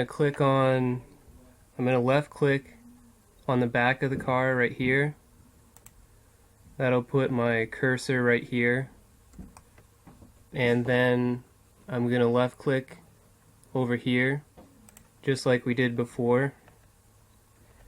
And make sure you're in edit mode. I'm in object mode right now, so I'm going to press tab to switch into edit mode. and then go over here and click create and choose plane. Now we're going to rotate it by pressing R and then press X and -90. And the reason we did negative is to make sure that the normals are facing the correct direction. And if we turn around, you can see that the really dark side is facing towards the front of the car. And that's what we want. So now I'm going to press S to scale it down. And then drag it on the X-axis over into position. And then scale it down with S. Now I'm going to press period on the number pad to focus in. And scroll out some. And now press Ctrl 1 to go into back view, Z to go into wireframe, and this is the part that we're going to be making. It's kind of hard to see, but we have this reference, so that'll help us out. So we're going to make sure we keep the bottom straight and the top straight.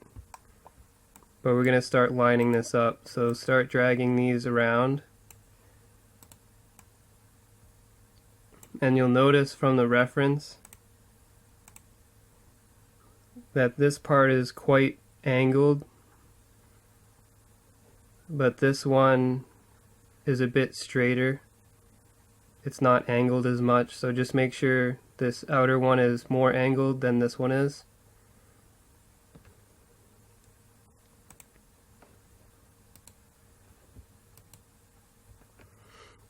And I selected both of these. I'm just gonna drag them up some.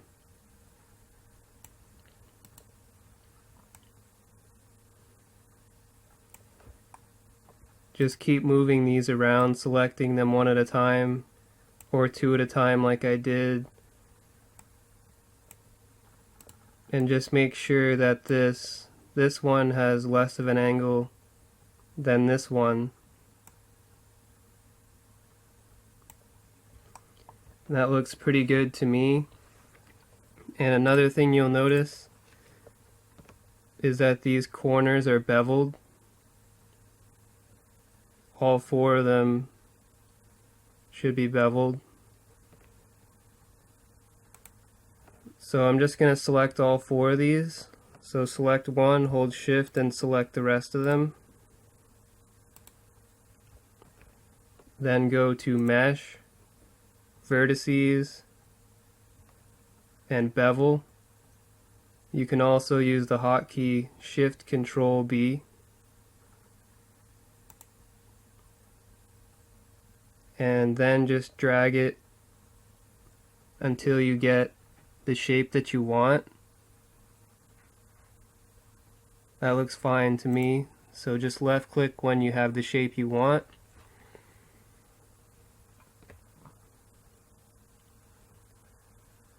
And now what we're going to do is we're going to start giving it some depth, because right now all we have is basically what would be the outer part of this, and we need to make it have some depth. And to do that, we're going to use inset.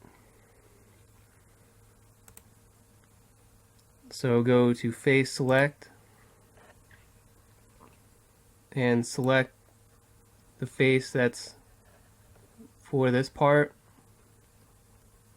Well, actually, before we do that, there's a step that I forgot. So before we do that, with this selected, make sure you select this first. We're going to press P to separate and choose selection. Now press Tab to get out of edit mode and select this piece again. and tab to go into edit mode again, and select this piece. And we're going to add a modifier. It's the shrink wrap modifier. And what this is going to do is it's going to take these vertices and match them up almost perfectly to this face that we have on our car, this face right here, so that it's nice and flush. So now that we have added a shrink wrap modifier, we can see that it's red. That means it's not doing anything right now because it needs a target. So click on this target, left click.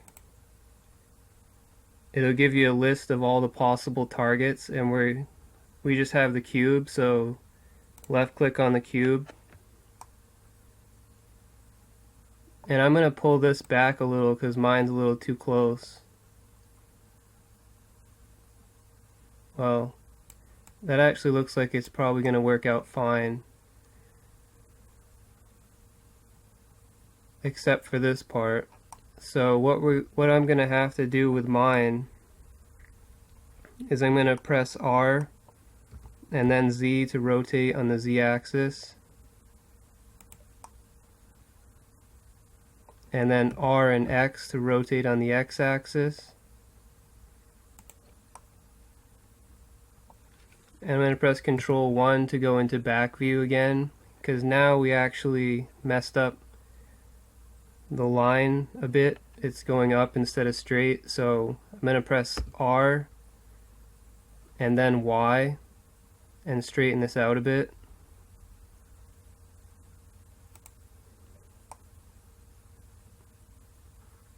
And then pull it closer to the model. And before we do anything else, we have to change the mode that it's using. Right now, it's on nearest vertex, I think. And we want it to be on nearest surface point. So change it to nearest surface point. It may have already been on that by default, but just make sure you have that one selected.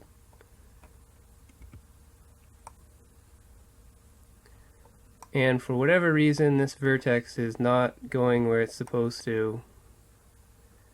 So I'm going to keep rotating around the x-axis, see if I can make that work properly. Maybe drag it down a little. Yeah, okay. So I dragged it down a little, and I think that's going to fix it. It's a little out of position now, but I'm going to have to live with it. So Control 1 to go back view and rotate around the y-axis again just to straighten it out. So the way you can tell it's in the right position is when you hit tab, it'll show you what's going to happen when that modifier gets applied, and you want it to look like this, basically, where it's nice and snug up against this face that's behind it. So that looks good for me, so I'm going to click apply, and you have to be in object mode. If you're not, like, I'll try it, I'll go into edit mode and click apply, and it gives you this error that you can't do it while you're in edit mode. So make sure you're in object mode. Just press tab to change to object mode and then click apply.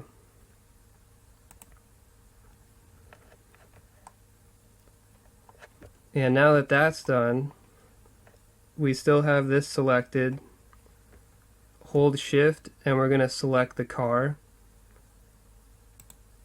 So just hold shift and right click on the car. Now you see this orange and then this darker orange. That just means they're both selected.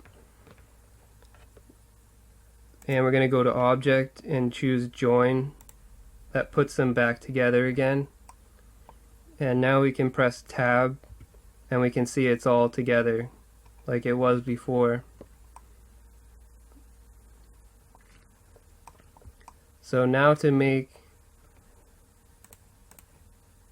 give this some depth like I talked about earlier, we're going to use inset.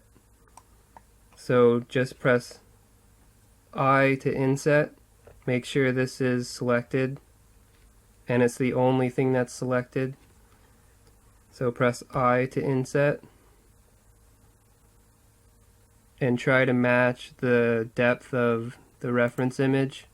So try to make it basically as thick as that part is. And we also need to make this skinnier piece right here. And we're going to do it with inset again.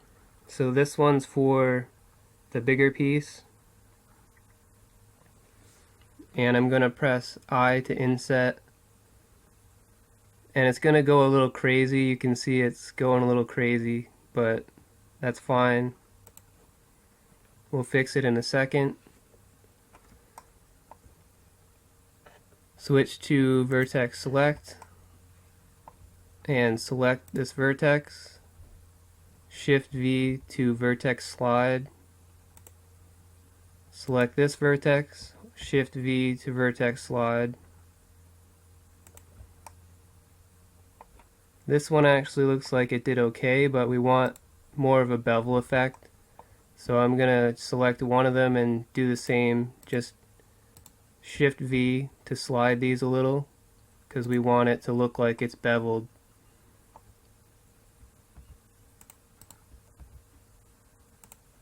And that's probably good, I think. But even though this one's really skinny, it still has some depth to it, so we have to do another inset to give it the depth that we need, but it's very, very small, as you can tell. So select this face, make sure you're in face select, and then press I to inset and make it very small. That's probably good. And just double check to make sure that you don't have any strange stuff going on these corners like we had before. If you do, for some reason, then just go back to vertex select and slide these around like we did with this one until you have it the way you want it.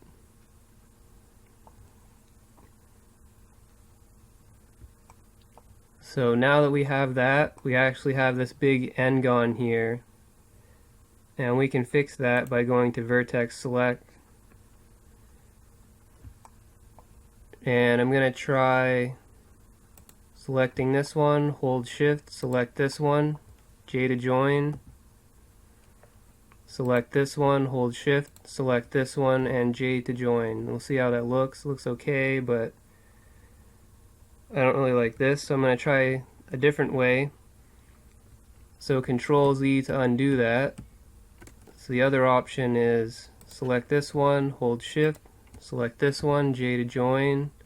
And I don't think I'm going to like that either. So I'm going to try a couple things real quick.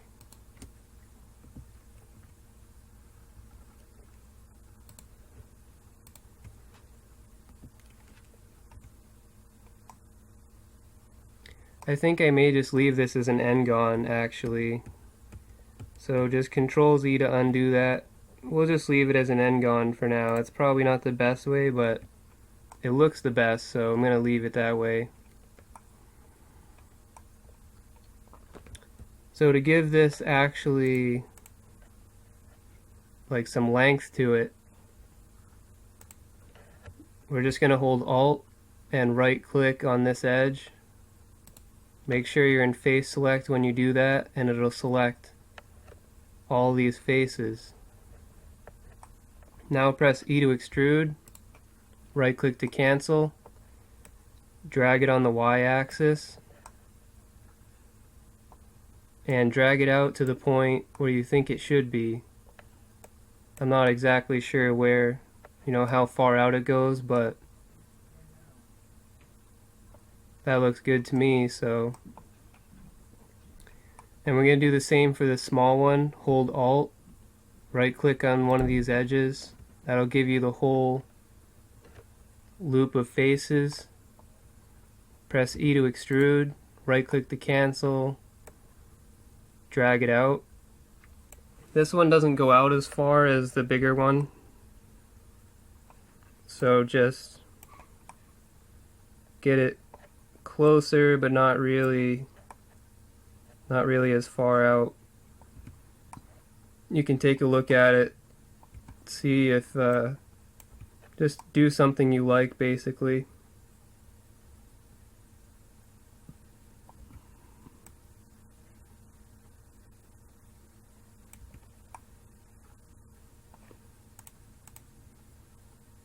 That's probably pretty good, I think.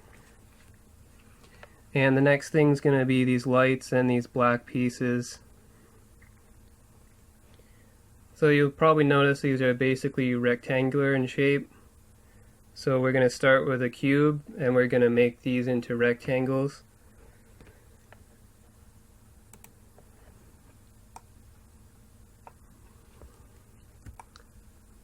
So I'm in object mode, just press tab to make sure you're in edit mode.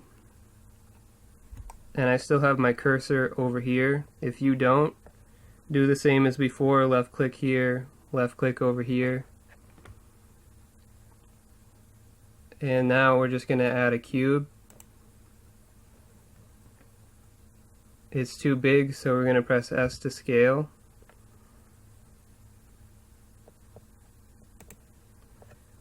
We want it to be more of a rectangle, so we're going to press S and then X to scale on the X-axis. And that should be good to get us started. So now we're just going to drag it over.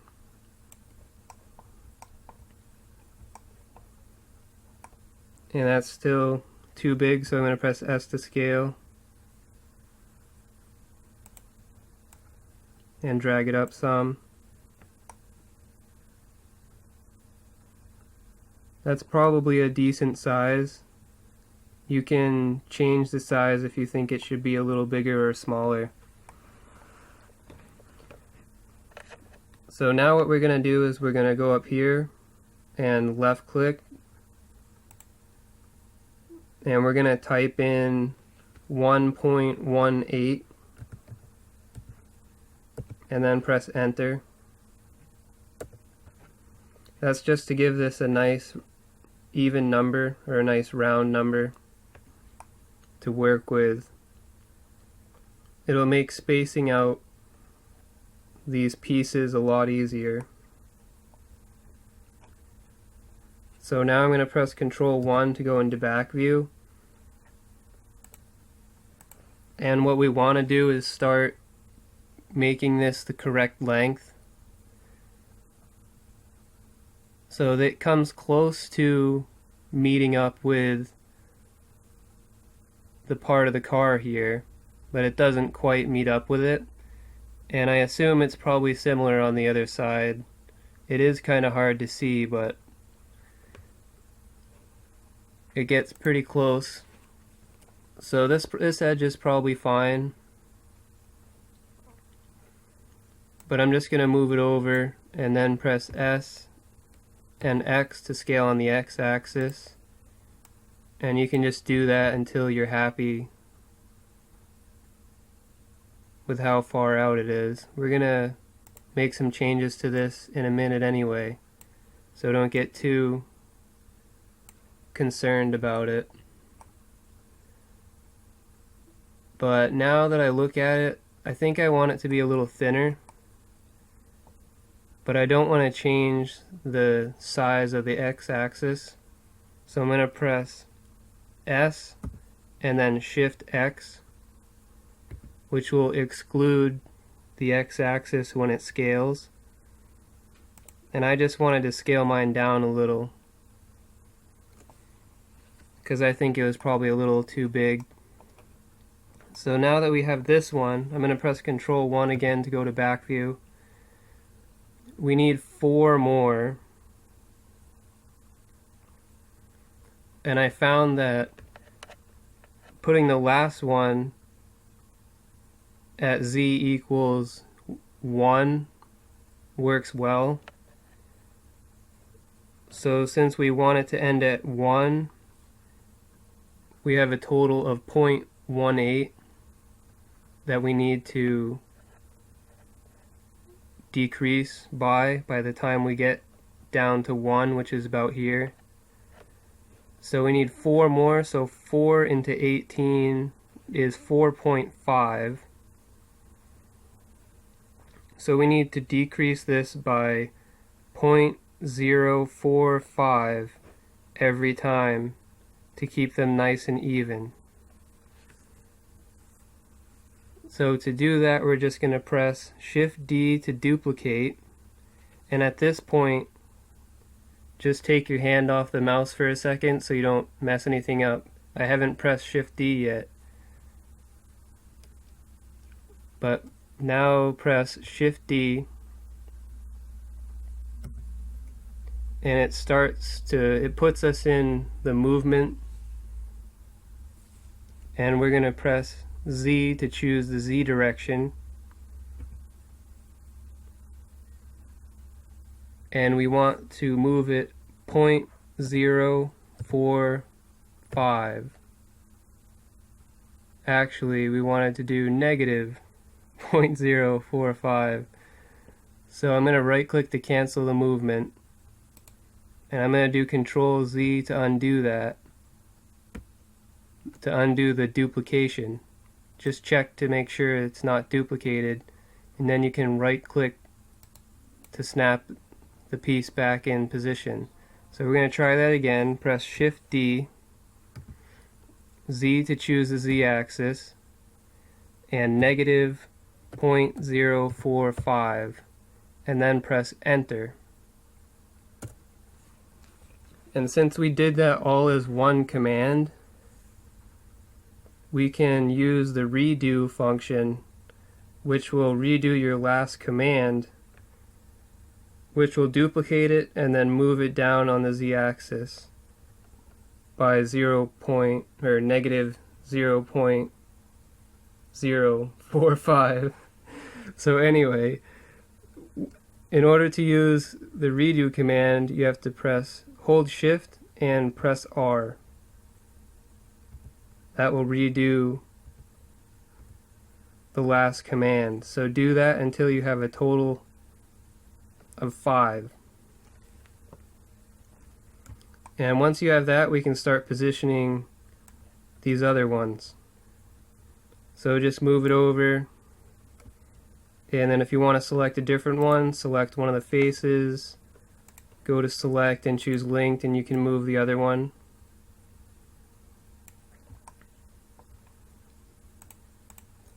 But if we look at this first one on the bottom, its ending point is about halfway between this part of the car and this part of the car. So you want to make sure its ending point is about halfway, and this side's pretty close, but it's not touching this other part. So you want this one halfway. That's where we want that one. So I'm going to switch to vertex select. Select this vertex, press Z to select these other vertices by pressing B in box selecting. And I press Z again to get out of wireframe, and then just drag it till it's about halfway.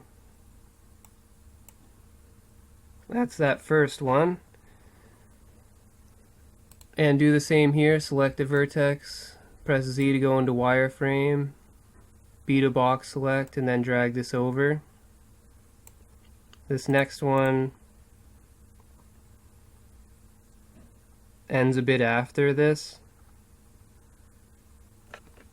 And then these last three basically stay close to the edge, so we don't have to move those too much. This one's probably in a good spot. We can move it after if we want.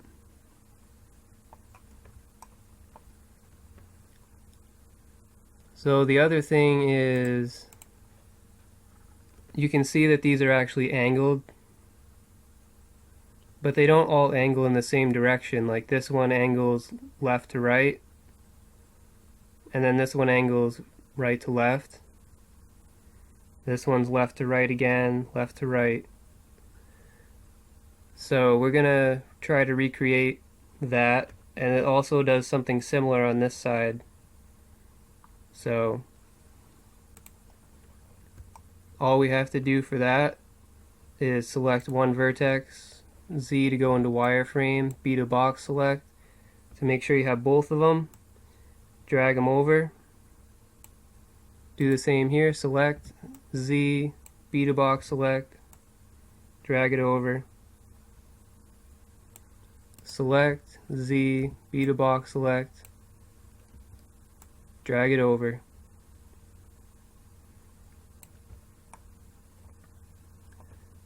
And these sides here you can also angle too, just to give it a little more. Whoops, I selected the wrong stuff.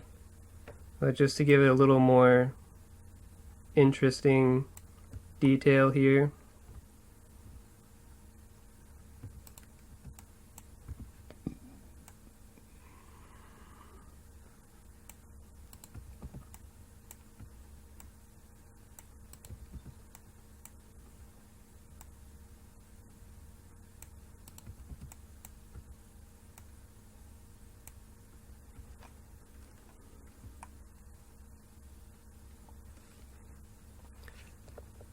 And sorry for not explaining everything, but it's all the same. Like you're just gonna select one, Z, box select, make sure you don't have any extra stuff, and then just drag it around.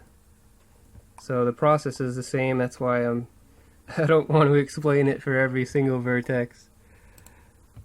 But yeah, and you can also box select like the whole side and move the whole side over. So whatever you need to do, really.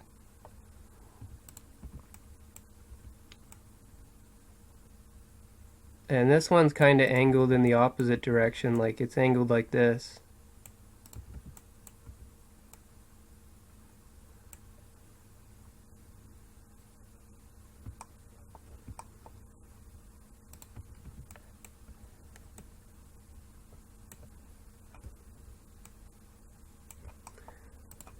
You can pretty much give them whatever angle you want, because I don't really have any specific guide to go by.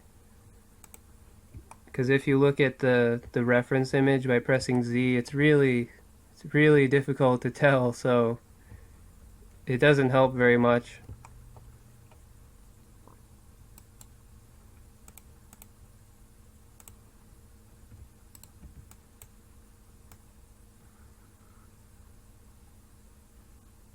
This one's actually pretty angled as far as I can tell, so that's why I gave it an extra bit of angle there.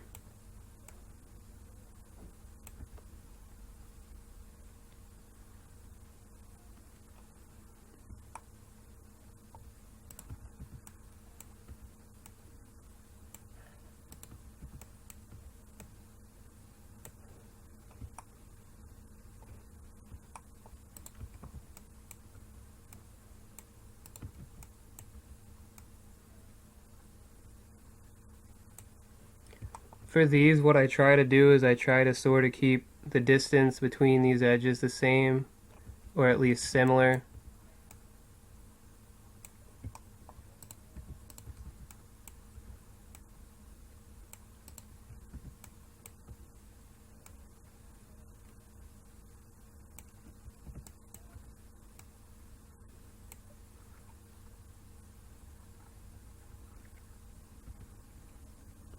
So that looks pretty decent.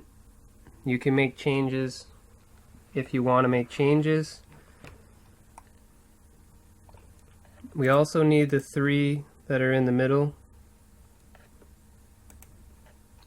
So all we have to do for that is I'm in vertex select. I'm just going to select at least one vertex on each of these three pieces. So make sure you have one vertex selected on each of those pieces and then go to select and choose linked. Now we're going to press Shift D to duplicate, right click to cancel, and then just drag it over to the middle. Once they've merged, like you can see these top ones are merged, you can go ahead and let go.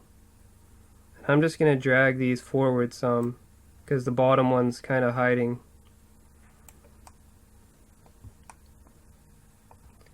And now that the bottom one's basically in place, I'm going to deselect it. But first I'm going to press Control 1 to go to back view to make it a little easier. And then Z to go into wireframe. B to box select. Middle mouse click and drag, and that will deselect.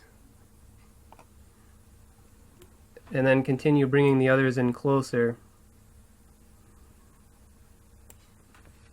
Do the same thing, B to box select.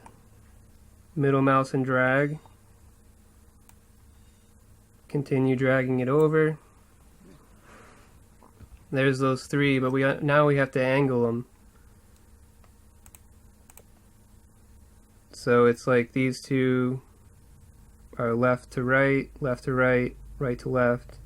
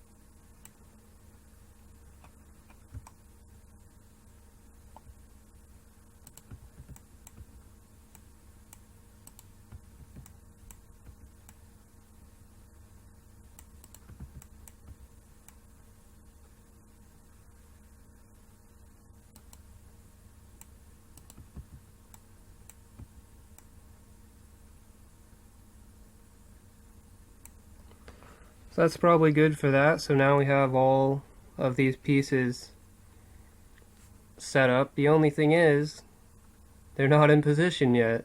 So we could use the shrink wrap modifier, but it actually doesn't work very well for this case, which is kind of good because it gives me a chance to show you a different way to do it. And that's going to be the Boolean modifier. But before we do that, we're going to need to separate everything like we did before. And we're also going to need to make these go completely through this back part here. These faces that were there originally before we started doing all this. So it needs to go completely through it and have some parts sticking out on this side and some parts sticking out through the other side. So we want these front faces still visible, but these back faces and vertices should be through the model. That's the goal. So first what we're going to do is we're going to select at least one vertex on every single piece here. If you select a couple, it's fine, it's still going to work. Just make sure you have at least one. And then do select linked. That's going to give us all of our pieces. And we're going to press P to separate and choose selection. Now we're going to press tab to get out of edit mode. Select these pieces which we just separated and press tab to go into edit mode again. I'm going to start with these middle parts to try to line these up the way that they're supposed to be. So I think for these probably all we're going to have to do is scale them a little. So I'm going to select one vertex on each of them, go to select, choose linked, press S and then Y to scale on the Y axis, and then just drag it in until the back parts are not visible. Like these back parts are completely through to the other side. And you also want these front parts completely visible. You want all of the vertices to be visible. So these three are done. Now we have to do the rest of them. Same process. Select at least one vertex on each of them. Go to select, choose linked. These we can move back some first.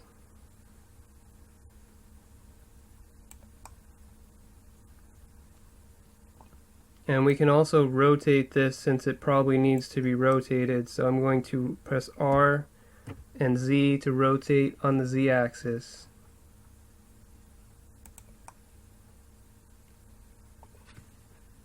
And I'm just checking with Control 1 to make sure things didn't get messed up too badly. They look like they're okay.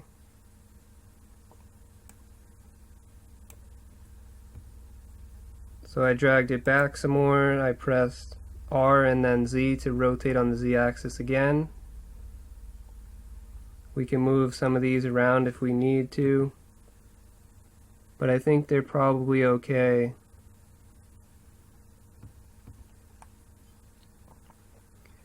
So now what we want to do is select only these back faces. So try to select only the ones that are in the back, just like that, and drag them through the model.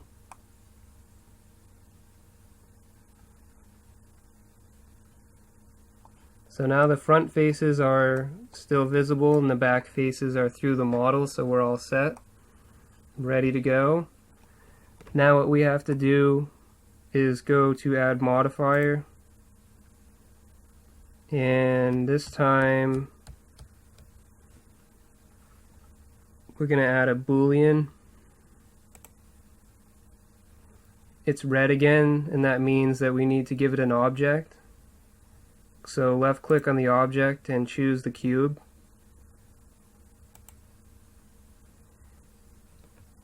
In different situations, you may want to change the operation from intersect to union or difference. But in this case, we want to use intersect. So make sure it's on intersect. And make sure you're in object mode by pressing tab so that we can apply the modifier. And before you apply it, you can see what it's going to do. And it's basically done something very similar to what the shrink wrap modifier would have done if it would work properly with this. And I've tried it and it doesn't work with this for whatever reason. So the Boolean's the only way, or at least one of the other options. So everything looks good. Everything's nice and tight to this other model. So I'm going to go ahead and click apply.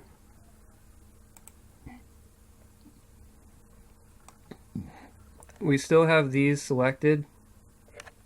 Hold shift and select the car. Go down to object and choose join. Now press tab to go into edit mode, and you can see our newly created geometry here. However, if we press Z, we also see that there's other geometry behind it. So the ones that actually were through on the back side are still there. So we have to get rid of them. I have all these selected already, so I'm going to press delete and try vertices. We'll see if that works the way we want it. It seems to have worked correctly. So those vertices are now gone. We still have the center ones to do. So just press Z and try to get the ones that are back there very carefully.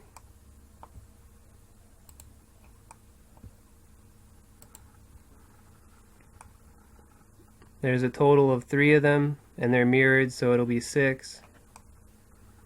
Just make sure you have the back ones, and then press delete and choose vertices again.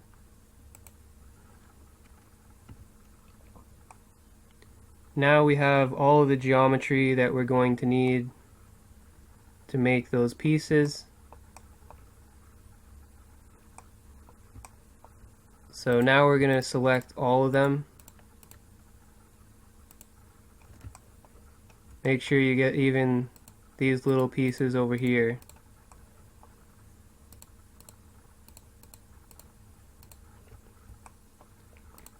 And to select these, I just selected one and held shift to select the rest of them.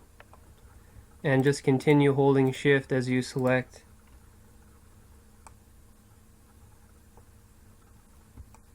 Aha. Okay, we'll fix that in a minute. I think there's a problem, but we'll fix it in a minute. So I have all of them selected.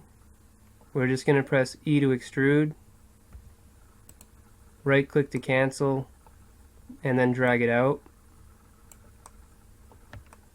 Do your best to match the distance to what it is on the car.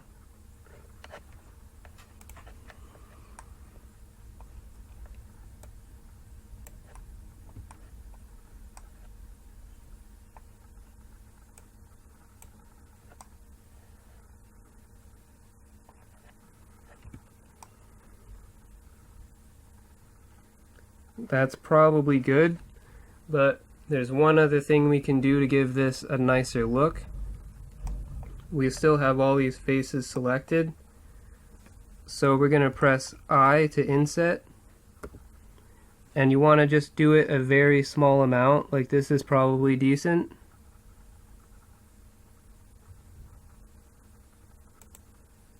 Just left click when you're satisfied with what you have. And now we're going to drag it a little bit on the y-axis, more towards the back of the car. And when you take a look at that, it just gives it that little extra detail.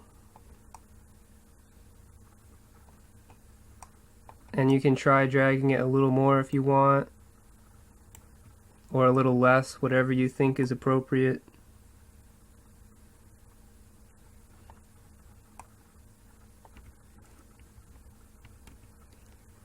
But that is probably pretty good as far as I'm concerned. So the issue that I was talking about, well, actually we have another problem here now, because remember when we inset, it creates these extra faces. So go back into edit mode and select these faces. Select one, hold shift and select the others. Press delete, choose faces. And grab these vertices,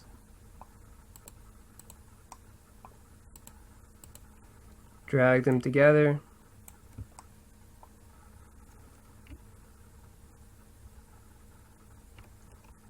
that didn't quite work for some reason, but I'm going to do it anyway. And what is this doing here?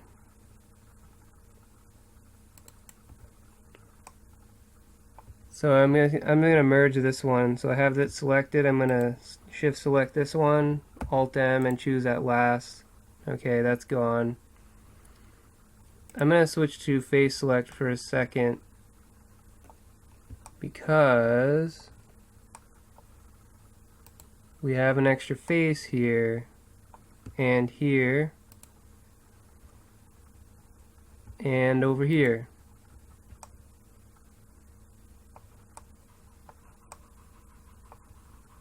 That's interesting that that's the only one that happened to. Okay, well, make sure if you have any extra faces, make sure they're selected and then press delete and choose faces.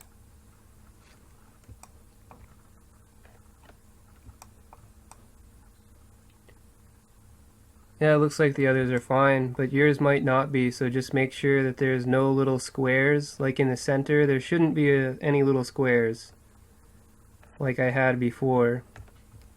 Like you can see these squares here. That means there's a face, and you don't want any in the center. So make sure you delete them and choose faces. So that looks pretty good. So that's the back of the car. I think it looks pretty sweet. So we can go ahead and save this and work on another part. So go to File and choose Save. The next thing I'd like to work on before I forget is the mirror. So just move your view around so that you can get a better look of the area where the mirror should be. And we're going to do something similar as before. We're just going to left click here, basically where the mirror should be. Then move your view around, and we're going to left click again, roughly over here. Make sure you're in edit mode. If you're not, press tab to go into edit mode and add a cube. Now we're going to scale it down by pressing S.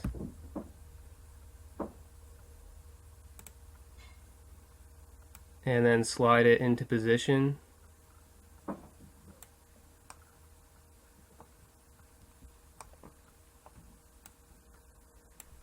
We're going to want it to be skinnier on the Z-axis, so we're going to scale it on the Z-axis by pressing S and then Z and shrinking it down.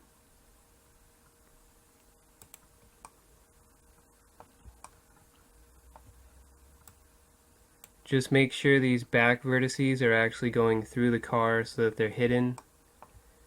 And I'm in face select, and I'm going to select this face right here and drag it out to give it some length.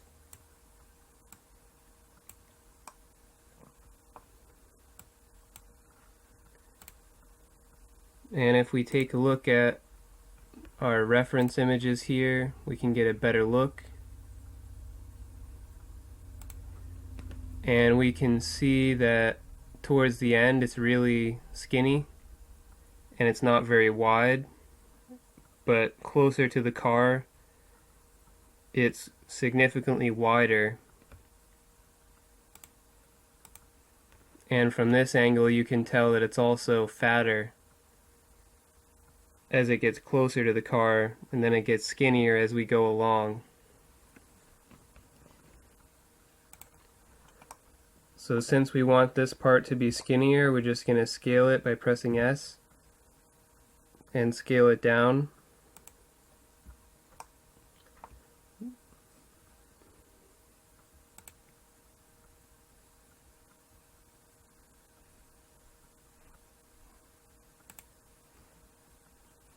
And we can also see sort of a line right here where it starts to get fatter again and then skinnier, and then it starts to curve. So we want to make this line right here basically. And another thing to notice is that the line is closer to the front here and then it moves further away from the car, so we want it to be angled as well. So I'm going to press Ctrl R to add a loop cut. Left click and drag to basically where it should be. I'm in edge select, so I'm going to select this edge and drag it out a little because we want it to be angled slightly away from the car. I can probably move mine back a little, so I'm going to hold Alt and right click this edge to get the whole loop and just drag it back a little more. This is the part that needs to be scaled in a little in comparison to the larger part that's behind it. But what I'm going to do is scale the back out more instead of scaling this in. So I'm going to press Z to go into wireframe, hold Alt, and well, that didn't work, but I got one of these edges, so you can just hold Shift now once you have one edge and just start selecting the other ones until you have all of them, and then press S to scale it out.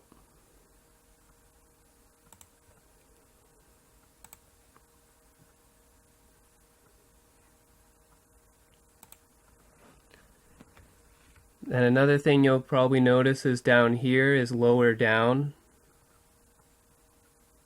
than up here. So this part's lower and then it starts to curve up. So we want to make sure this is the lowest point and it starts to curve up. So I'm just going to pull this down some. We already have these selected. Just pull this down a little. And I'm going to switch to face select, hold Alt, right click this edge, it'll give you the whole loop, and pull it up some.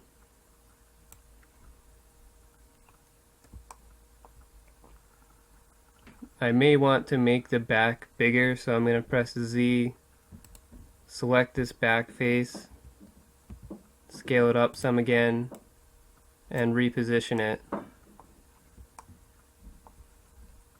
Another thing I'm going to do is switch to edge select, grab this edge and drag it down some.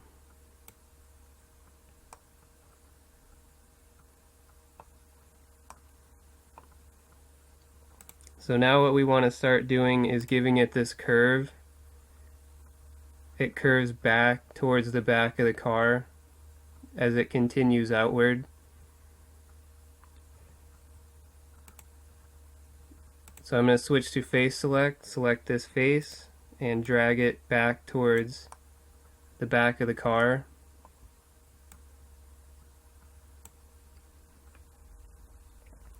We can also use a few more edge loops here to give it some more curvature. So I'm going to press Ctrl R to add a loop cut, and use your mouse wheel to scroll up to get 2 loop cuts, and then left click, and then right click to cancel the movement.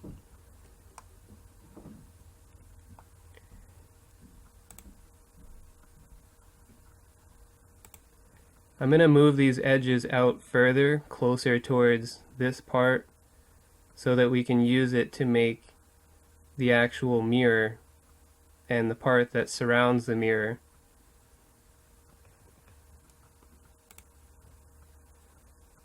So I'm going to hold Alt and right click on this edge. I still have Q as my shortcut for edge slide. If you don't, you can go to Mesh, Edges,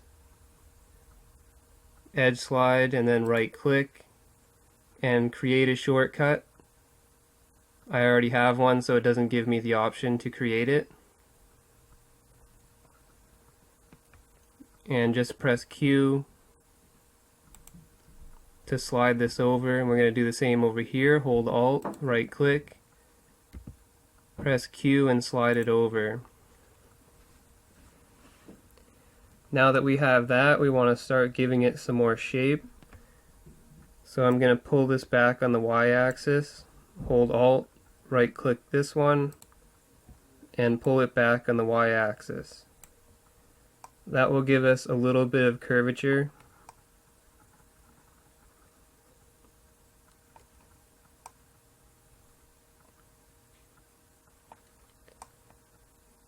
And I may just move this over a little more by pressing Q.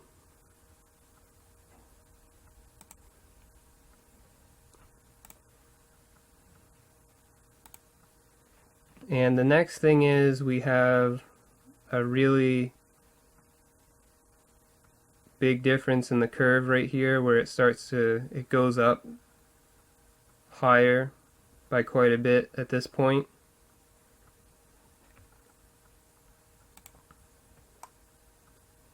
So I'm going to switch to face select, select this face, And I'm just going to drag it up some to give it that curve.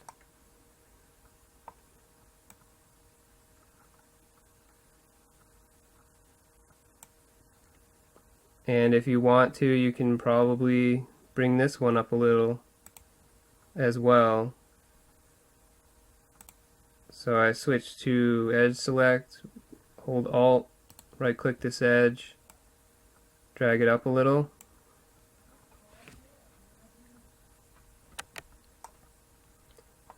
And that gives us the basic shape for the black part. You can make some adjustments if you'd like to make it a little bit closer to what this looks like. But I think for our purposes, what we have is going to be good enough. So now we have to make this piece.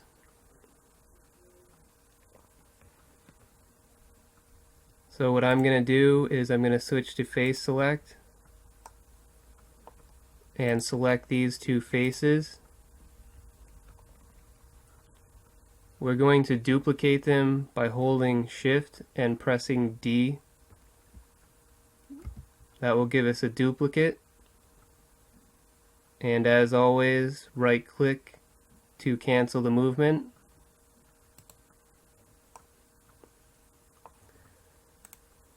One thing that you'll notice about this mirror part is it sticks out further than this black piece, both in the front and slightly in the back as well.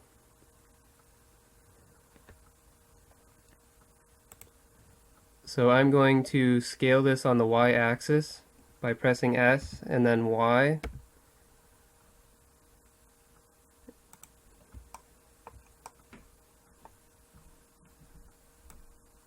And repositioning it to whatever you think it should be. I'm just going to select these front vertices and adjust the shape.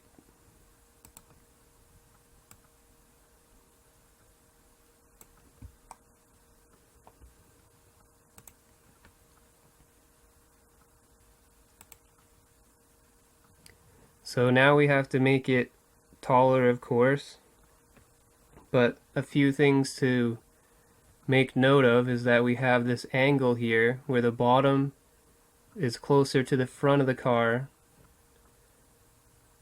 and it angles up to where the top is closer to the center of the car. So you want to make sure this part is angled. So we'll do that first.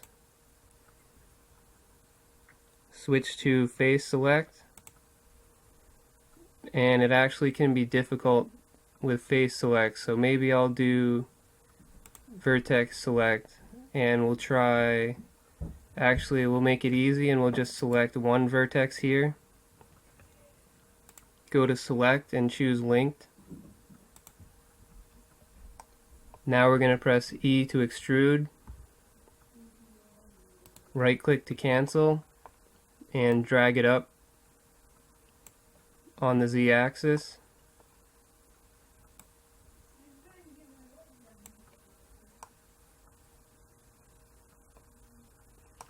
So we want the front to be more towards the center of the car, so just grab these three vertices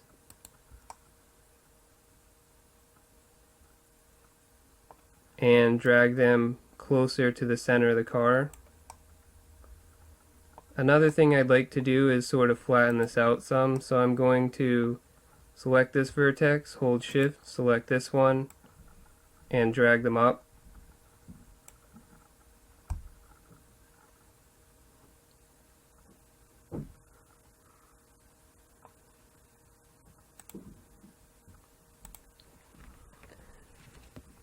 Next we can see we have this this bulge right here, and then it starts to curve up again, but you'll notice that this part's actually lower than the halfway point, so we want an edge loop right here that's lower than the halfway point, and probably another one right here just to give it more curve.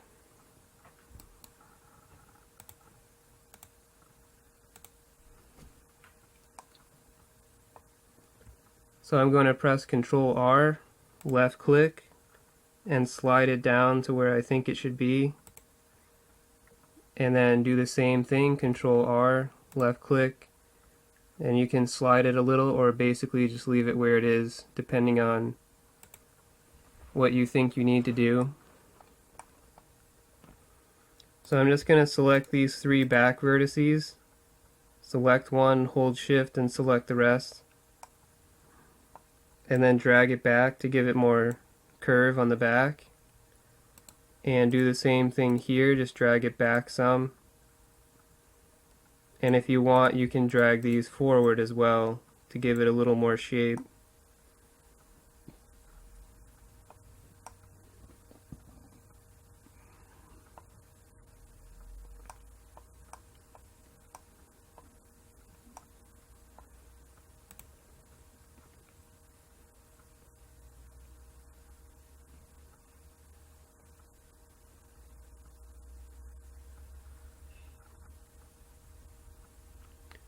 And another thing you'll notice is that this part of the car is also angled, or this part of the mirror is also angled, so it goes from right to left over here, and there's actually a slight angle over here as well.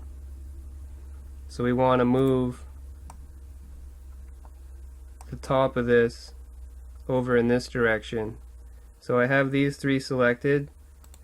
So I'm going to hold shift and select the rest of the top. And then I'm going to just drag it over some.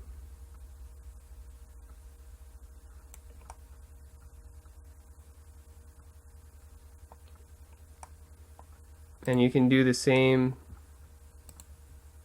with these parts of the car just to keep it a little flatter on this side.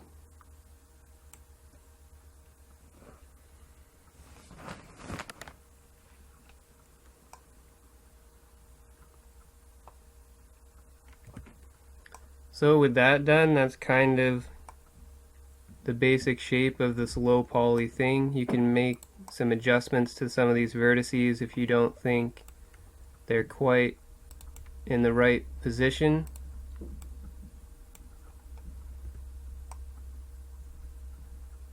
But I think it's probably pretty decent.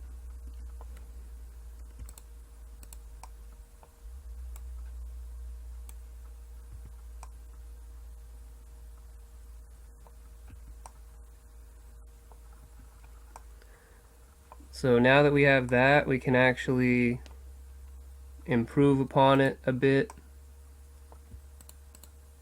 I'm just moving some of these because I think they're kind of out of position, so you can make whatever adjustments you feel are necessary.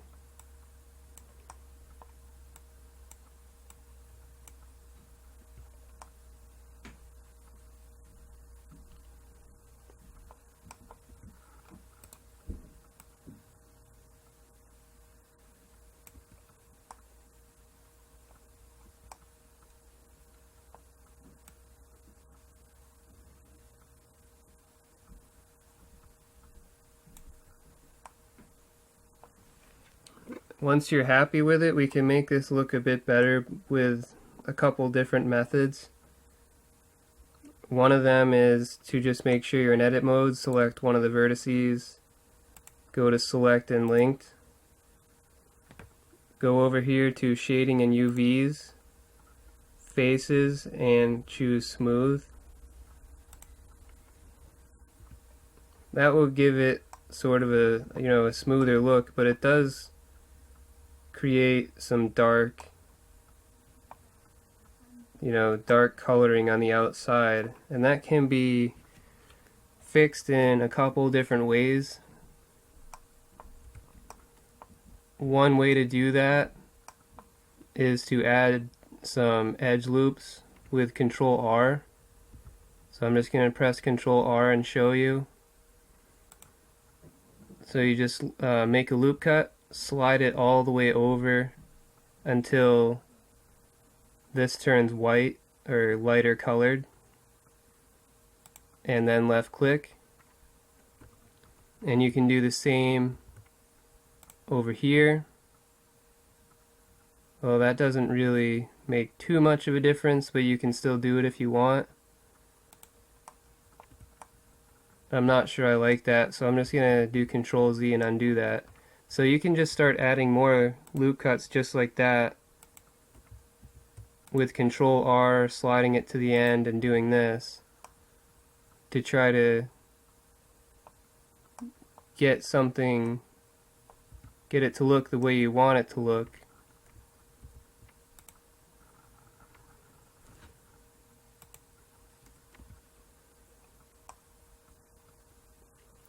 So that's one option. You can play around with that and try to get it to look better than what I have here. But I'm going to show you a different option, so I'm going to press Control Z until I get rid of all those. And I still have the smooth shading. If you don't, just make sure you're in edit mode and go back and make it smooth again. So another option is we can add in some extra geometry either with bevels or inset. So I'm going to switch to face select, hold Alt and right click, hold Shift and Alt and right click to get both of these face loops. I'm going to deselect these faces here where the mirror would be by holding Shift and right clicking till those are gone. And now we can press I for inset and just inset it a little bit.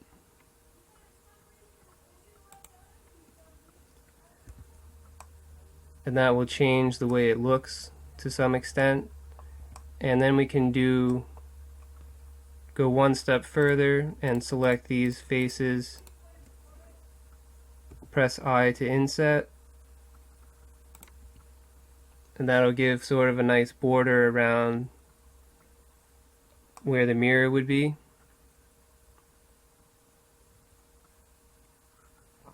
And we may be able to do the same here to try to get rid of that discoloring, but that makes it a little too shiny, so I'm probably going to undo that with Control Z a few times.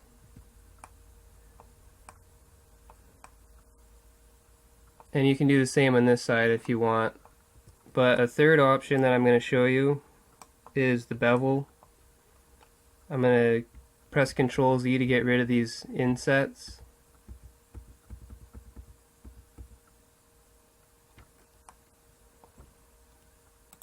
So I switch to edge select, and I'm going to start selecting some edges here.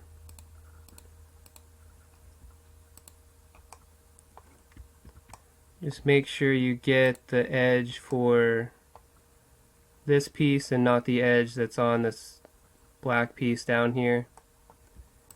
But basically I'm selecting all the outer edges here. I'm going to do the same on this side.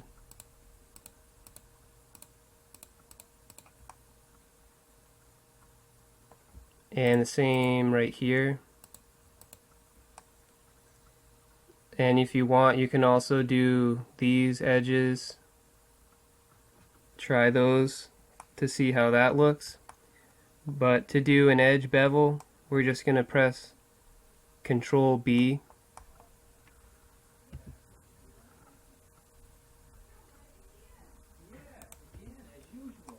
And that'll give us something similar to the inset method.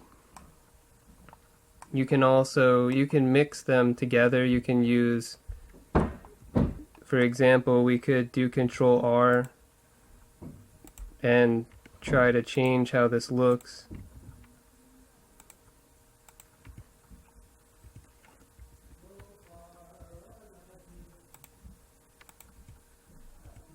But it's really up to you. I mean, you can just keep going until you get something you like. But I'm going to undo those till I have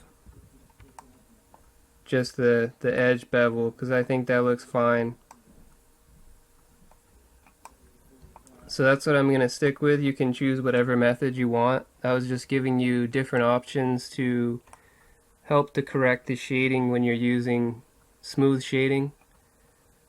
I don't usually use it too often on low poly cars, but I think in this case it just wasn't looking very good without it. So I tried it. It seems to work decently. It looks okay, I think.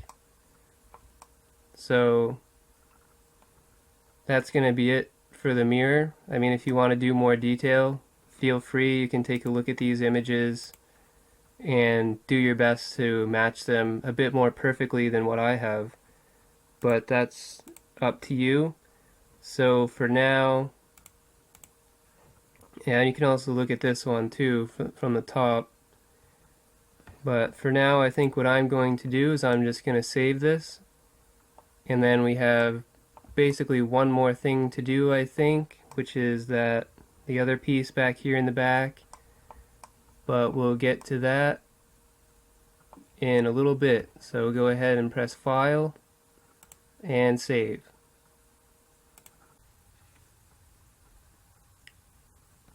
So I'd like to make a few adjustments to the mirror real quick. And if we take a look at this front view image, we can see it's actually taller than what I've made for my mirrors. So I'm going to have to make it a little higher up, and I think I need to curve this a bit better because mine's not really curved at all. So I'm going to press Tab to go into edit mode, and I already have some vertices selected, but I'm going to switch to vertex select and press Z to go into wireframe, B to box select, and select all these vertices here. And I'm just going to drag them up. I'd also like to add in another loop cut, so I'm going to press Ctrl R and add a loop cut right here.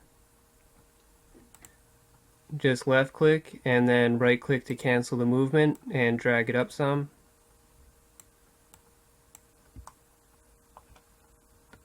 So to make this taller, I'm going to go into front view by pressing 1 on the number pad. And we have a reference right here that we can use if we'd like to. We can press Z to go into wireframe. And you can either move these individually and try to get the shape, which is actually what I'm going to try at this point. Or you can move it all together. So I just selected one vertex, B to box select, and get all these vertices that are on the top corner and drag it up. But since the bottom of my mirror is lower down, I'm going to want these to be lower down as well. So not all the way to the top of the reference. And do the same here, select one, box select the rest of them, and start getting a better shape for your mirror. And then we're also going to have to move these as well. So do the same thing, select one, B to box select, and just start moving things around to better fit the shape that you think it should have.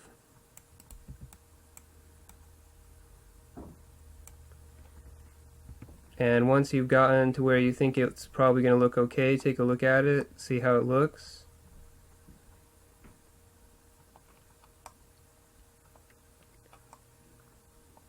And that looks decent, but I think what I'm going to do is press 1 on the number pad again, and Z for wireframe. And I want to select all these vertices again, but I actually think I'm going to get, yeah, I got one that's back here, so make sure you don't have any extra vertices here. And then go back to front view by pressing 1, and I think I want to rotate this a little to make it, to change the shape a bit. So I just pressed R to rotate it and give it a different shape.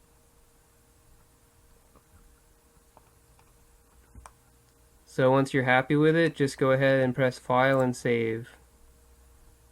The next thing I'd like to make is this piece right here. And we can also get a better look from this angle.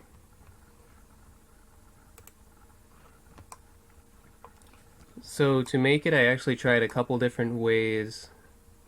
Most notably, I tried the Boolean, just like we did with the back, and it didn't really seem to work as well, which is fine because now I can show you a third way of doing it. You know, first I showed you the shrink wrap modifier with this part, then I showed you the Boolean for all of these, and now I'm going to show you the knife tool for this top part.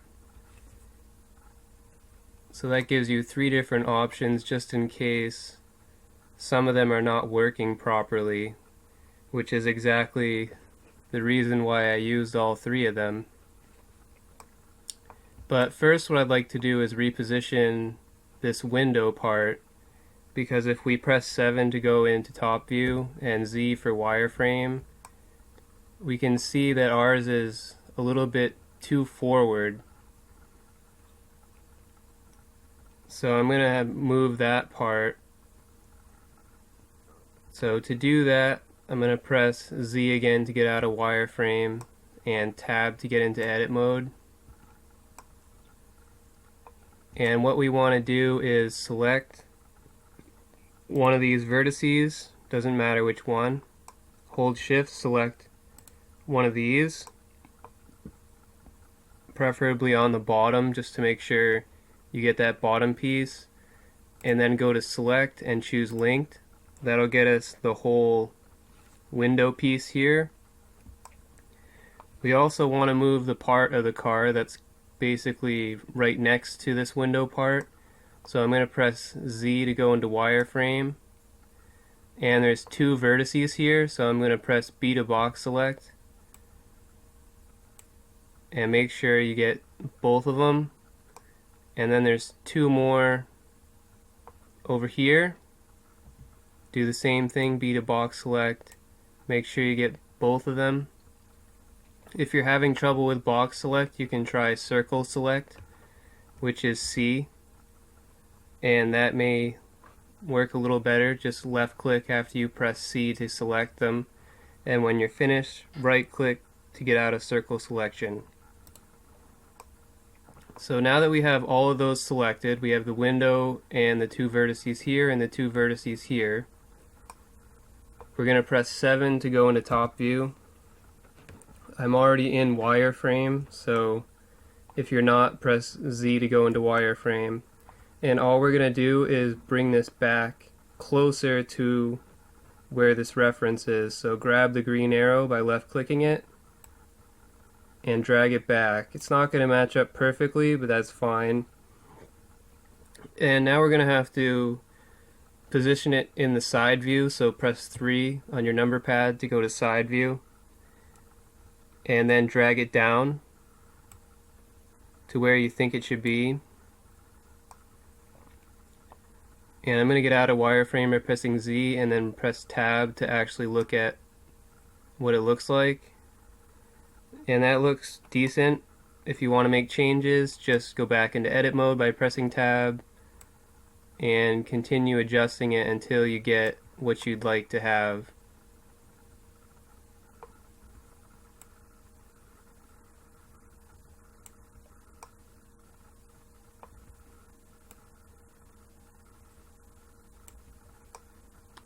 That looks fine, so I'm going to press 7. Well, actually, first, make sure you're in edit mode. And what we're going to do is select the vertices right here. So select one, hold shift, and select the others. There should be 5, and it's mirrored. Well, yeah, it's a total of 5, but you only have to select these 3 because it's mirrored. So now we're going to press Shift D to duplicate, right click to cancel the movement, drag it down a little, and we're going to use this as a guide for our knife cut tool. So now what I want to do is hide this window part. So I'm going to select the vertex down here on the bottom, select the hold shift and select the vertex over here, go to select, choose linked, and press H to hide. Now press 7 on the number pad to go to top view, Z for wireframe. And the reason I duplicated it is because it gives us a very good reference to start off with. This is basically the shape we want to make, because if you look at the reference, they basically line up perfectly where the reference is, so this will help us a lot, because ours doesn't match up perfectly with the reference, but these points will match up with our model right now. So to use the knife cut tool, all you have to do is press K. This little green square and this knife symbol will show up. I'm going to hover over this first point here. Whenever you're next to an edge, it'll show in yellow. That'll indicate that you're actually on the edge.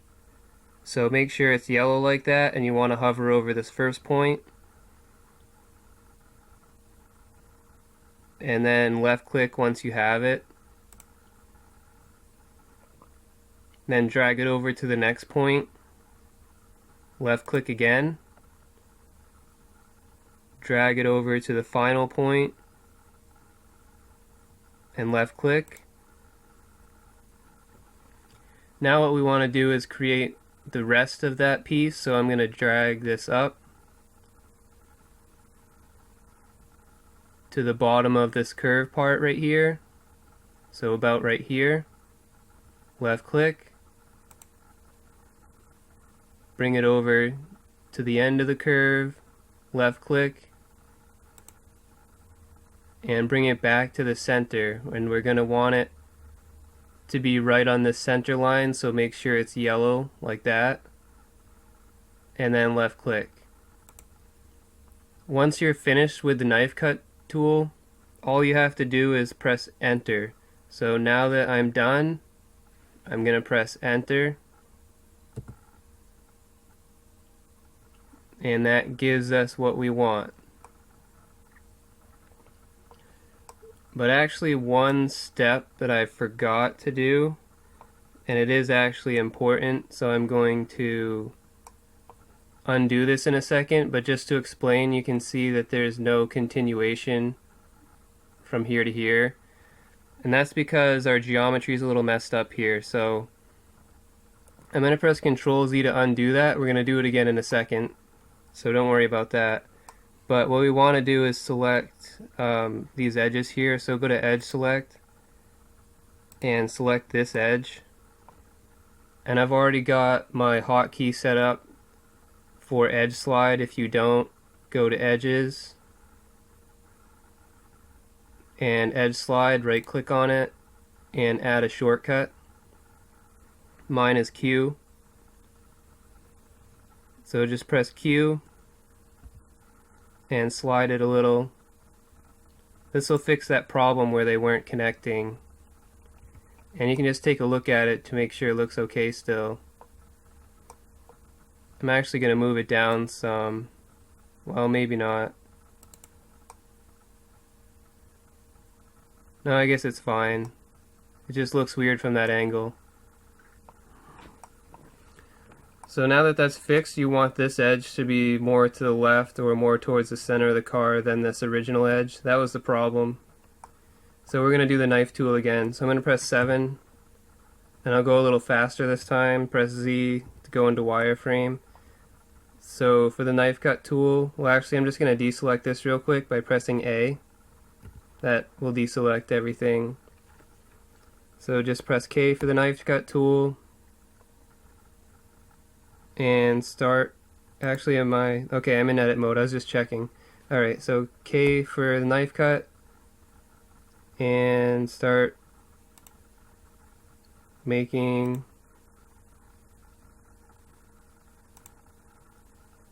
and if you need to move your view, you can just do it like normal by holding like shift and middle mouse in this case, and it will still keep the knife cut tool active. So that's good to know. So I'm just going to make these last few cuts here. And then when you're done, remember, just press enter. And this time you can see we actually have the whole thing. So I'm going to get rid of these three edges here by selecting them, pressing delete, and choosing vertices, because that was just a reference for us to make this part here. And we can bring back our window by pressing Alt H.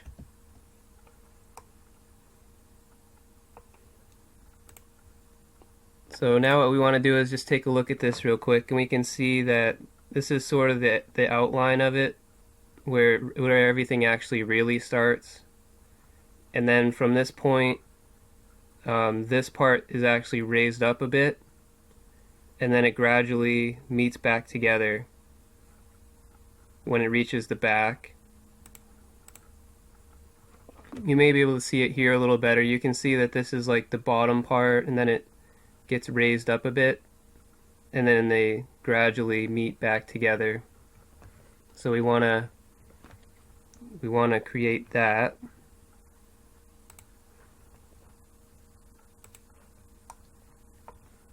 So I switched to face select, and we're just going to select all these. I'm going to use circle select by pressing C.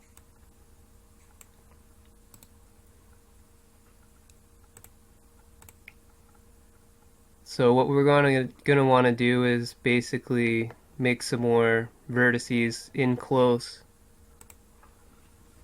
so that we can move them. So I'm going to press I for inset and B for the boundary to remove that center stuff. You can just press B again to see what I mean. This is what you want right here. So just do it a little, I guess. And what we want to do is move the ones right here up more. So I'm going to select these and drag them up. And switch to vertex select, and I'm going to move these as well up a bit. And maybe bring these down some just to make a nice, relatively straight line.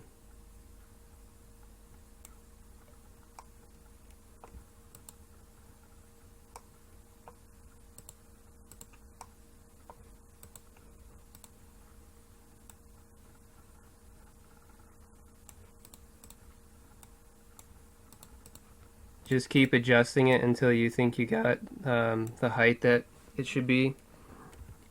And once you're happy with it, we're going to also move it in closer, because this part right here is further towards the side of the car. This part is a little closer to the center, so we want to move the part that we moved up closer to the center. So select these faces, drag it in, switch to edge select, grab these edges, pull it back some. That gives us this.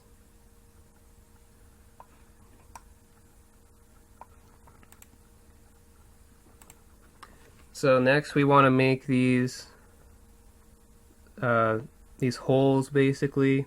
I may not actually make them holes because I'm not sure I want to be able to see through the model at this part of the car. And it looks like there's something underneath it anyway, like this silver color. So I may just make it silver when we add a texture instead of actually making it a hole.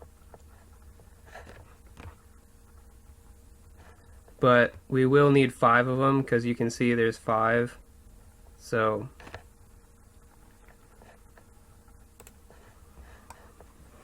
I'm going to press 7 to go into top view, tab for edit mode, and Z for wireframe. So they're not really easy to see here,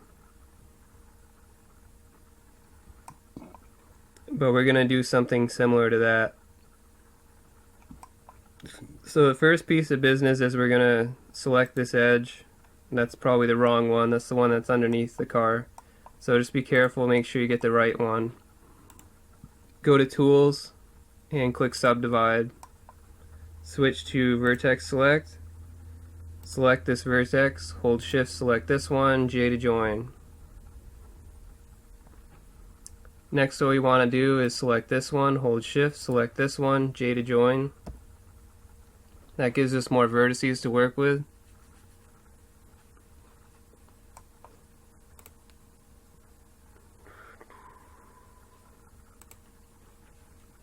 So one thing you'll notice is that the holes here don't start at the very edge of this black part.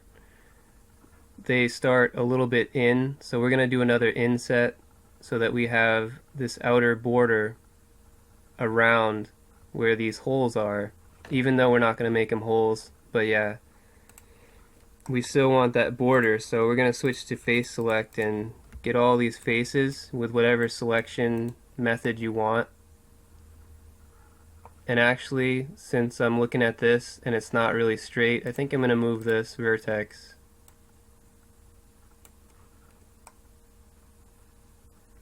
Yeah, that's probably fine.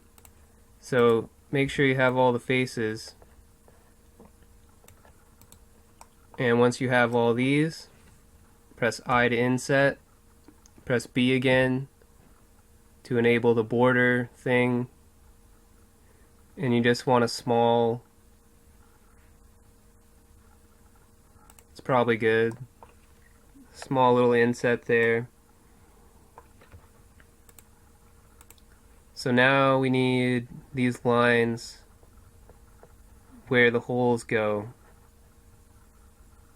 And you'll notice that it starts like at this point and then curves out and then has a very small curve towards the back of the car. But this outer curve is quite steep. And we also want it to start very close to the end. That's where the starting point should be.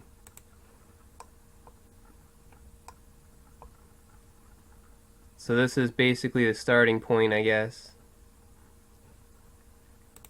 I'm going to switch to Vertex Select. Select this vertex. And actually, I think we need another vertex here. So select these two, subdivide. Select these two, J to join. So that gives us our geometry for that first piece there. So I'm going to press 7 to go to top view, and press Shift V to vertex slide this up.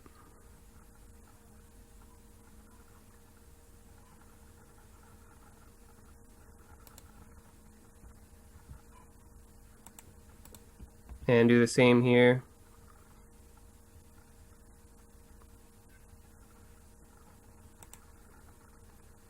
So I guess that's our first one.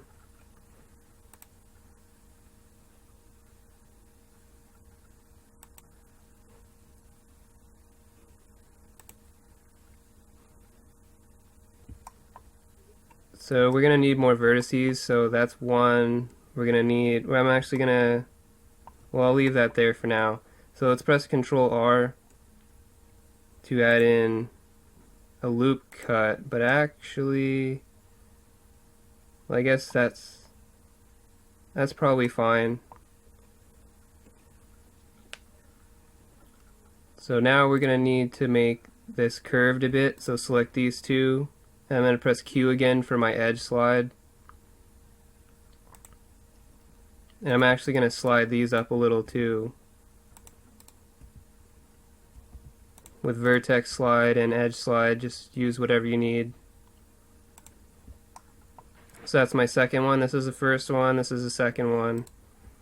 You're going to want to try to make them, you know, look somewhat similar, because they probably should be. So I'm going to put my third one here with Control R. I'm actually not going to do that though, because it's It's going to make an edge loop around the whole car. I don't really want to do that. So what I'm going to do instead is I'm just going to switch to edge select, select these edges, select one, hold shift, select the rest, click subdivide, and we're actually going to change the cuts to 2, I guess, because we want another couple.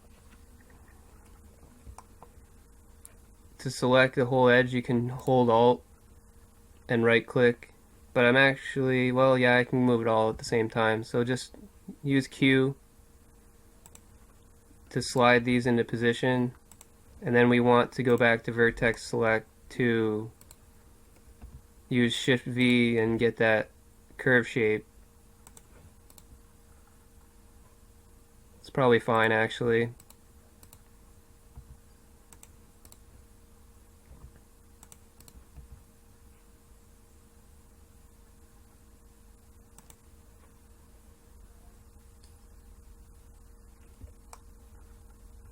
Yep. So that's 3. These 2 will be 4. We're gonna need another, well, maybe.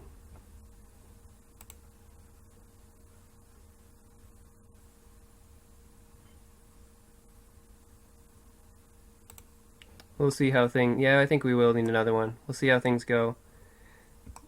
So I'm gonna start sliding these around. You can use vertex slide or you can use edge slide with Q. I find that when you have a bunch of them, like when you have 4 or 5 or whatever, edge slide usually works better. If you have just one, vertex slide tends to work better, which makes sense. But, feel free to experiment.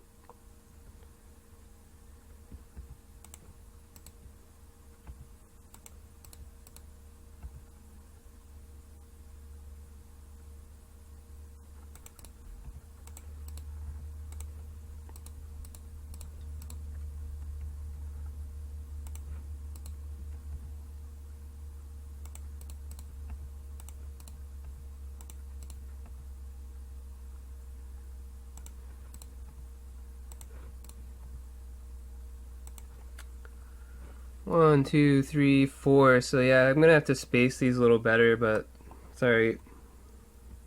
Because this 5th one's down here, basically.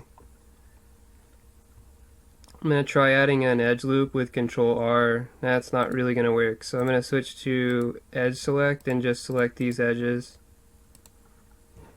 Subdivide. Oh, that was weird. Oh, I've selected the wrong one.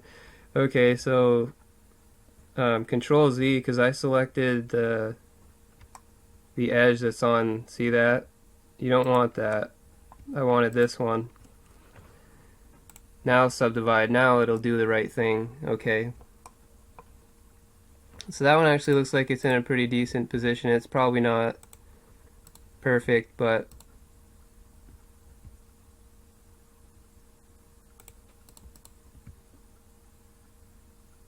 I think it'll do for this. So now we just want to make it even spacing. We have this first one all the way up there. We have this one, which I guess is in the right position. It doesn't really start all the way that close, I suppose. Kinda does, but we'll see how this works. So now I'm just gonna slide the rest of these back closer. Well, actually I'm not gonna move that. I'm just gonna slide these.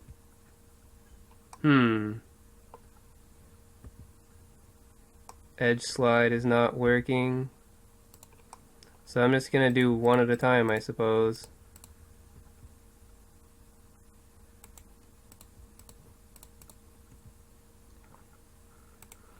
And you just want to try to space them out evenly. That's all I'm doing right now.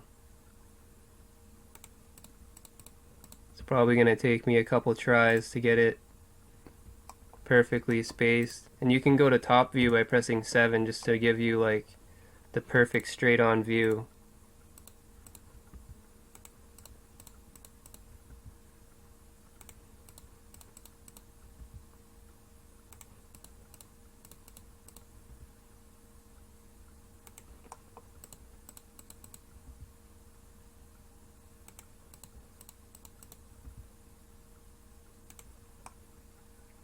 That's a bit closer, but I still think I should move this one.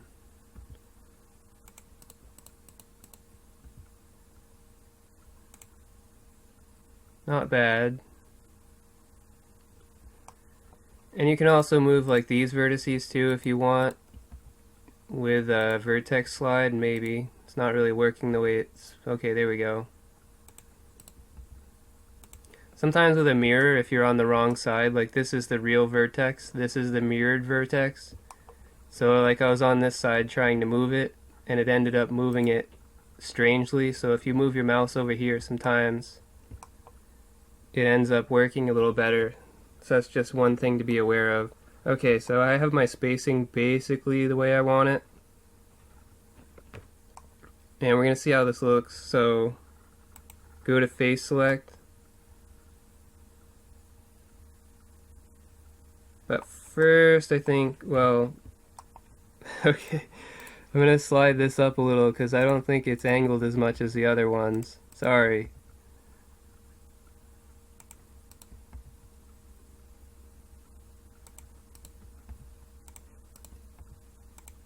Alright, that's probably good.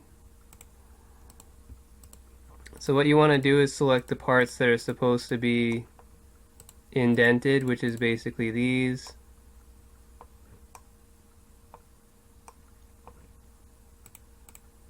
Then we're going to make an extrusion down, and we want to go backward as well to make this sort of this lip here. I guess it's probably on all of them, you can't really tell, but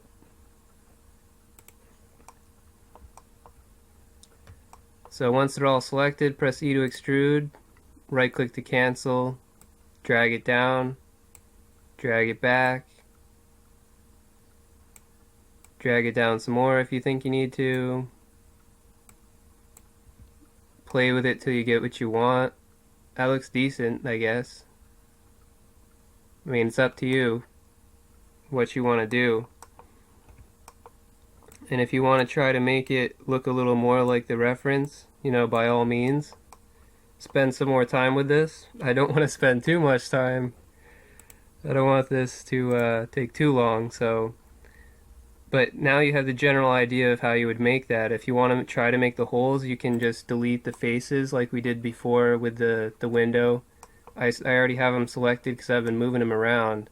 So you can just press delete and choose faces, but when you do that, it actually doesn't look too bad, I guess, but you can see through the top of the model and see the bottom of it. So I don't know if that's what you want to do or not. It's up to you, really. You can always change it back if you don't like it, so this is really up to you. I kind of like it, but if you want to undo it, just make sure you're in edit mode, press Ctrl Z to undo it. Press Ctrl Z a couple times if you have to. I had to press it a couple times, so... And then the alternative method, if you delete them, and let's say you can't do Ctrl Z anymore, you're just going to have to make them by holding Alt, right-clicking. It's going to get the whole thing. Press F to make a face. You'll have to make these connections here, like, you see there's no edge here. There should be an edge, so you'd have to select these two, press J to join. So it's a little more tedious if you don't have Control Z available, but you can recreate the faces if you need to, so don't be afraid to delete them and be like, oh, I can't undo this, because you can.